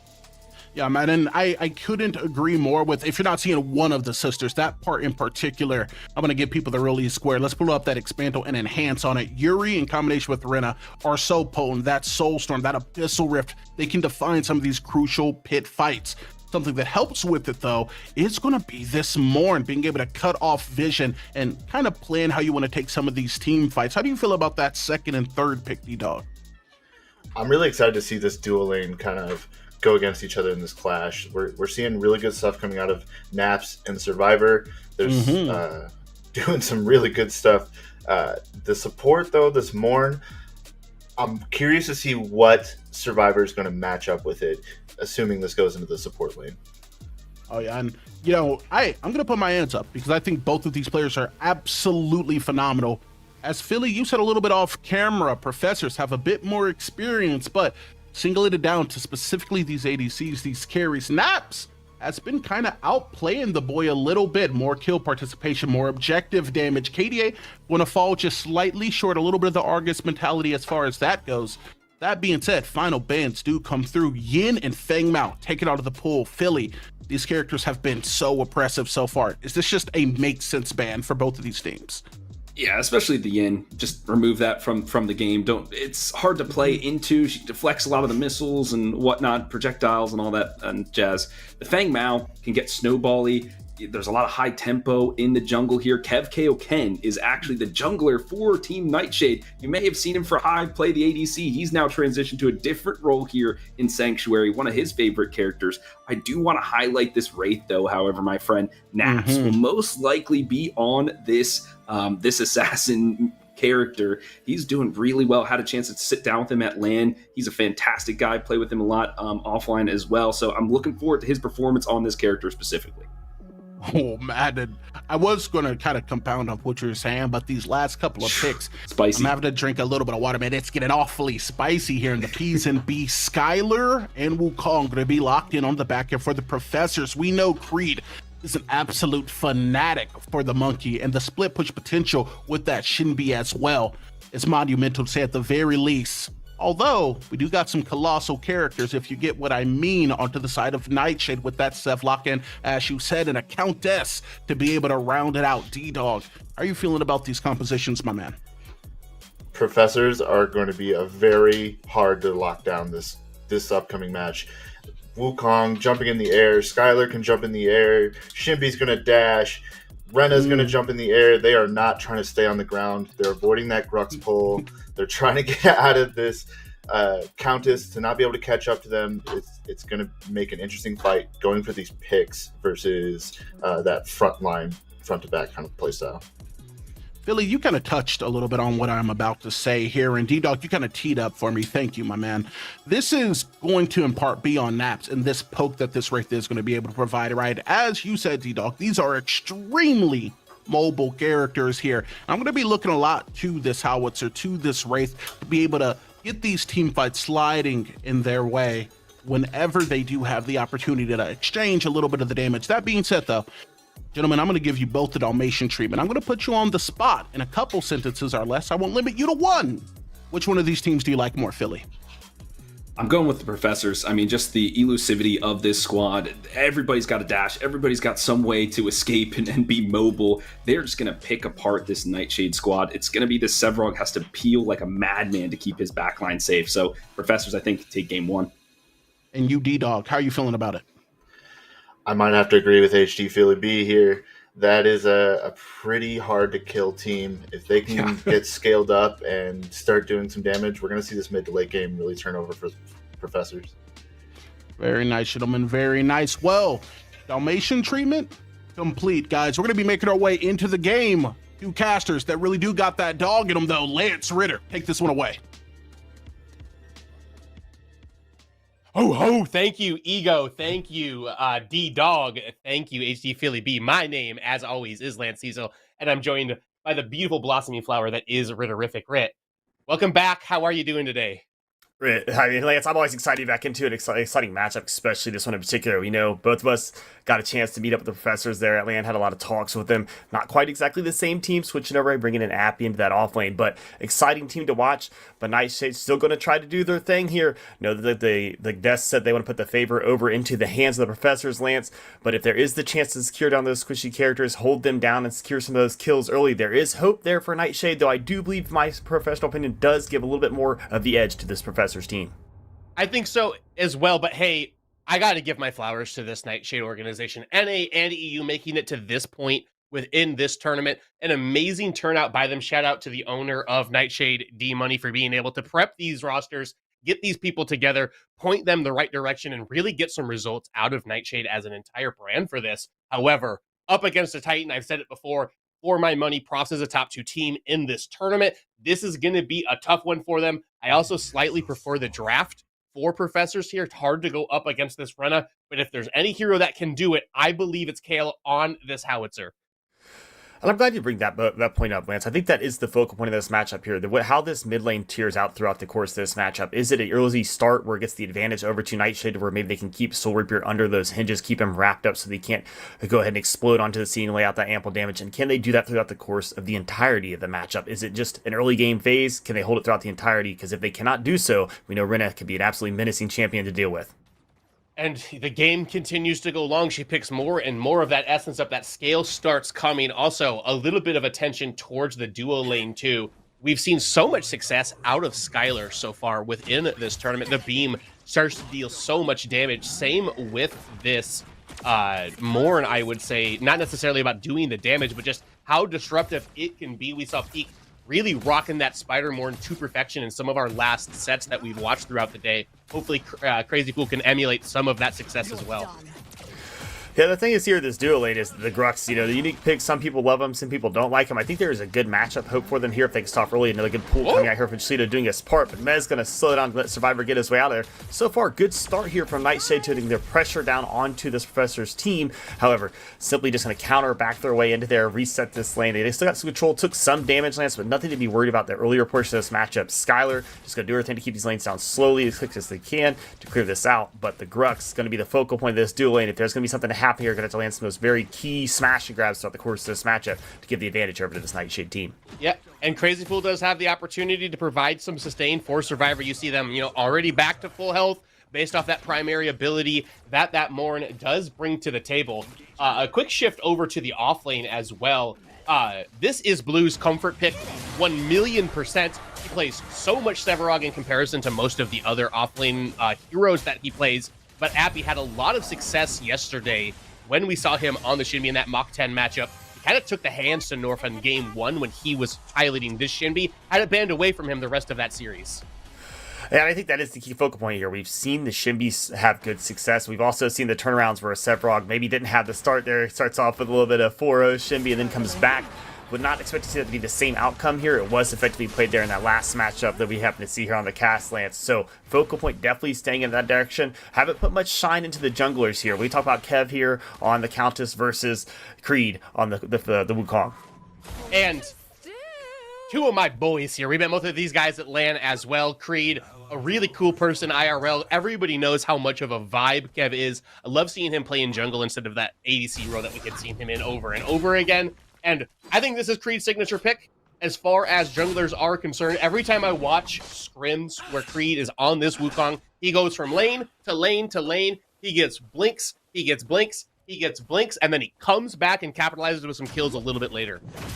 And those blinks will be crucial in this matchup. We said taking away any of that mobility from this Nightshade team is going to be the key for the Professors here. They have a lot of mobility and disruption on their team, so anytime they can take those blinks away, I look for Creed to make an active chance to engage on those lanes and make those picks on those characters, especially as those ones that are slightly less mobile. If you can't land that boot back with the Howie, because the trouble there is we see some action happen here at the Seething early, Lance. Will they get the chance to get a kill?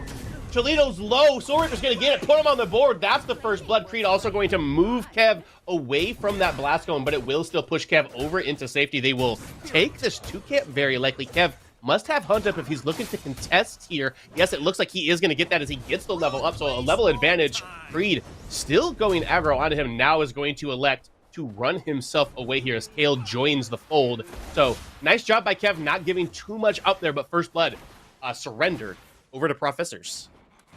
Just a great rotation there from the Professors, Lance. Nice way to know what the objective is and how you want to capture that, and then to be able to identify a target quickly and swiftly secure that early game kill. Nice advantage here for the first kill for the Professors. Like to see them set up another good play here, get another one of those picks, maybe two if they can, as we see some activity starting there on the Fangtooth already, Lance, with no delay at all. No delay, and they are in onto this. Creed still in the base, very likely going to have to forfeit this over. Crazy Fool, aware of it, actually has enough pressure to push them off of it. They're not going to try to flip this. I think that's probably smart by Nightshade's side, especially with Crazy Fool getting the peek in onto them. But we'll see if they continue to play around this pit rip.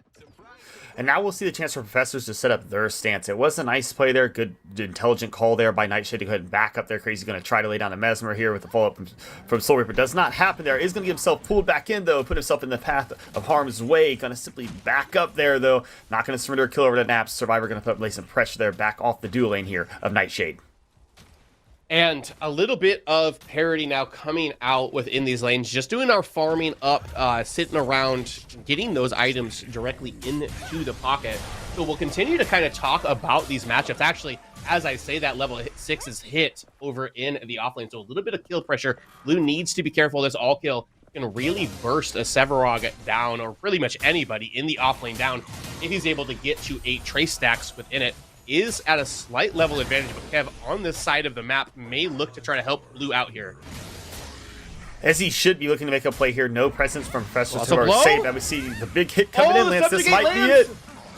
but the disco dash is going to bring it out. But here comes Kev to put a little bit of damage down. Blink comes out, all kill as well to try to get some of the health back. He's going to turn it around in the 1v2. Kev still pursuing Feast, will be able to trade that back and to take some mana and some HP back from that blood pool. But great job by Abby making something out of nothing there, and Creed will invade the 2 camp.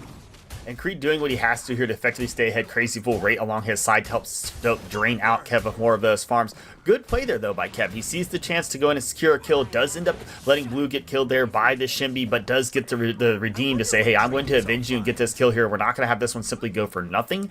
You're not going to go down, and we're just going to leave you in a situation where you're kind of on an island, which we saw previously in the last matchup. We see a little bit more activity happening towards the mid lane, a little focus onto the howitzer, perhaps, if Crazypool can lay down some action. But Soul Reaper just going to take himself a quick reset here, get himself postured up for a better play. See himself get ready to posture up for this mini Prime Lance. That's going to be the next objective here. Anybody can get that would be an advantage, especially if you get over to one of these solo laners. Appy would love to have that in his hands, but we see a better chance here from Nightshade stacking up on there as Creed's in his blue side jungle. This should be essentially a free buff unless there's a rotation over quick enough from the Professors. And not the worst thing in the world for Appy if they do surrender this over to blue. Shimby's got pretty darn good wave clear. Yes, it's still a little bit early, so it's going to be kind of troublesome, but Appy really feeling like he's in control of this lane early. Is actually going to face check this. You got to run here, Appy. Don't get pulled out here. However, it looks like they are going to have to put that onto Kev with that little bit of pressure. He has to utilize that hunt. So not as much pressure put onto Appy as there would have previously been with it onto blue, but it wouldn't have hurt Appy that much anyways. This is the long-winded point I'm trying to make. Yeah, probably just a better handoff here to give that to Kev. Say, hey, get yourself a pick somewhere. Maybe get that mid lane, get Ren out of the way. Soul's been kind of playing himself very cautious and safe, has had no attention given to him at this point. Simply a nice handshake, a gentleman to like look at each other as Kale and Soul. Neither or could try to push an advantage into that lane. So looking for more pressure here on these outside lanes, Lance, at this earlier portion of the match. Yeah, and if we do focus back into the mid, though, this is a massive win early so far for Soul Reaper. Creed is going to come in, force to make it rain out. A little bit of push is going to make it harder for him to get back to this T1 tower. The boop as well. They are diving, but Creed needs to get out of there. The T1 tower dealing quite a bit of damage at this 9-minute mark. But Reaper, in a great spot up against this howitzer so far, was able to pick that first blood of the game up for himself. So has a small level XP gold advantage here into Kale, which in a losing matchup in a 1-to-1 perfect scenario in lane like howitzer is for Rena, Soul's doing about as good as you can do in this situation, which is fantastic if you're a Professor's fan. I'd like to point out a nice rotation from Kev to secure a kill there in the duel lane. Would like to have seen him utilize that mini high buff a little bit more, as Creed going to go ahead and see that advantage and see that the team is pressing towards that tower, though they did back off after getting one plate. Creed makes up for it, gets some blue jungle, gets those capture overs, so he's going to sit there and steal that feast over from the Countess. Anything you can do to starve her down is going to do anything that you can to give yourself a better chance to win. Do love the matchup so far coming out of the jungle here. Kev doing his part to do what he can, but Creed doing everything he can to counter his works and put it back in favor for his team, as well as we see Appy having a strong handoff once again here into blue in the solo lane, Lance. Ooh, Subjugate gonna go a little bit wide. There are some Nightshade members coming to try to relieve some of this effort from Appy. However, TP is up. He would be able to step on that if he needed to. Yeah, here come the rest of the boys. Cholito in as well. There is one wolf Appy.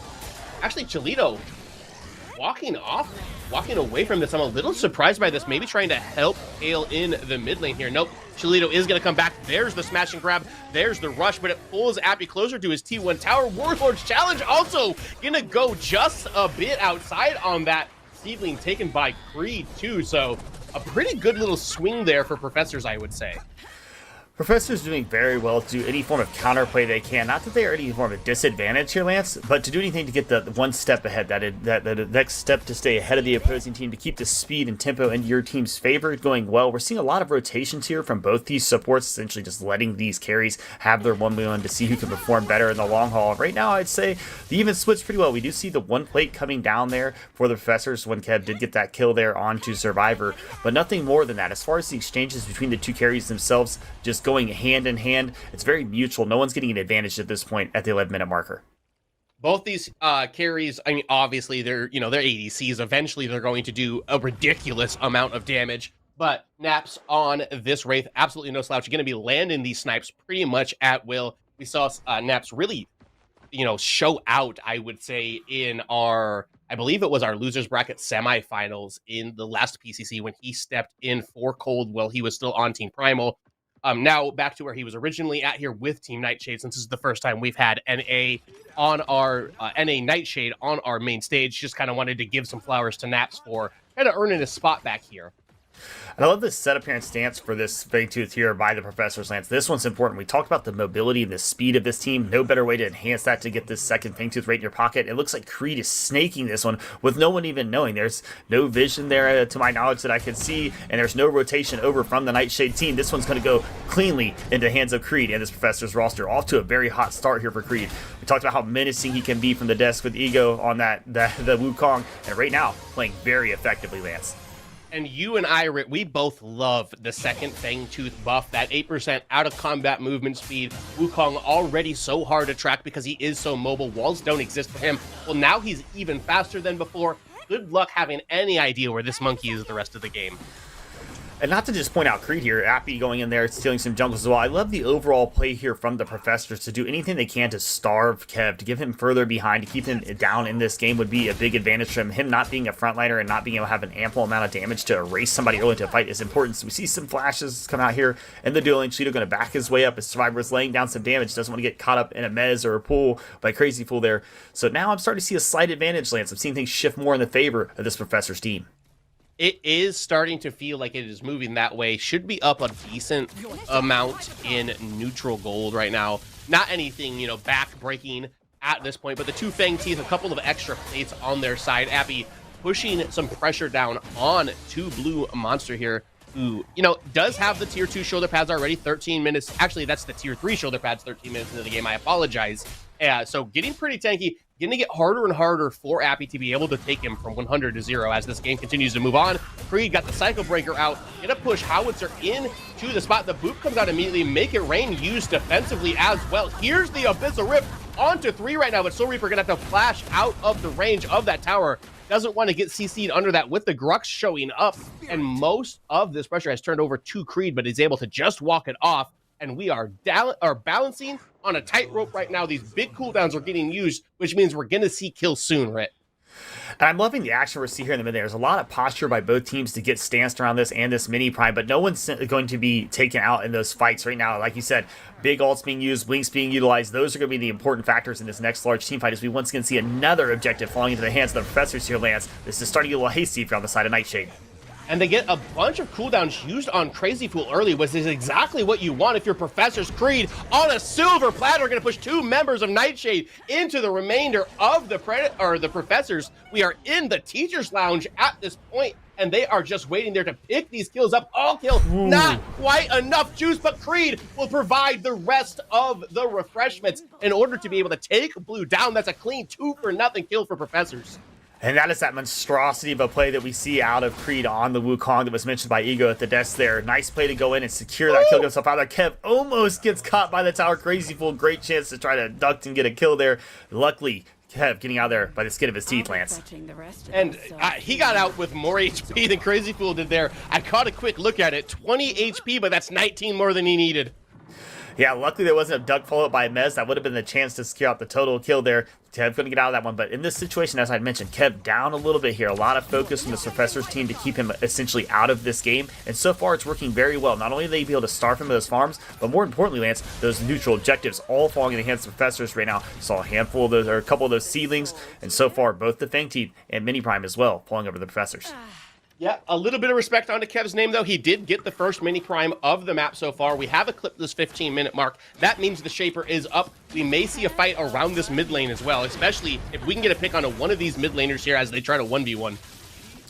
Oh, and on the other side, Solito falls. Sorry to cut you off there, Rit. No, you're good. A nice play there. But we see the same thing happen here again. Creed comes over with the Orb Prime buff, does secure a kill, doesn't push in and force to take the chance at those plates on the lane, or just to take that T1 tower in general. Nice respect there out of these junglers to say, hey, we could enforce these issues, but we've got other things on mind, other plans. And so far, working out effectively for both teams, getting their exchanges, getting those picks, and just setting back and resetting. No one trying to be overly aggressive. They know this one is win and you're in, or you lose and you're heading home. So teams playing a little bit more cautious than we previously expected, and this one lands. That is correct, but I wouldn't be surprised to see this gas pedal get pushed down by Professor soon, as this scale is definitely starting to come up. They are starting to really get a lead onto this. Here comes Creed one more time. Cycle Breaker will be jumped over by Cholito, but the health bar still very low. It's now Crazy Fool who's going to get taken out with a little bit of assist from the Feast. Naps gets the credit for that. Abyssal Rift on the opposite side. Nice Stupor and an Atomizer from Survivor. Going to pick the kill up onto the support. Naps falls during that altercation as well. So far, only a 2-for-1 to make that a 3-for-1. Survivor gets the double kill onto Kev Kaioken. And Lance, I do want to give the hats off here to Nightshade for these rotations. They are being very well used and manipulated, but they are not being able to perform on those with the pick of Kev here, and he's down for 24 seconds. This will be the third Fangtooth handed directly over to the Professors with ease. So nice plays from the rotations from Nightshade. Just a better counter maneuver here from Professors up to this point. Yeah, and you know, Rit, I talked to her when they took the second Fangtooth about how much we like the second Fangtooth buff. We like the second Fangtooth buff. We love the third Fangtooth buff, though, especially when you've got the scaling on your side like this Professor's roster does. And a strong advantage here now into their hands, Lance. They got to feel confident the way that they're progressing throughout this matchup. Everything seems to be kind of falling into the way that they wanted it to. Would have loved probably to have a little bit more action, secure some more of those kills. But overall, when you talk about the play of the game in micro and macro, making sure you're getting not only that good farm, but those neutral objectives right now, I would say Professor is playing this one as much to a T as you can, having very good exchanges and rotations, good play onto what they need to do to get themselves ahead and any advantage to stop the other team from getting advantages. So far, Lance, Nightshade really needs to do whatever they can to take this tempo back out of the hands of the Professors and build themselves some more confidence as we get in the middle portion of this match. Yeah, and I want to take a second to give some flowers to Soul Reaper as well. 2-0-3 already on this Rena, boldly going where no mid laner has ever gone before in this matchup, and kind of taking it to Kale on the opposite side. Now, would you say that's a direct correlation to the things that his Soul Reaper is doing here as an entirety, or is this more of what the Professors are doing to supplement and complement him as a mid laner on the Rena at this point? I mean, I would definitely say it's a combination of both of those things. He also was able to pick that first blood up, that first kill within around that the first seedling fight around the 4-minute mark. So that definitely helps. You get the snowball rolling. You got the scaling on your side already, and then just boom, it just kind of catapults into Rena being an absolute raid boss. And we do see the first T1 go down here. Lance goes in favor of Nightshade, so they do have some chance here to start turning things a little bit more in their favor. We see a stance from them to potentially get ready for a Shaper if they can get a pick here, maybe get ready for that next neutral objective, whether that be the large or prime that is coming here at that 20-minute marker, or a chance to go and get yourself that first Fangtooth. They know that they would love to get that Primal Blaze, but more importantly, just a chance to have those extended buffs, Lance. I couldn't agree with you more here. We are getting semi-close to this 20-minute mark. That means the Prime will be up. Professors already has these 3 Fang Teeth. Shaper not attempted yet by either of these teams. I expect that to change semi-soon. There's a little bit of pressure here in mid. Survivor going to take to the skies, but the flash from Kale will get him to safety right away. We'll see if they can force these resets out of Cholito and Kale. And they need to force these resets, Lance, because more importantly, what they need to be able to do here is to get this T1 tower as we see the Professor's team backing off. I'd love to see them stay a little bit more aggressive, get a chance to take that down. We know with that extra movement speed from that second Fangtooth, more importantly than anything, is getting rid of that middle T1 tower to give your team more ability to roam and get better counter plays and more effective ganks onto the opposing team. I completely agree. It really opens the map up when you take that. We are pretty far into this match. 8-3 in kills, but only 1 tower taken on either side. It's kind of surprising to see that with 3 Fangtooth taken at the 20-minute mark, that we have 4 T1 towers still open and up available on this map. I think it's because it's effective grouping. We've seen a lot of posture by both these teams to protect those T1s in the mid, and I believe that is, like I said, the key importance. If you're going to open up the map, you got to have that mid tower. Neither team willing to sacrifice that at this point. And there's been so much attention in the mid lane. It's kind of been a little TDM, shout out to my guy TDM, in a round here, right? And with that many members allocated to the mid lane, it's hard to really get the pushing power that you are looking for. Stupor goes a little bit wide, Naps over here on the left side to try to relieve some pressure for Kale as well. And like we're saying, there's just continuously grouping around this mid area, so it's hard to get the man advantage that you need to be able to siege the T1 towers. And we nearly saw the T1 tower and the solo lane go down there, which the Professors would have loved to have the advantage to have 2 of those T1s down as we see this strong posture on the mid. I'm not sure if it's so much an effective chance to try to take the T1 tower here, Lance, as it is a chance to try to secure a pick and then maybe get that Shaper to get even a better advantage so you can siege that tower. I do think that may be the point where one of these towers do finally start to fall. We'll have to see how it goes and if either of these jungles or any of these members kind of take a step out to the wrong spot. Kev is going to eat the majority of that mortal coil there, but still very, very healthy at this point. a lot of sustain and lifesteal on the composition that has been drafted from Nightshade here. And we're seeing a nice play here in the duo lane from Survivor to try to get a kill. He does get that kill. Will he be able to get away from Cholito? Should be a nice ability to. Will take some damage, but with the damage he's able to put out versus what Grux is going to do in a support role, he should be able to simply walk Cholito out of there, get himself back to safety. Gets a kill. Nice little single dingle Lance. Got to feel a little bit more confident here, Survivor. You're going to leave me in the lane here with Naps. I'm going to show you that I'm going to punish him. And he also gets the Warlord's Challenge cooldown out of him here. With Naps beaten down, that is the go button that they were looking for. They're going to start this Shaper up. Good positioning out of Creed here to stand behind where the Shaper is at, so they can't get any hit by too much here. Soul Reaper also going to zone Kale off with the use of the Abyssal Rift. Kev comes in, going to try to attempt to steal it, but it will be too late. Creed going to get that. The fight is on. Kev going to have to run himself away, but they've got him in the crosshairs. They're going to put him down. That's another kill for Soul Reaper. They got their attention turned on to blue here. Is that what they are looking to get? Actually, Kale running away from Creed all he can, but one more auto should be all that it takes. Oh, and there it is. Appy's going to get him two. That's a clean 2-0, and the Shaper goes the way of Professors. They turn their eyes for Prime. And Lance, with having Kev down here at this point, this should be a free hand into that orb. Prime Creed going to work his way in with no mana, but it just needs to be there to lay down as many damage as he can. Get those clones on there, be able to roast this thing down. The entirety of this Professor's team in the right place at the right time, securing that Shaper, getting the necessary picks to include that extendo pull hit there from Creed, gets some teams set up. And now we're seeing a strong, demanding lead here from this Professor's team in Game 1. We sure are. Look at Survivor 4-1-2, 215 CS. Soul Reaper 3-0-3, 250 CS. Appy 2-1-2, 274. They are scaling up. They are looking big. They've got to be making their way towards the Primordial Fangtooth at this point as well. They got those seedlings pushing all of their waves. They're in the driver's seat. And they have been in driver's seat essentially the entirety of this matchup, Lance. They found what they need to do to have success, and they've executed so far, I'd say, not perfectly, as close as you can be to it.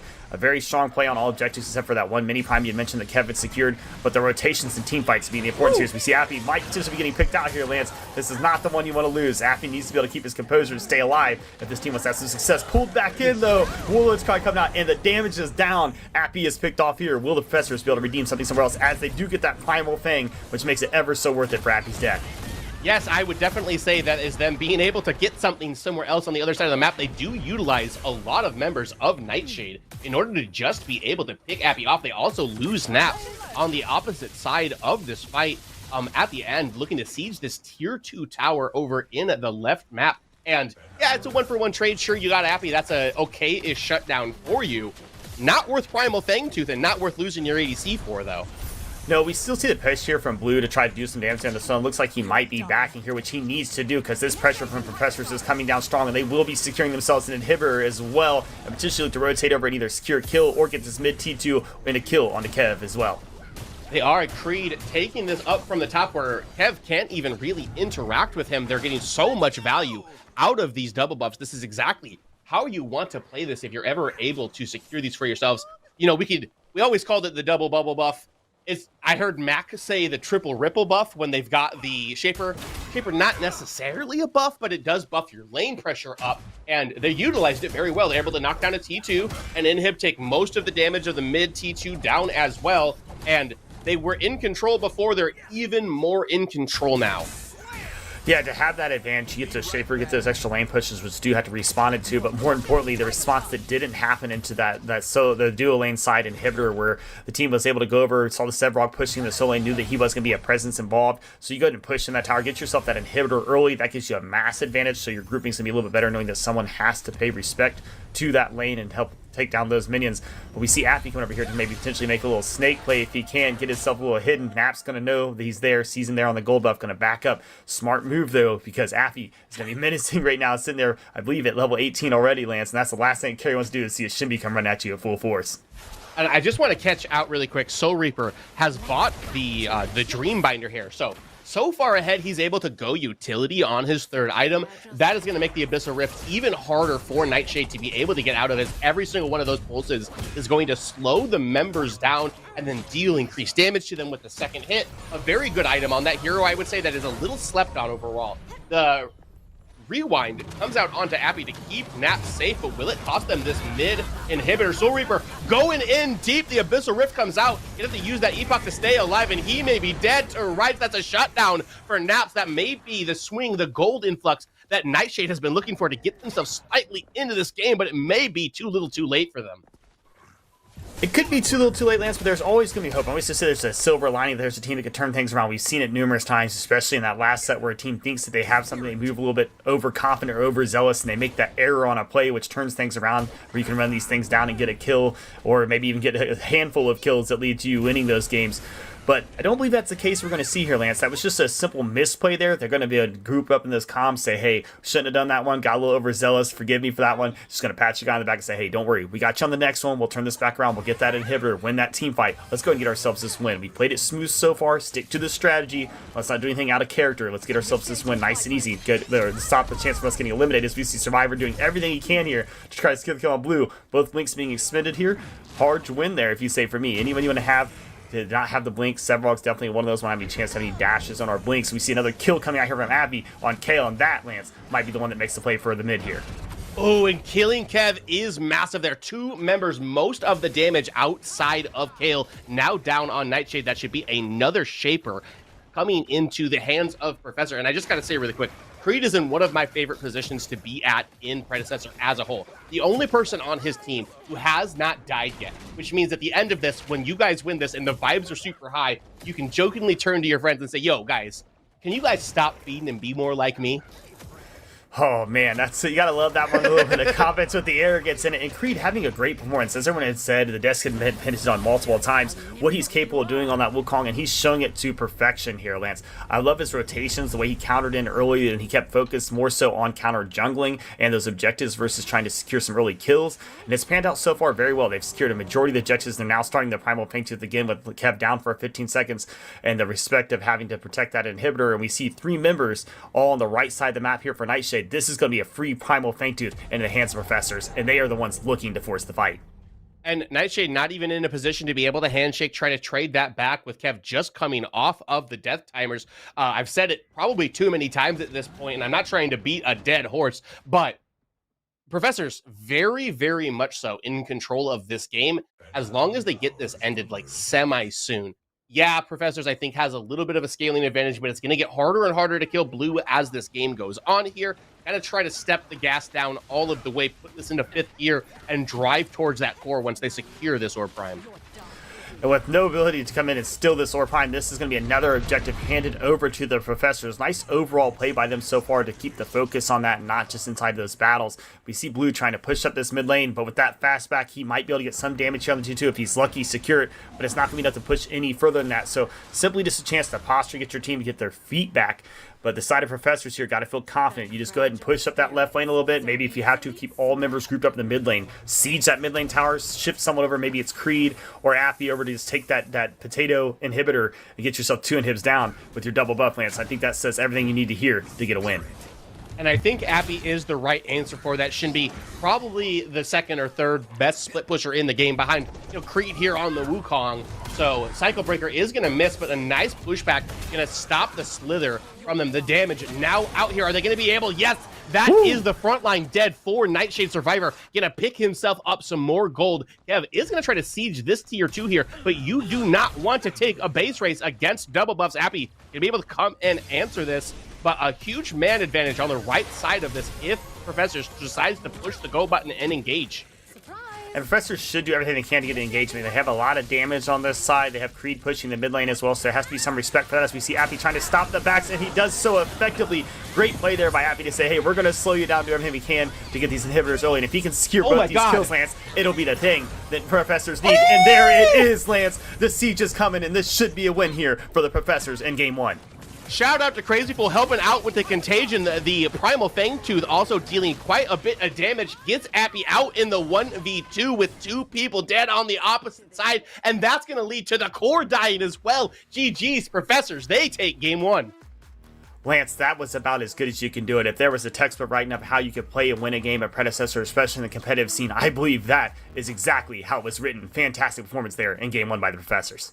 Yeah, and like we said, it's game 1. There's still potentially 2 more to be played. We've seen a lot of game 3s throughout the day. I'm interested what the desk thinks about this matchup that we just saw. We're going to send it back to him.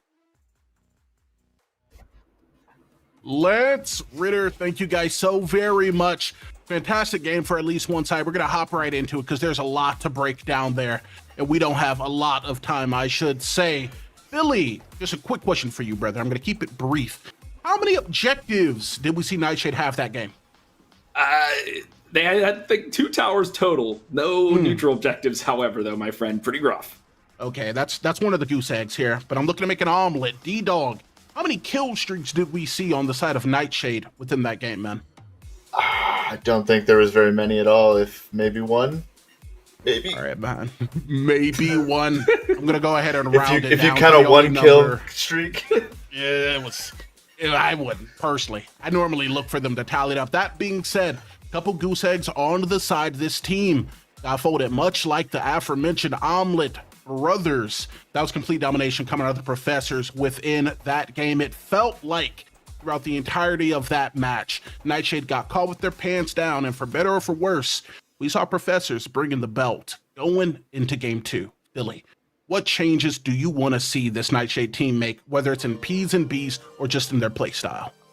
They have to increase their tempo. A lot of the characters that they wanted, like the Wraith and the Sevrog, they have a higher timing. You need to wait for this game to go really, really late. But to do that, you also have to have an early game and a mid game at the same time. So then they try to draft some pieces to secure some of those areas, but their timings were all mismatched, that no one was actually rising at the same time. Whereas the Professors, they were full force blitzing from the get-go. As soon as the ball was hiked, they were on every single objective, and that's off the back of that Wukong. So it's just so much speed. He went to Psionic Echo, which adds more of that clear speed and the lifesteal for him. So he was just all over the map, so hard to catch, so hard to bring down. So a change in tempo for me for Nightshade here in game 2.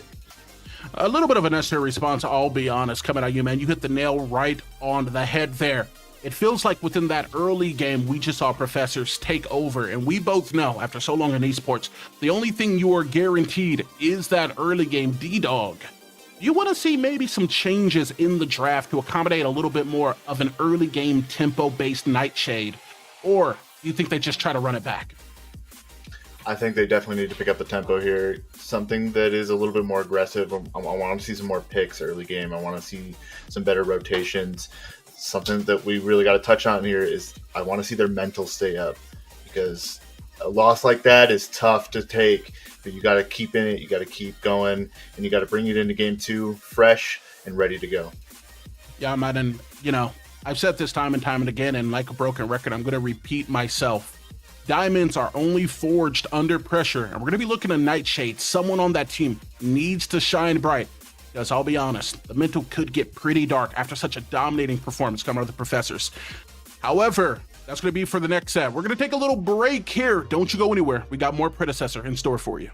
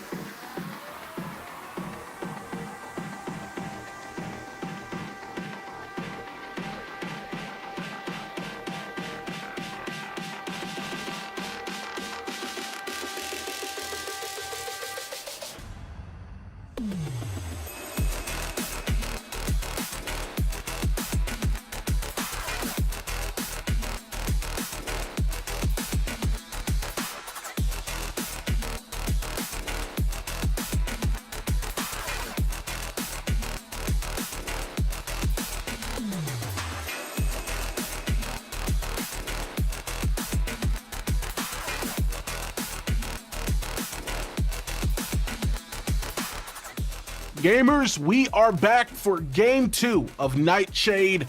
Line it up against the Professors after getting taken a class last set, though. There's some serious changes we're hoping to see coming out of the desk. Philly, as we're going to be making our way here into P's and B's pretty quick, are there any changes you're anticipating coming out of this Nightshade team? Absolutely. I think it's going to be in the jungle. Kev, fantastic player. Just don't think the Countess was it. We have not really seen Countess too much. She was dominant for a couple of months there, and then now as the meta has shifted and different characters have become strong, she's kind of taken the back seat, which is fine by me, and I think a lot of other players as well. But I believe it's got to be a change in that jungle, something with a little more tempo, a little more skirmish power that they'll be looking for in this one. Kind of compounding off what you said there, right? Because you kind of hit me with a little bit of a rogue, hit me with a little bit of a wangle. You stole my point, man. Reed just outplayed Kev Kaioken within that game. As we're going to see the bans come through, it's going to be a Richter, it's going to be a Yurei. Maybe it could be a Wukong, something I would be looking at banning because he had a +4 to his CS, a +18 comparatively to Kev Kaioken on the kill participation. Not hard to do. You're getting sub 10 kills within a game. That being said, D-Dog, looking into that jungle and looking at these bans, what's on your mind? It seems like they're prioritizing that Rena. They think that the mid lane is something that is not easy to deal with, and they want to try to win through that. I'm seeing this go through KL in game 2. They want to get mid lane set up with priorities so they can start taking more objectives, because that's where they started to lose in the first game. They're going to bring that and make that their victory point for the second game. That does make a lot of sense to me, man. I've heard a lot of casters, a lot of desk workers, a lot of people within my ranked games. Keep in mind, I'm aluminum. Call that Abyssal Rip the funny bun, although there is nothing humorous about that damage. That being said, I'm going to see a little bit of an interesting pick that I personally like a lot. Let's establish some beef. Let's get some frontline and some potential peel/engage with the Rampage. In response, though, the Morn's coming out. Philly, first pick on either side. How are you feeling? Pretty standard, and I think this is a good pick for the Rampage. Cholito can play it in the support role, but most likely going to be jungle here. So, you know, but you keep it flexible, you keep it open. This Morn, and I think Falcon alluded to it earlier on the desk in this day, is that we're prioritizing this character still. He's just so powerful, so tanky, so team fight oriented, and it's just cooking up so much, which I love. More things coming through now, Ego. I'm going to be honest, man. You may love that, but I'm loving these first 3 picks coming out of Nightshade. Saucier than a linguini, but also simplistic. We got small circles that lead to making your big circles even easier. Gadget and Kwong going to be locked in for that second and third pick. You can see this team comp could to a degree, almost play itself, and I love that for this squad. Nightshade gonna have a pretty solid team fight. Not gonna have the damage of the Yin to back it up, though, as Halby gets picked up and Yin gets put down. D-Dog, first 3 picks established. How are we feeling, man? I'm feeling a lot better about this Nightshade picks here. They're setting up plays for good pick potential, good team fight potential. That Kwang tether into the rock stun is going to just delete someone off the map. And coming into these bans, this Wukong ban, they're trying to take away some of that mobility. They're trying to take away those danger picks that they took a lot of heat from in game 1. Heat is a word that we could use. We are on the Omega channel, so we're going to let it ride for the time being. That being said, Zarus picked up 4th pick, going to be able to lock down some space, allows you to pick your fights a little bit more meticulously. However, we know that Tesladome and the infinitely scaling damage or power, I should say, coming out of this gadget. You'd have something to say about it if it's used well. With this pick, how are you feeling, Philly? I like it. Going into the gadget, it's kind of tough because gadget is an anti-dive, right? If you get dove on, you put the Tesladome right on top of yourself and you protect yourself in that little bubble for a spec.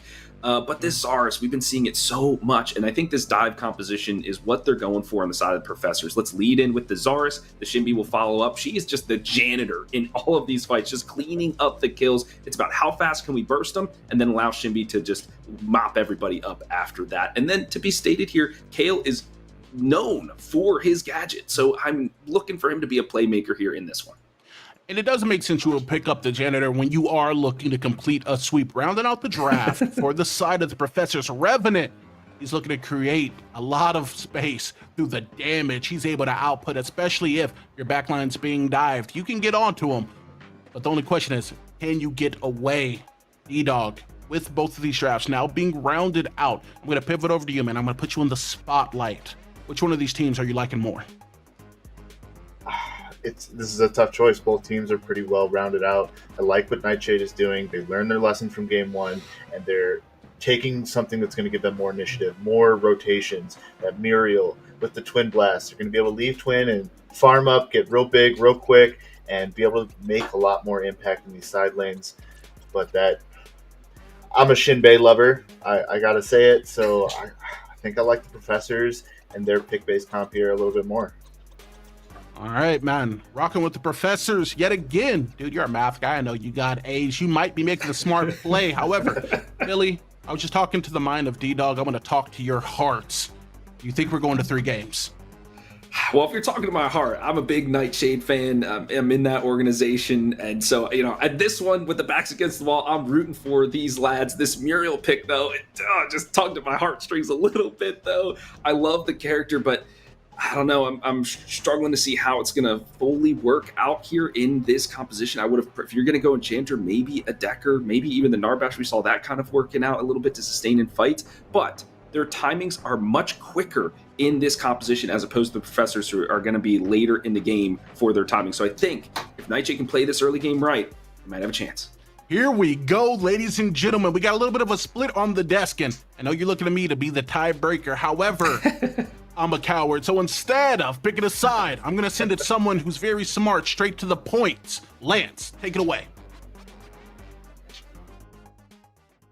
Hey, don't discredit how smart my co-caster Rit is here as well. I lean profs, but I saw in the Twitch chat, even Soul Reaper's girlfriend is cheering for Kev here. What way you leaning here, Rit? Hey, Lance, I think that's just a pick and a prod, right? Anything you do to add a little extra motivation to your man, give him a little bit more fire in his soul there to get him going, no pun intended. I do like that both teams had changed up a bit amount of the draft here to give a little bit more spice into the action. I see a little bit of a counter play. I don't like so much the Shinbi in the jungle. I do love her in the off lane, but that does help more with the Zarya situation. You want to go ganking into a gadget, and then as soon as you come in, she essentially lays down that Tesla Dome to counter you out. But I do want to say, I think the thing still goes an advantage to the Pross here. The thing last game was they wanted to get the tempo early, get control of the match and fight early on. I think that having this composition allows them to do that exactly. You have the Howie, who is the early game champ that is probably arguably, in my opinion, the strongest mid laner playing into Gadget, who needs that scalability. And we saw Soul Reaper doing everything he could to suffocate out Kale in that first matchup. However, the change-up on Kev, I believe, is important. Getting a little bit more beefier, stronger frontliner with a little bit of CC is going to give them some more importance. The key factor, though, Lance, the X factor, in my opinion, to watch on, and heard a little bit of it from Philly there, is the Mural. How will those plays come out? You don't want to just be door dashing yourself in on those ults and setting up kills for the opposing team. You have to be able to effectively utilize that reversal of fortune to turn the tides in the favor of your team. Cholito has a lot of experience on this hero, though, may be able to really put some work in. It's also a pick we saw Professors kind of favored towards yesterday. They even got a target band away from Crazy Fool here. I also want to make a note. When I saw this draft and Professors picked up Shinbi, I was like, oh, that's going on Appy, and this game is over. Instead, they're going to put it on to Creed, running that natural talent augmentation in the jungle. Going to get so much cooldown reduction ability haste within here. I know Creed has been on this hero pretty much since they added this natural talent augment into the game. Creed really likes the AFK farming jungle that Shinbi can provide late in it. Has already gotten through all of his blue side as well. The interesting thing I want to keep a point on here, and I'd like to focus on throughout the beginning course of this matchup, maybe the first 10 minutes here, Lance, is how effective will Professors go out of their way to try to do that counter jungling we saw work so clean in the first game? Will they be able to repeat that same performance here in the second one? Or will they do a bit more of a, let's stay in the lanes, let's focus on those hard gate kills we can get, let's try to, get our feast and famine that way? Or will they still try to do the option of saying, hey, let's go into this jungle, let's suffocate Kev out of this, not let that rampage go on in any form or fashion, keeping it as small as possible, as we know that Behemoth can be quite the problem if you let him get ahead. I think so as well. I think there are actually two members. Crazy Fool going super low, but 55 HP going to be enough to get him to reset. Naps also low on the other side. But back to what I was going to say, I think that there are two heroes that are very important to starve out in this game if you are Professors. You have a winning matchup in mid. Soul Reaper performed very well in the last match in a losing matchup. Blue gonna engage onto Appy, and I guess maybe eventually I'll be able to finish my point. The Boulder gonna come as well. Appy gonna use that blink, no blinks to follow him, so he will get out as well. But so to make this quick before I get interrupted again, Soul Reaper now has a winning matchup, won a losing matchup last game. I think it's gonna be important for Professors to not let this gadget get out of hand and get too many stacks up on that passive to start dealing a bunch of damage. We have already seen Kev make an attempt onto Soul Reaper with a gank. I would expect that to continue from Nightshade. But what we've seen here that we didn't see the first game, we've seen the expenditure of blinks by the Professors team that was formerly by the Nightshade roster in the last matchup. We saw both solo laners go up in a blink in that match, and then there was forced blinks out from the mid when Creed was playing the Wukong onto Kale. Seen quite a change here, a little bit more just the flash down to the solo laner. We also saw the flash on a Crazy Fool who barely made out of that matchup. So now we're seeing a slight little early advantage here in the favor of those utility items in the favor of Nightshade.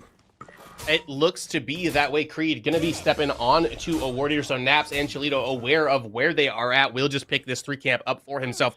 Doesn't have Sweeper, still is running those wards. He's going to drop one into the Fang pit, so not able to sweep that one out just yet. And he won't need to sweep that. I'm not going to have a chance to get a stream kill potential there. Not a lot of damage onto that duo lane, but I'm going to keep eyes on this solo lane matchup. We said we would love to have seen the Shinbi here. He played very well on Appy. Interested to see how he plays the Zars here into this matchup into Blue Monster, who usually, as you said, plays onto the Sebrog, playing the Kwong in this one. Will he be able to maintain a strong advantage to keep Appy out of this one? Because Appy was menacing in game 1. His ability to save his team and get that little pick there right in that Primal Fang Tooth onto Kevin. Massive, Lance.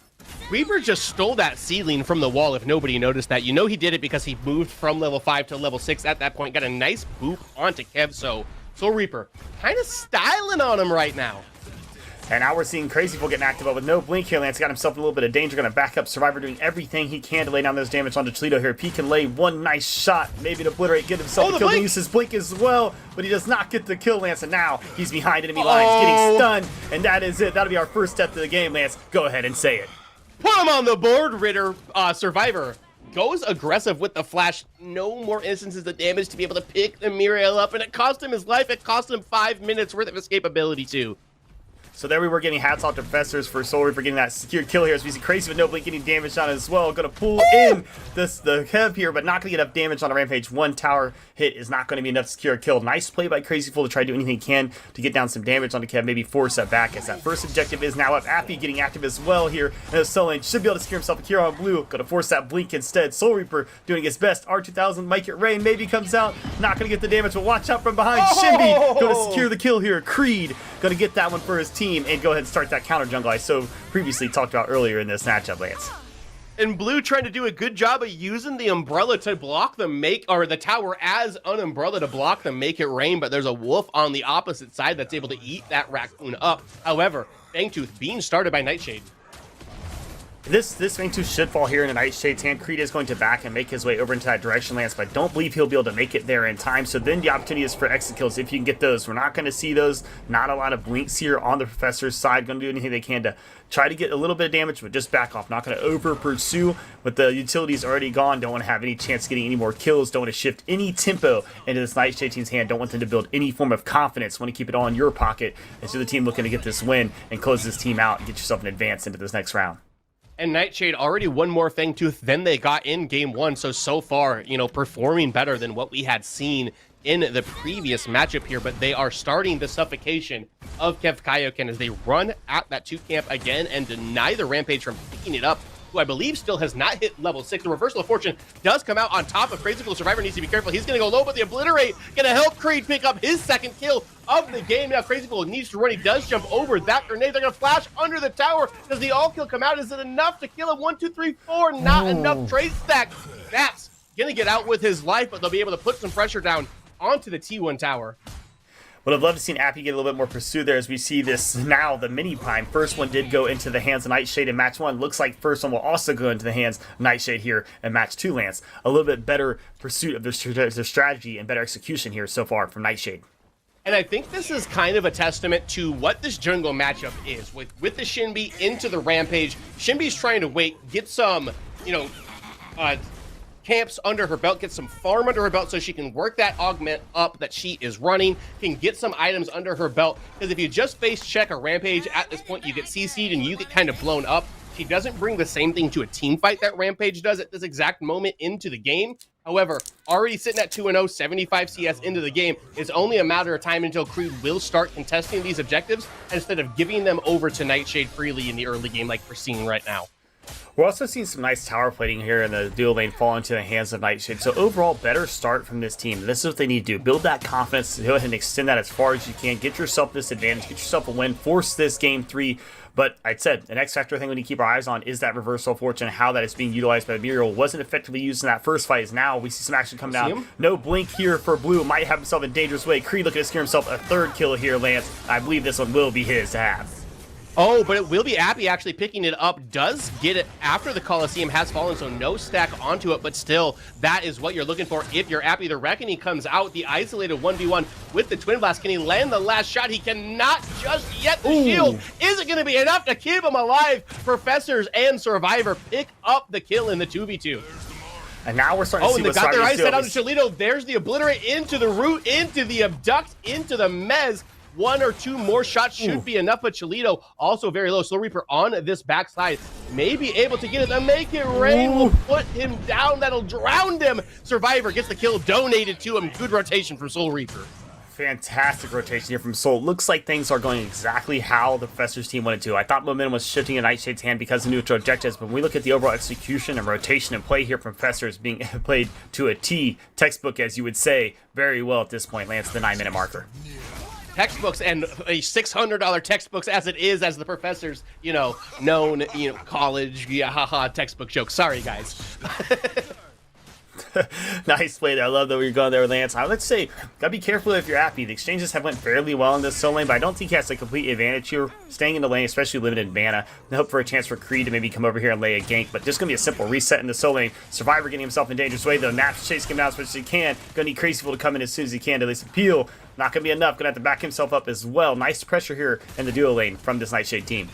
And Crazy Fool being able to survive out of this is pretty good. His health bar went pretty low as well. Kev maybe circling around this 3 camp. No, will just pick that up for himself to deny it from Creed, deny some ability haste that he would get off of this 3 camp. Second Fang Tooth of the map, getting close to spawning. One thing I will say here is we still do not see the counter ward here, the Century Ward, the sweep from Creed here. I wonder if this is a maneuver that they plan on doing or if he simply forgot about it, got too caught up in the action here. But it's something you do want to have. You want to do anything you can to stop the vision from the opposing team. You know that is king. If you could see where the team's at and moving, gives you a better chance to counter that play or better set up your play. So interested to see why Creed's not utilizing that here as we're 10 minutes into the game, Lance.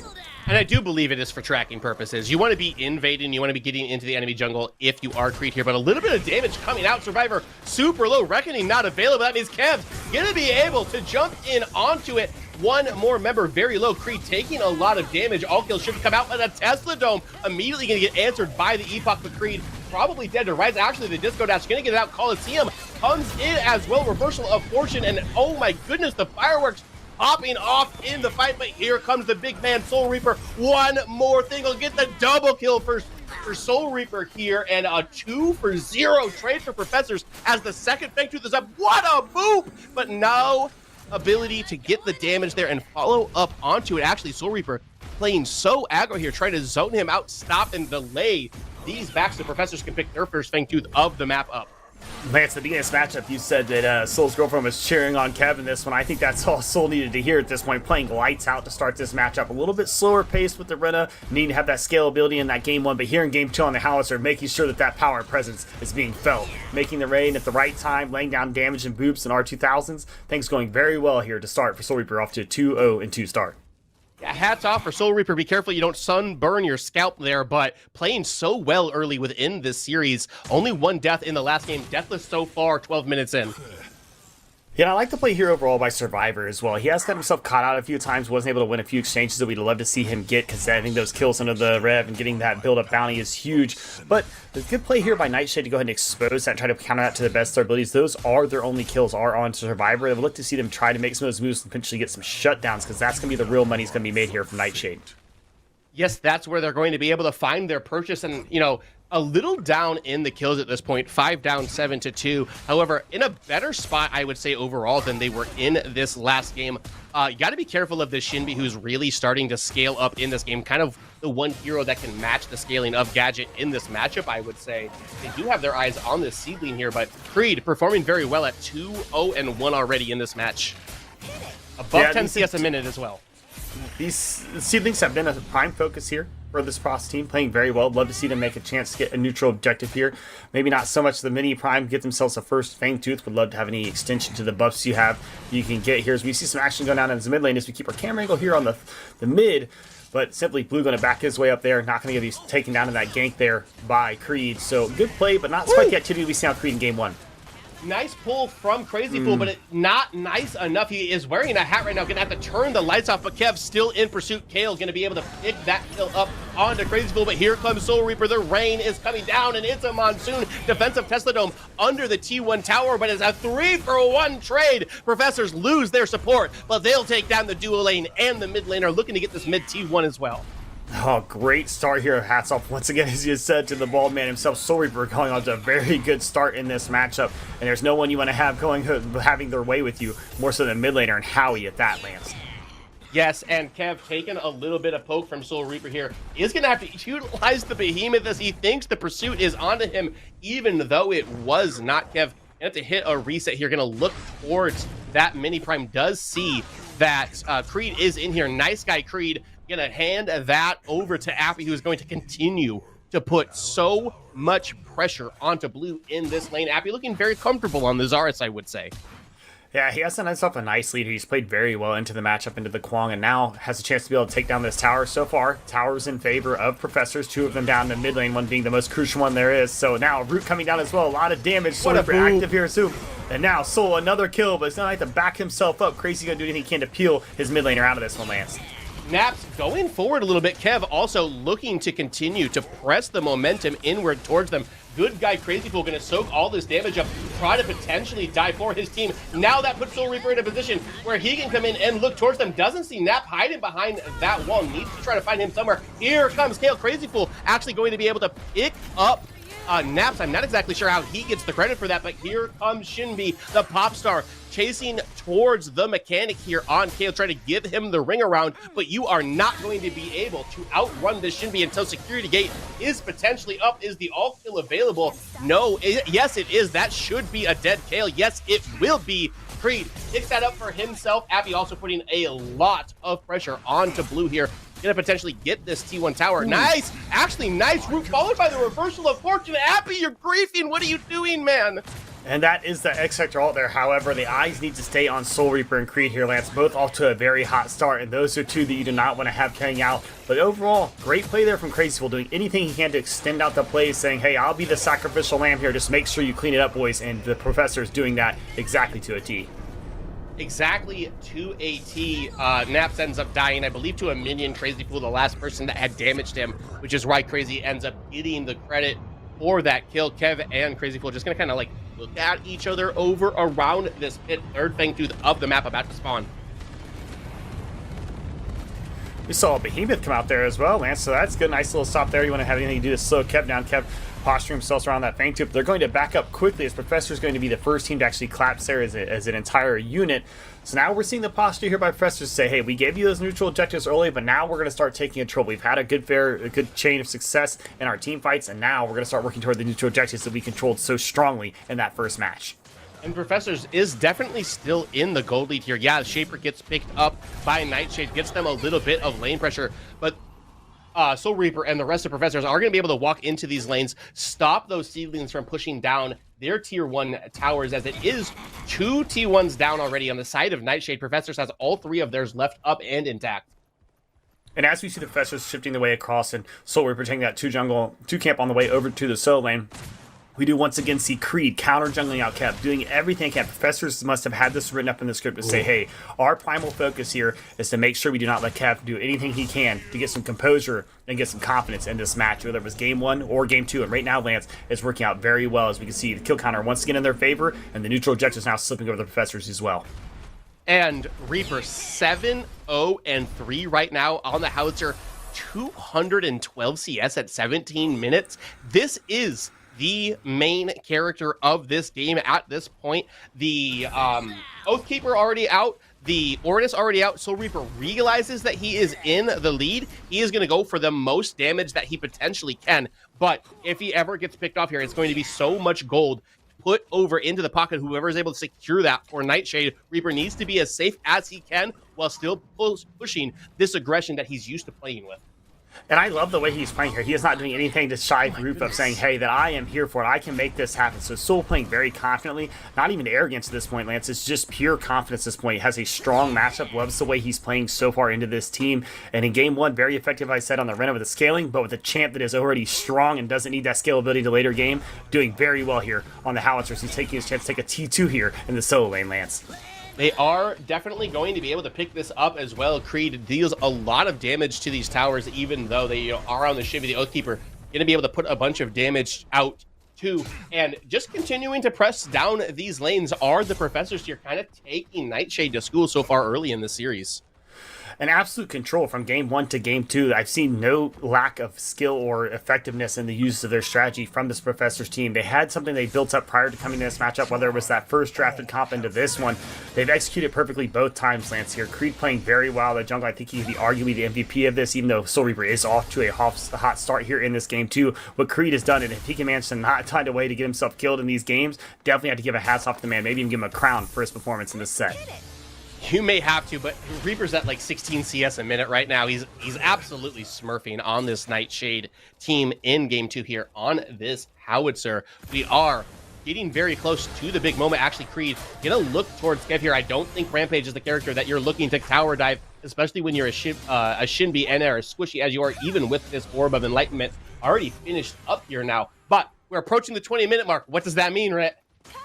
That means those large neutral objectives are coming up, Lance, and that big orb prime is going to be a focal point, especially if you're on the side of the professors here. Any chance you can get your lead extended further and potentially lock this one into win is what you're going to do. So we see the posture here on the dual lane. They try to make a little bit of pressure on Kev under the tower, maybe try to get a kill so they can get towards that objective sooner. We'll look to see them focus onto that fight again. They did it very good in game 1. They made sure anytime they saw Kev prior to a neutral objective, he was the focal point, even though there were other damaging characters present.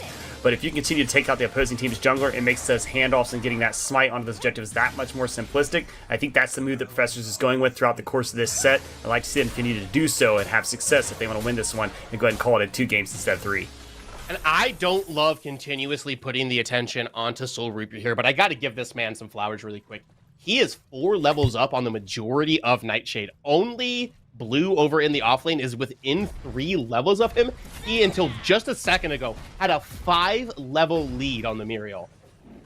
And that's the crucial point here. And as I mentioned, the X factor is how the Muriel is going to play. How are we going to use those reversals of fortune? We see her now pushing up that duo lane, especially get that T1 tower, but that's not going to give enough benefit to this team. If she rotates into a fight, I fear that at this point, with the way the Soul Reaper is, it might be a little too late. He could simply identify where she's going to land in at, drop out the kit there, and secure the damage. There's no additional shielding to protect that team. So go ahead, push down that lane. You're not going to be able to secure an inhibitor here. We're going to take our chance to steal this Orb Prime, and I believe that gives full momentum here to this Professor's team, Lance, at the 21-minute marker. Full momentum as if they already didn't have it, I would say at this point. But yes, they will pick that up for themselves. Primal Fangtooth has spawned too. Nightshade playing towards that side, looking to potentially maybe even hit that Shaper. Yeah, they are going to just pick that Shaper up for themselves in exchange for that Orb Prime. But that is hashtag not worth in all chat. Absolutely not worth. And here's going to become the posture of the biggest play that could happen here, Lance. How is this Nightshade team going to set this Muriel out to maybe split push a lane or leave the solo laner out as this Primal Fangtooth is coming up? You know that they have the chance to have a split pusher on this Professor's team, and if you're going to get in a fight, you have to make sure your eyes are all focused on Soul Reaper. As you said, with this 4-level advantage here, he's not looking to be afraid of anyone, especially any of the squishier characters. He's going to love for his chance for a 1v1 pick that way. So any posture they can do here to get around this objective, start this up, let Soul be the zoner here, lay out all the damage he can to try to mitigate some of these players is going to be the move here from Professors. Good guy, Soul Reaper, going to pick that hat up, cover that bald head up, donate 3 passive stacks over to Kale, but it will be more or less 4-0. They're going to get the 3rd Fangtooth Monty. They're going to get this Primal Fangtooth, and Nightshade, they got to think of a plan. They got to try to get something together for what they are going to do, because it's looking grim.exe for them right now. Oh, it's absolutely grim at this point, Lance. And I'm not sure what the maneuver is here. I would love to say that there is the silver lining and there's some ray of hope that could happen here to shine something out for this Nightshade team, but I can't seem to pinpoint what it would be. There was no chance for Nightshade to come in and secure any exit kills there. If they did, like I said, Soul Reaper zoning very well with that large level gap and all those extra items he has. He already has that O crown online as well, so maximum damage coming out there as we see a strong push in the duo lane. Creed going to do his part to push up the solo lane as well, try to get himself a pick. Not going to be able to do that. But now the pressure is on. Inhibitor is going down here, most likely into the duo lane as the entirety of this team, with the exception of Creed, is stacked up in the duo lane, Lance. And look at this damage Reaper is putting down with just poking over this little ledge here. They are going to be able to utilize the tanking from Appy on that inhib to knock that one down. So the first wave of super minions will be crashing pretty shortly on to Nightshade's base here. They got to figure out what they want to do and how they can get themselves back into this game, and they got to do it right now. And the eyes here to watch is, can this Kwang get back in time? We see Blue trying to make it. He does get back. We saw the previous match when the Professors were able to catch those backs and get those kills. However, still going to keep the pressure here with the 1 minion. Probably even tank this inhibitor down here with the Prime. Oh, Soul Reaper got to be proceeding with caution. He doesn't do it. He doesn't do it, Lance, but he should have at that point. Anything that you can do to secure that shutdown and eliminate all that mass damage from this Professor's team is what needed to happen. Would love to have seen that all come out from the Kwang. Yeah, I mean, he does probably perish if he does push it, but if you can trade anybody for Soul Reaper right now, it's 100% worth it, because he is a big part of why this siege is coming out. Prizepool is going to use the Beguile to catch Blue here. They need to step back into their core, get their stuff back out. Kev comes in with the Behemoth, but he's also going to have to walk back to his core. They just cannot stand up to the power that Professors is putting through. A big shutdown on Creed may help them siege this off for right now. Survivor also going to take a sword into a rock, into a hat. He's going to die as well, surely, right? He gets the Reckoning off. The lifesteal actually is keeping him up. I'm very, very surprised. Okay, nope, there it goes. Naps will be able to pick Survivor up. So just like that, it is a 2-for-1. They lose Cholito, but that's hashtag worth as you're defending your base. We do have to have Blue back onto the core to get these minions off But at least Nightshade survives the first attempt. Now you can kind of breathe. You've got extra minions coming to try to get you some of this XP back. Reaper now at 18, which means you're only going to catch up to him level-wise. There's a little bit of life here in the lungs of Nightshade, I would say. However, it's still tough to breathe. You may have caught up level-wise here, Lance, but if you look at that mid lane gap there, we're talking about a 7,000 gold gap between the mid laners here. Kale is in himself, or he's a scalable champion. He does need to be able to scale, but I don't believe that they'll be able to make it to that point in the matchup, Lance. We are pretty much there with a little bit of time and maybe some secured kills on the side of this Nightshade team, but it doesn't look like it's going to be their favorite. Appy coming in with the all here with 60 Kale get eliminated in this matchup, and now this wreaks nothing but danger for Kev as well as he uses his blink here in the mid lane. Pressure is all on the backs of this Nightshade team. It 100% is, and not having all of that damage from Kale on this gadget gonna make it even harder to defend. Yes, there is some good wave clear out of the Quang and the Twin Blast, but the Seedlings now going to be crashing towards their base as well. Soul Reaper and Professor is going to pick this Shaper up for themselves, get some global XP, get some global gold, and maybe they just kind of kick back for a second here, wait for these neutral objectives to spawn again, and then maybe push and siege and try to finish this game. But Soul Reaper doesn't have the Make It Rain available to him right now, so probably not going to look to be too aggressive over here as he is alone on the left side of the map. He's alone, but feeling confident. Lance doing everything he can. Doesn't really need the farm here, but going to go ahead and take that out the pockets of Kev. I love the way that Professors have played this matchup against the opposing jungler here. A great focus, a great strategy has been affected to a T. I love the way that it's panned out. Now we're seeing the push. How are they going to do? Are they going to group up and try to make one siege here onto that solo lane to secure that final inhibitor? Or are they going to try to pick that pick here in the jungle? We see that the Quang is coming up there, but he needs to be very cautious as there are 3 members of Professors there as well. 3 members over here, but it is Blue taking a bunch of aggression. The Abduct gonna pull him back in. He uses the Fury of the Heavens back to the sword, but back to the base. The Survivor puts the last bullet through his brain. Soul Reaper poking out as much as he can early. Kale also about to fall. Only Kev remains. Kev in the core, which means the core won't be around for much longer. Kev gonna have to use that pounce, get himself back into the inhib, but with so much health, he does stand a chance at surviving here, but how's he going to defend the core? That's a quadra kill for Soul Reaper. That's an advancement. We will see them. Main event weekend. GG's Professors take it 2-0. Fantastic performance there from the Professors team and Soul Reaper. I mean, at this point, Lance, I'd hate to say it, but Soul Teacher at this point, Kev, and then could probably learn a little bit of a lesson from their Nightshade, give their best performance, but what Soul was able to do there in that game too was phenomenal. Hats off to this Professors team and congratulations on your advancement. Congratulations indeed. I think you've got to be pretty worried if you're sitting ahead waiting for this Professors team to play you next, because they looked fantastic there. They looked hungry there. That's textbook execution, Rit. And you said this was one of your favorite teams coming in, Lance, and they put an exclamation point on why they should be that. In fact, maybe even underline it, put in a little bit of bold print, guaranteeing a good spot for them moving forward into the next weekend, the weekend after next, actually, correction. Did very well. I love the way they played there. Got to feel confident with your moving forward in this tournament if you're the Professors team. Yeah, it's in the syllabus, Profs Mix Finals. I'm calling it now. I'm going to send it back to the desk to get our closing thoughts for NA All Series Prelims. Gamers, god damn, we're a PG broadcast here, ladies and gentlemen. Philly D-Dog, I'm gonna read you guys off a couple of numbers and I'm gonna leave it to you to break them down because I personally, I'm violently dyslexic. 13.3 CS average, 20k gold, 42k damage, and now this one I'm gonna say a little bit egregious. 71% kill participation. In the cold embrace of death, you know the Reaper has come to collect. I love a game coming out of the Professors to seal their spot. Billy, what happened? The snowball got pushed down the hill. D-Dog, I'm going to take your line and say Acheron is feeling satiated here with all the souls that were reaped by this mid laner. I mean, dude, that line was just too good to... You're cooking with that one. But the fact that the Howitzer is such a burst mage, and if he gets ahead, he was 4 levels up at one point, had the O crown as well that has the eradicate passive, like that is, he's just destroying people. So it was looking good for Nightshade at the beginning. They were rolling into those early objectives, which is what we wanted to see, but then those kills just got on the Soul Reaper and it was nonstop from there. The train was moving. Man, I couldn't agree with you more. That's not just for the sake of saying it. Much like Bane to Batman, that lead that was developed was absolutely back-breaking, brother. seemed near impossible, and ultimately it was. Kale put up a solid fight, but at the end of the day, what are you to do into that much damage? D-Dog, you're big on the stats, man. That lead felt like it couldn't be defined by numbers. Did you see anything else that maybe me or Philly missed within that game too? I mean, nothing that hasn't already been said. The theme of this set has been momentum. Game 1, Professors took that momentum and ran with it all the way through. Game 2, we saw Nightshade bring back in a good draft. They had some life in them, but they couldn't hold the momentum. As soon as Professors got a little bit of it, snowballed into a victory for them. Objective after objective, groups after groups. Great stuff. It was fierce, man. And Nightshade, thank you guys so much for coming out. I say this all the time.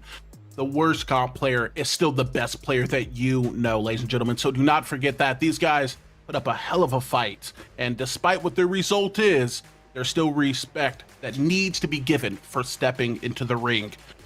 That being said, though, guys, we have our top 4 making our way into the PCC fall event, October 4th and 5th. We're going to be able to see not only these NA teams, but our lads from across the pond also competing for that big 25K. Philly, there's a couple other things, though, we want to tell the people at home. One, the new patch comes out 1.8.3 on Tuesday. I'm looking forward to that. Because the Victorious Bundle, round 2 is there, and that Muriel skin is looking mighty tasty for a support player like myself. So get that, support the Predecessor scene, support PCC, support everybody on here on the broadcast. And that means, my friends, Acheron is available for finals weekend. Yes, sir, and I'm going to double down on what you said. Guys, pick up that Victorious Bundle. It allows us to do what we do here at the PCC, but also they said they'll let me out of the basement if we get to a certain amount of sales. Of course, Robbie does let me go on a walk a couple times a day. That being said, to kind of build on top of it, for you viewers at home who enjoyed this, keep your eye out on some of your favorite streamers as they may be doing a couple challenges. We're gonna keep things vague that can lead to them getting a couple bonuses that they would like you to be a part of. That being said, D-Dog, Victorious Bundle, Finals, and yourself, a creator of the great stat line for the PCC. We got a Creator Cup coming up next week now. I'm so excited for this Creator Cup. The players that we saw this weekend, last weekend, they're the best of the best. And now we're going to see the most entertaining players come up against each other. These guys are ones that you love to see on YouTube, you love to see on Twitch. And just the content that's going to come out of this is going to be great. The stat lines, I'm so excited for it. You have no idea. I'm pumped. That's all I can really say is I'm pumped for it. Past prizes, content, community. That's all what it really does come down to. More CC than a Richter Rampage composition. That being said, ladies and gentlemen, that is going to be all from us on the desk today. It's been a joy. It's been a pleasure. It's been an honor being able to be here with you. Make sure you tune back in right here for the best of the best and Predecessor content. This is going to be us signing out, though. We'll catch you next time.